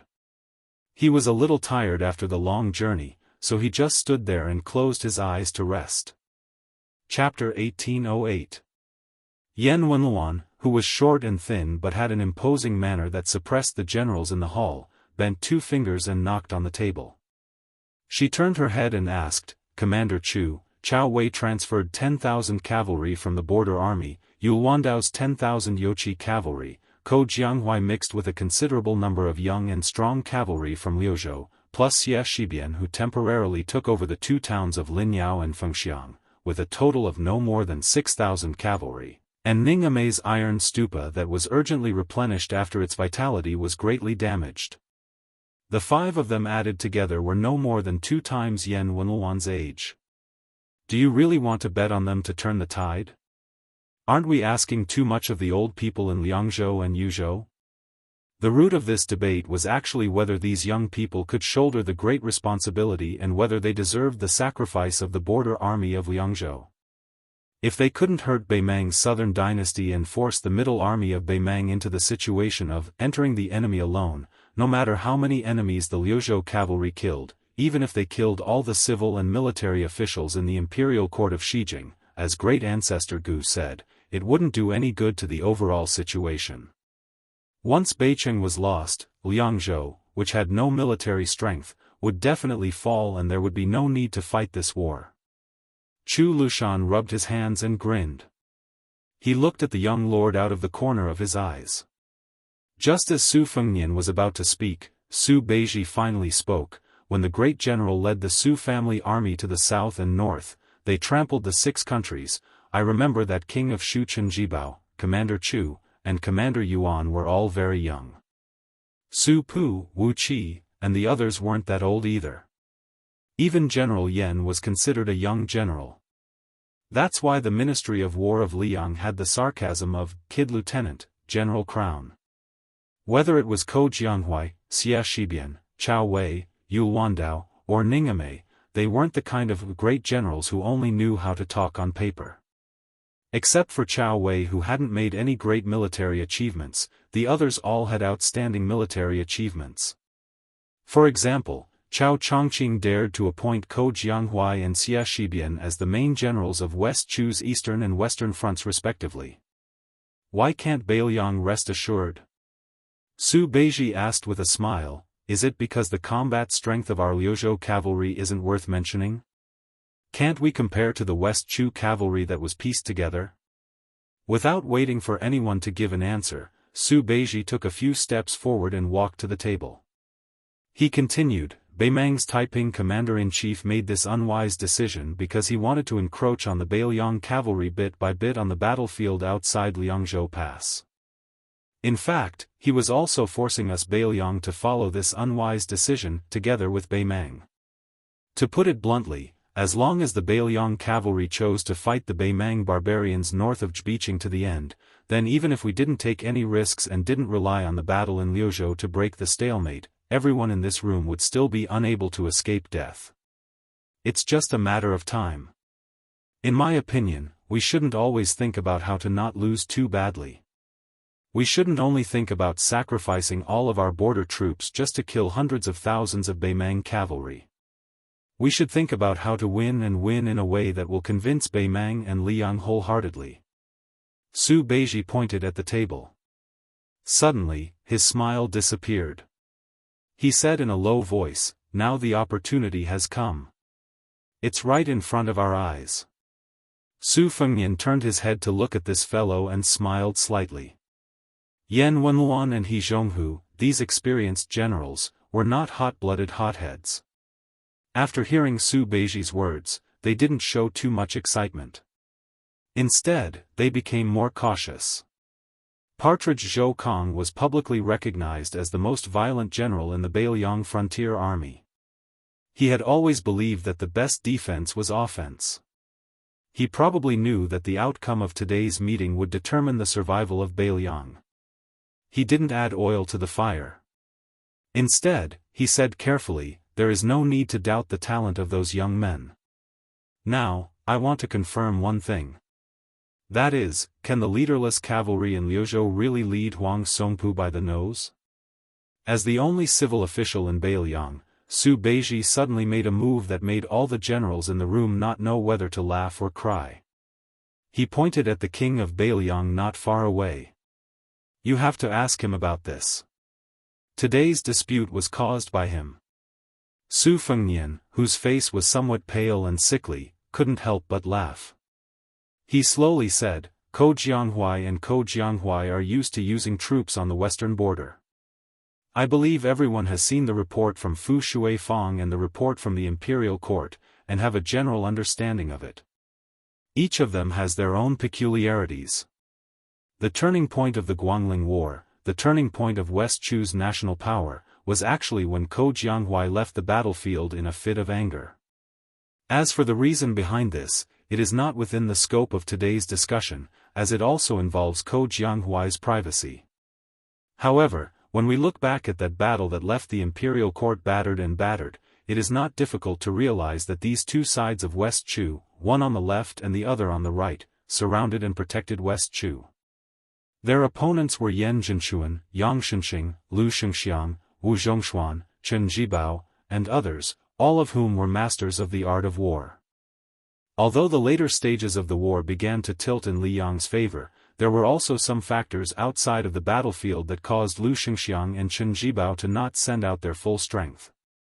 However, West Chu was still able to maintain a balance of power, which was not easy. Thus, I am very much looking forward to seeing the two of them working together again in Liuzhou. Su Fengnian smiled and said, if Liuzhou's opponent was Dong Zhuo, who was adept at surprise attacks, and not Huang Songpu, who was prudent in using troops, I would be as worried as many people. In reality, in Liuzhou, the person I truly view as a great threat is that Zhong Tan, who caused Mount Lantua to fall to Bei Mang's side. Chu Lushan said darkly, that is why His Highness has specially arranged a feast for that kid Zhong Tan. The 90 Wu family cavalry left outside Liangzhou Pass will be led by Su Yanbing to the western regions and cooperate with Chao Wei to kill Zhong Tan. Su Fengnian lowered his head to look at the map of Bei Mang's territory of the southern dynasties. He said softly, Bei Mang's military strength is extremely strong, otherwise it would not give us such a headache. However, Bei Mang's imperial court is filled with all sorts of problems that have accumulated over time. There are far more undercurrents surging than we imagined. The reason why we are staking everything on one throw and using Liuzhou to break out of this stalemate is not because of the battle at the border of Liangmeng, but rather within Bei Mang itself. I want the confrontation between the Yelu and Murong families of Bei Mang and the northern dynasties and the southern dynasties to be brought from behind the scenes to the front of the stage. I want that old woman, who has threatened to sell our heads by weight, to be unable to suppress the situation with an iron fist. Yan Wenluan thought deeply and nodded. This train of thought is very interesting. Then, Yan Wenluan's expression was complicated. He looked at Chen Yinxue, He Zhonghu, and the other old fellows who had been in the military with him. We are old. Although we can still ride horses and draw bows and kill people, we are still old compared to Yu Wandao and the other young people. The autumn wind gradually picked up outside the room. For some reason, the old general Yan Wenluan, who was past his prime, looked outside the room in a daze. He muttered, if we are old, then let us help the young people one last time. Su Fengnian looked at the crowd and smiled. I believe that the young people of Liuzhou can bring a pleasant surprise. I also believe that everyone in the room can defend North Jibei City. Su Fengnian paused for a moment. He reached out and pressed heavily on the map of Liangmang's situation on the table. If there must be a reason, then it is that our Beiliang cavalry is the best in the world. Chapter 1809. After the meeting ended, Su Fengnian took Su Beiji to a small courtyard to visit the old general He Zhonghu. When they arrived, they found that Yan Wenluan was also there. The four of them sat around a stone table. Su Fengnian looked at the fatigued commander of the left cavalry and felt a little worried. He Zhonghu's health had suddenly deteriorated in the past 2 years, giving people a feeling that he was about to die. After the first battle of Liangmang, the old general had privately submitted his resignation to Mount Qingliangshan and the Protectorate. At the same time, he recommended Yu Wandao to be the second deputy commander of the left cavalry to Su Fengnian and Chu Lushan. The reason why he did not let the young Beiliang commander directly take charge of the left cavalry was because of this old man's shrewdness. After all, the untamed Liangzhou border army had always looked down on the Yuzhou army. Yu Wandao, who was born in a rich family of the Central Plains, had no connection with the Liangzhou border army. If he suddenly took charge of an army, he might not be able to convince the masses. If there was a mistake in the second battle of Liangmang, not only would a great talent in the art of war be destroyed, it would also affect the situation at the border. He Zhonghu would naturally be unable to absolve himself from the blame. However, the fact that He Zhonghu was able to abandon his views and suggest Yu Wandao to become the nominal third in command of the left cavalry was enough to show the magnanimity and foresight of this veteran general. Moreover, when Su Fengnian made an example out of the left cavalry, he was suspected of robbing east to pay west to replenish the strength of the other cavalry, such as transferring troops to Chao Wei and the others. He Zhonghu was also the first to respond without any objection. On this point, the right cavalry general Zhou Kong, nicknamed Jean Partridge, was obviously much inferior and had a lot of complaints. Although Su Fengnian had jokingly scolded Zhou Kong in private for being a stingy miser, Zhou Kong was after all one of the hundreds of old soldiers who sent him off back then. In a sense, Zhou Kong and the Crown Prince had gone through thick and thin together. Therefore, even if Zhou Kong was not straightforward enough, Su Fengnian actually did not take it to heart.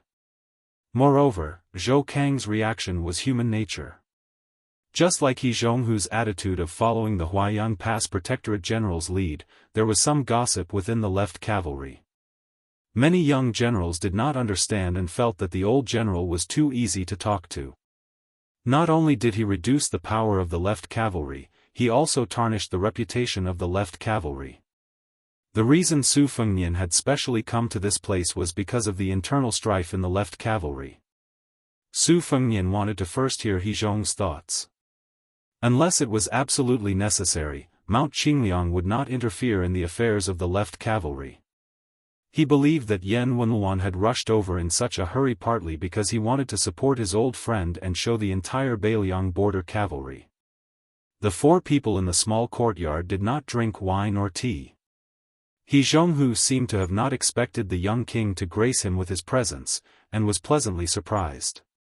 As one of the top 10 people in the Beiliang cavalry, He Zhonghu suddenly understood the general process of the Dragon Eye Plains. He knew that Su Fengnian had personally killed the leader of the Ruren cavalry, Hong Jingyan. He also knew that Chen Zhibao had come to Huaiyang Pass earlier. So Su Fengnian had tried to be concise in his speech in the meeting hall. His face was extremely pale, and this made the old general feel even more guilty. He felt that it was the fault of the Liang province cavalry, that they had let down General Su Zhao's nurturing. In the end, the general's eldest son had to attend to everything personally, and even personally kill people. Then what was the point of having the 300,000 Beiliang cavalry? As an old friend of Yan Wenluan, He Zhonghu had another hidden identity. The old man had once been a member of the Su family's supporting dragon sect. This group of people was led by the strategist Zhao Chongling, with Chen Zhibao as the successor. Wu Qi, who was General Su Zhao's brother-in-law and one of the main generals of the Su family's cavalry, Yan Wenluan, He Zhonghu, and the others were the backbone of the force. Yao Jian and Yi Shizhen's foster sons were also very close to them. Li Shan's faction, which was ridiculed by the supporting dragon sect as being of the anti-dragon faction, was much weaker overall. If not for the fact that at the last moment, Wang Fei Wu Su clearly expressed that she did not support Su Zhao's betrayal of Liang to rule over the river, the Su family would not be called king of Beiliang. Maybe Su Fengnian was the ruler of the entire vast territory south of the Guangling River, but it was also possible that the Beiliang frontier army did not have any old people because they were all dead people who plotted against them and died. Because of this difficult relationship, He Zhonghu had some obscure thoughts about this young vassal king who had turned the tide. He did not promote a direct line of descent from within the left cavalry to be the next general, but chose an outsider, Yul Wandao, to take over the magpie's nest. This old man past his prime might have some thoughts of compensation and atonement. Yan Wenluan, the number 1 soldier in the northern Liang army, had a gloomy expression on his face. He said bluntly, "Your Highness, there is something that you must have heard. Li Yanchao, that brat, is an ingrate who forgets favors and violates justice. He Zhong brought him to his current position and is even closer to him than his own son. The only reason he didn't give him the position of the left cavalry commander was because that brat dared to rebel and wanted to become Zhou Kang's assistant. This little bastard's ability to lead troops into battle is indeed not bad, but his conduct is improper. In the future, we must use him, but not too much. At most, we can only make him a deputy general of an army." Su Fengnian really did not expect that Yan Wenluan, who rarely revealed his emotions, would be so angry. For a moment, he did not know how to respond. Rebel, ungrateful, improper conduct, these were extremely heavy words. Coming from the mouth of Yan Wenluan, one of the few high-ranking officials of Beiliang, these words were enough to make any Beiliang's middle or high-ranking military officer completely lose their chance to have any real power or high position. In fact, Su Fengnian was no stranger to Li Yanchao's reputation. He was one of the four fangs of Beiliang, sharing the same fame as Jian Xiongqiao, Wei Fucheng, and Ningame. His military service was outstanding. In the border army, other than Yan Wenluan, Chen Yinxue, and He Zhonghu, this group of old men, he was second only to Lu Jinu and a handful of other valiant generals. Because he was in the prime of his life, he was the kind of important general who could fight for the Su family for another 20 years. However, he was similar to the Longxiang army's deputy general Li Mofen and Yozhou's Chao Xiaojiao. His personality was extreme, and he was arrogant because of his achievements. Both of them were famous troublemakers with mixed reputations. He Zhonghu glared at Yan Wenluan and then turned to Su Fengnian to say with a bitter smile, "Wang Yi, if the sky wants to rain and the mother wants to marry, we can't stop it. Since Zhou Kong has promised that Li Yanchao will succeed as the commander of the right cavalry, then let him go. Yanchao, this child, has fought in the left cavalry for many years. The military merits he has made are enough for this future. There is nothing wrong with people walking towards greater heights." Yan Wenluan was helpless. Actually, it wasn't that he didn't like Li Yanchao, but he just wanted to help He Zhonghu raise the topic. If he, Yan Wenluan, was the bad guy, then He Zhonghu, who couldn't put down his face, would just nod his head. It wasn't that Li Yanchao couldn't leave the left cavalry, but he couldn't encourage this trend. Otherwise, wouldn't Jean Partridge's little hoe fly away? He Zhonghu's illness was not light. Would he really have to lie in bed in the future and hear the grievous news of the right cavalry falling apart?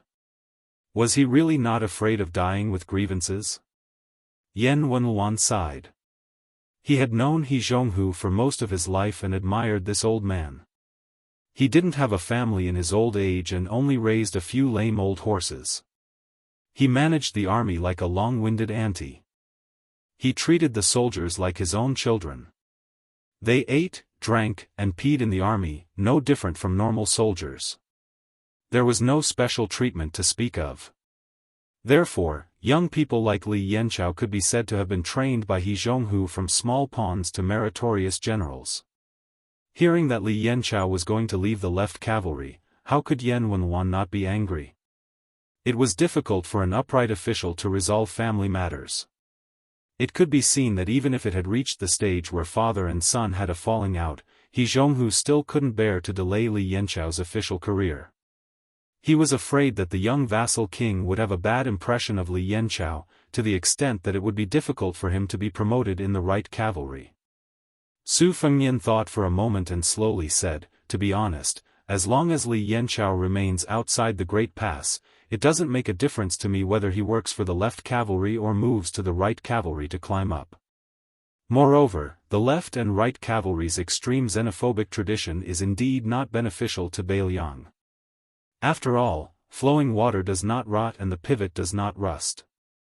Even without Li Yanchao's matter, I originally wanted to let the left and right cavalry carry out some exchanges of generals. Back then, when I integrated the armies of the 3 provinces within Beiliang, I only set up 14 captains with real power. However, the first great battle of Liangmang is imminent. I was afraid that too much of a commotion would cause the border army to become unstable and affect the war situation. That was why I didn't move the border army outside the Great Pass." Yan Wenluan narrowed his one eye and didn't say anything. Yan Wenluan did not oppose the border army restructuring. However, what this Beiliang infantry commander was not used to was that the young king did not hesitate to bring it up in front of him. Especially at this time when the left cavalry was in chaos and He Zhong was about to leave the border army due to illness. These words seemed a little cold and solemn. He Zhong was filled with emotions and did not know where to start. The old man's face was dejected and lonely, and his eyes were in a daze. Some rich old people in their twilight years, only when they were sick and had lost all hope would they start to envy the poor and healthy. However, He Zhong was different. Although he had a high position in the Beiliang border army, he did not have any children to inherit the family business. He did not even have a house within the Bailiang Pass. He was completely different from Huaihua great general Zhong Hongwu, who treated the entire Lingzhou as his backyard. He Zhong's old and sickly appearance was that of a hero past his prime. Su Fengnian was very familiar with this kind of helpless hero past his prime. Su Fengnian and Su Beiji left the courtyard. Su Beiji's brows were tightly furrowed. Su Fengnian smiled and asked, "Zhu Zi, are you curious why I did not help He Zhong calm down the left cavalry?" Su Beiji looked back at the courtyard door. "Forget about He Zhong, aren't you afraid of angering Yan Wenluan? Aren't you afraid that the two old people will think that you are cold-hearted? That you are a cruel and merciless king?" Chapter 18:10. Su Fengnian and Su Beiji walked side by side in the dark alleys. Su Fengnian stretched out a hand and gently brushed it against the wall. As he walked, he said, "Then you can just think of me as bullying a good old man."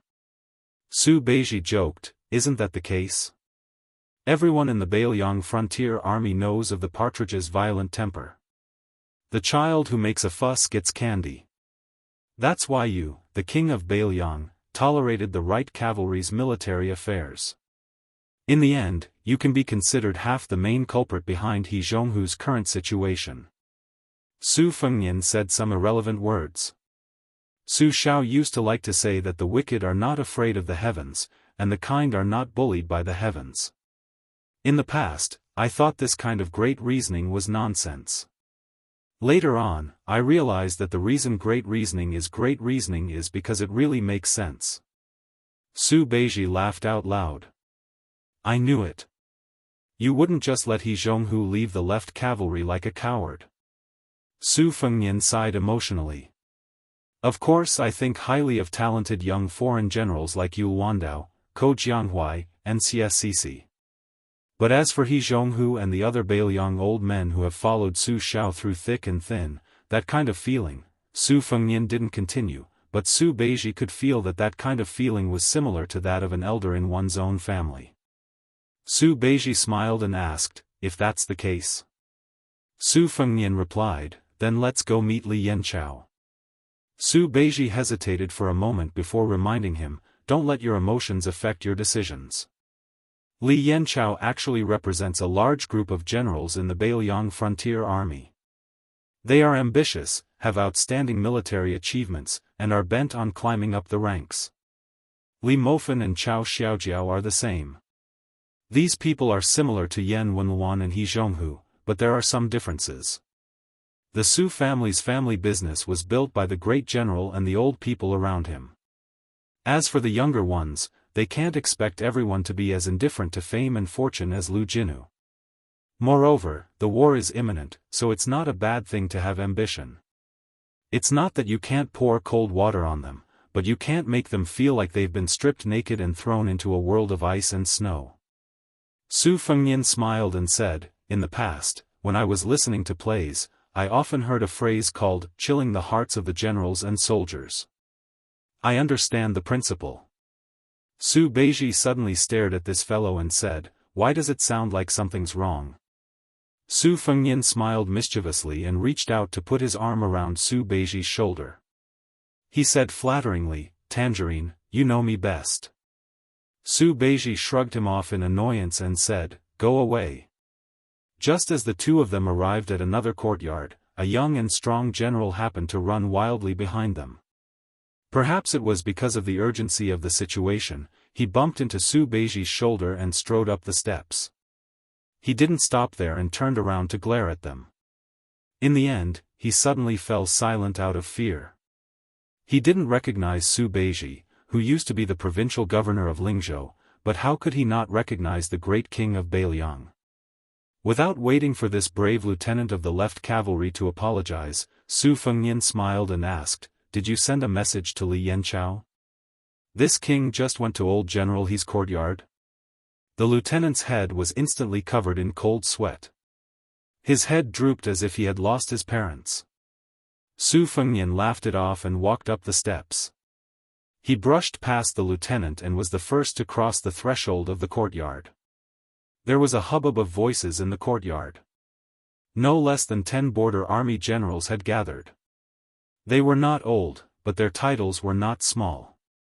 They were like stars surrounding the moon, surrounding a general who was about 35 or 36 years old. This man was tall and handsome. Even though he was sitting, there was a sharp aura about him.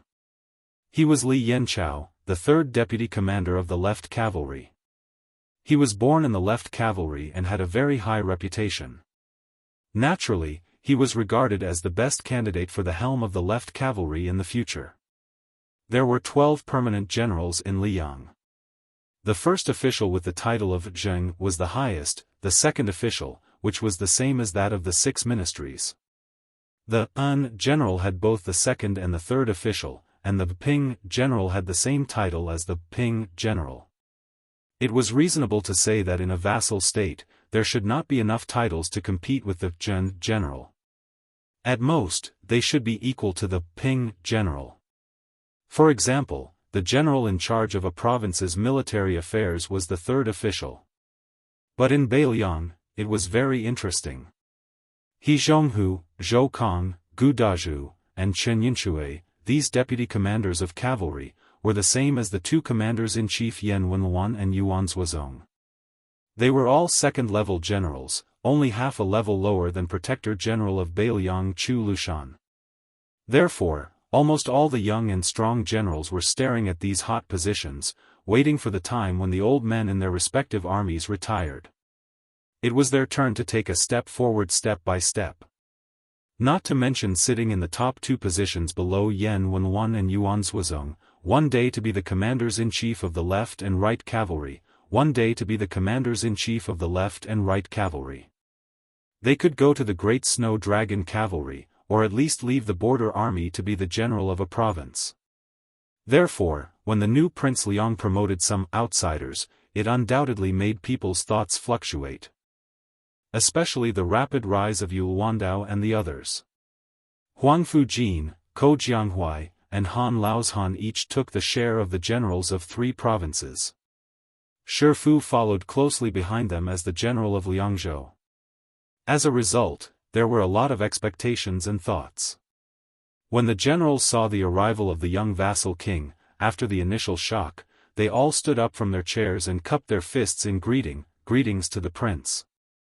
The lieutenant of the left cavalry, who had been standing helplessly behind Su Fengnian and Su Beiji, quickly ran to join his colleagues. Only then did he feel relieved. A general quickly made 2 chairs for the young vassal king. After Su Fengnian and Su Beiji sat down, he raised his hand and gestured twice. "Everyone, please sit down and talk. Today is not a military meeting, so there is no need to pay attention to the red tape." After all the generals saw Li Yanchao calmly sit down, they carefully returned to their original seats. The 2 generals whose seats had been taken were standing not far away. Their eyes were bright as they stared at the legendary Nu Liang Wang, the eldest son of Ren Tu, a martial arts grandmaster. He had killed Wang Xianji, and recently Hong Jingyan.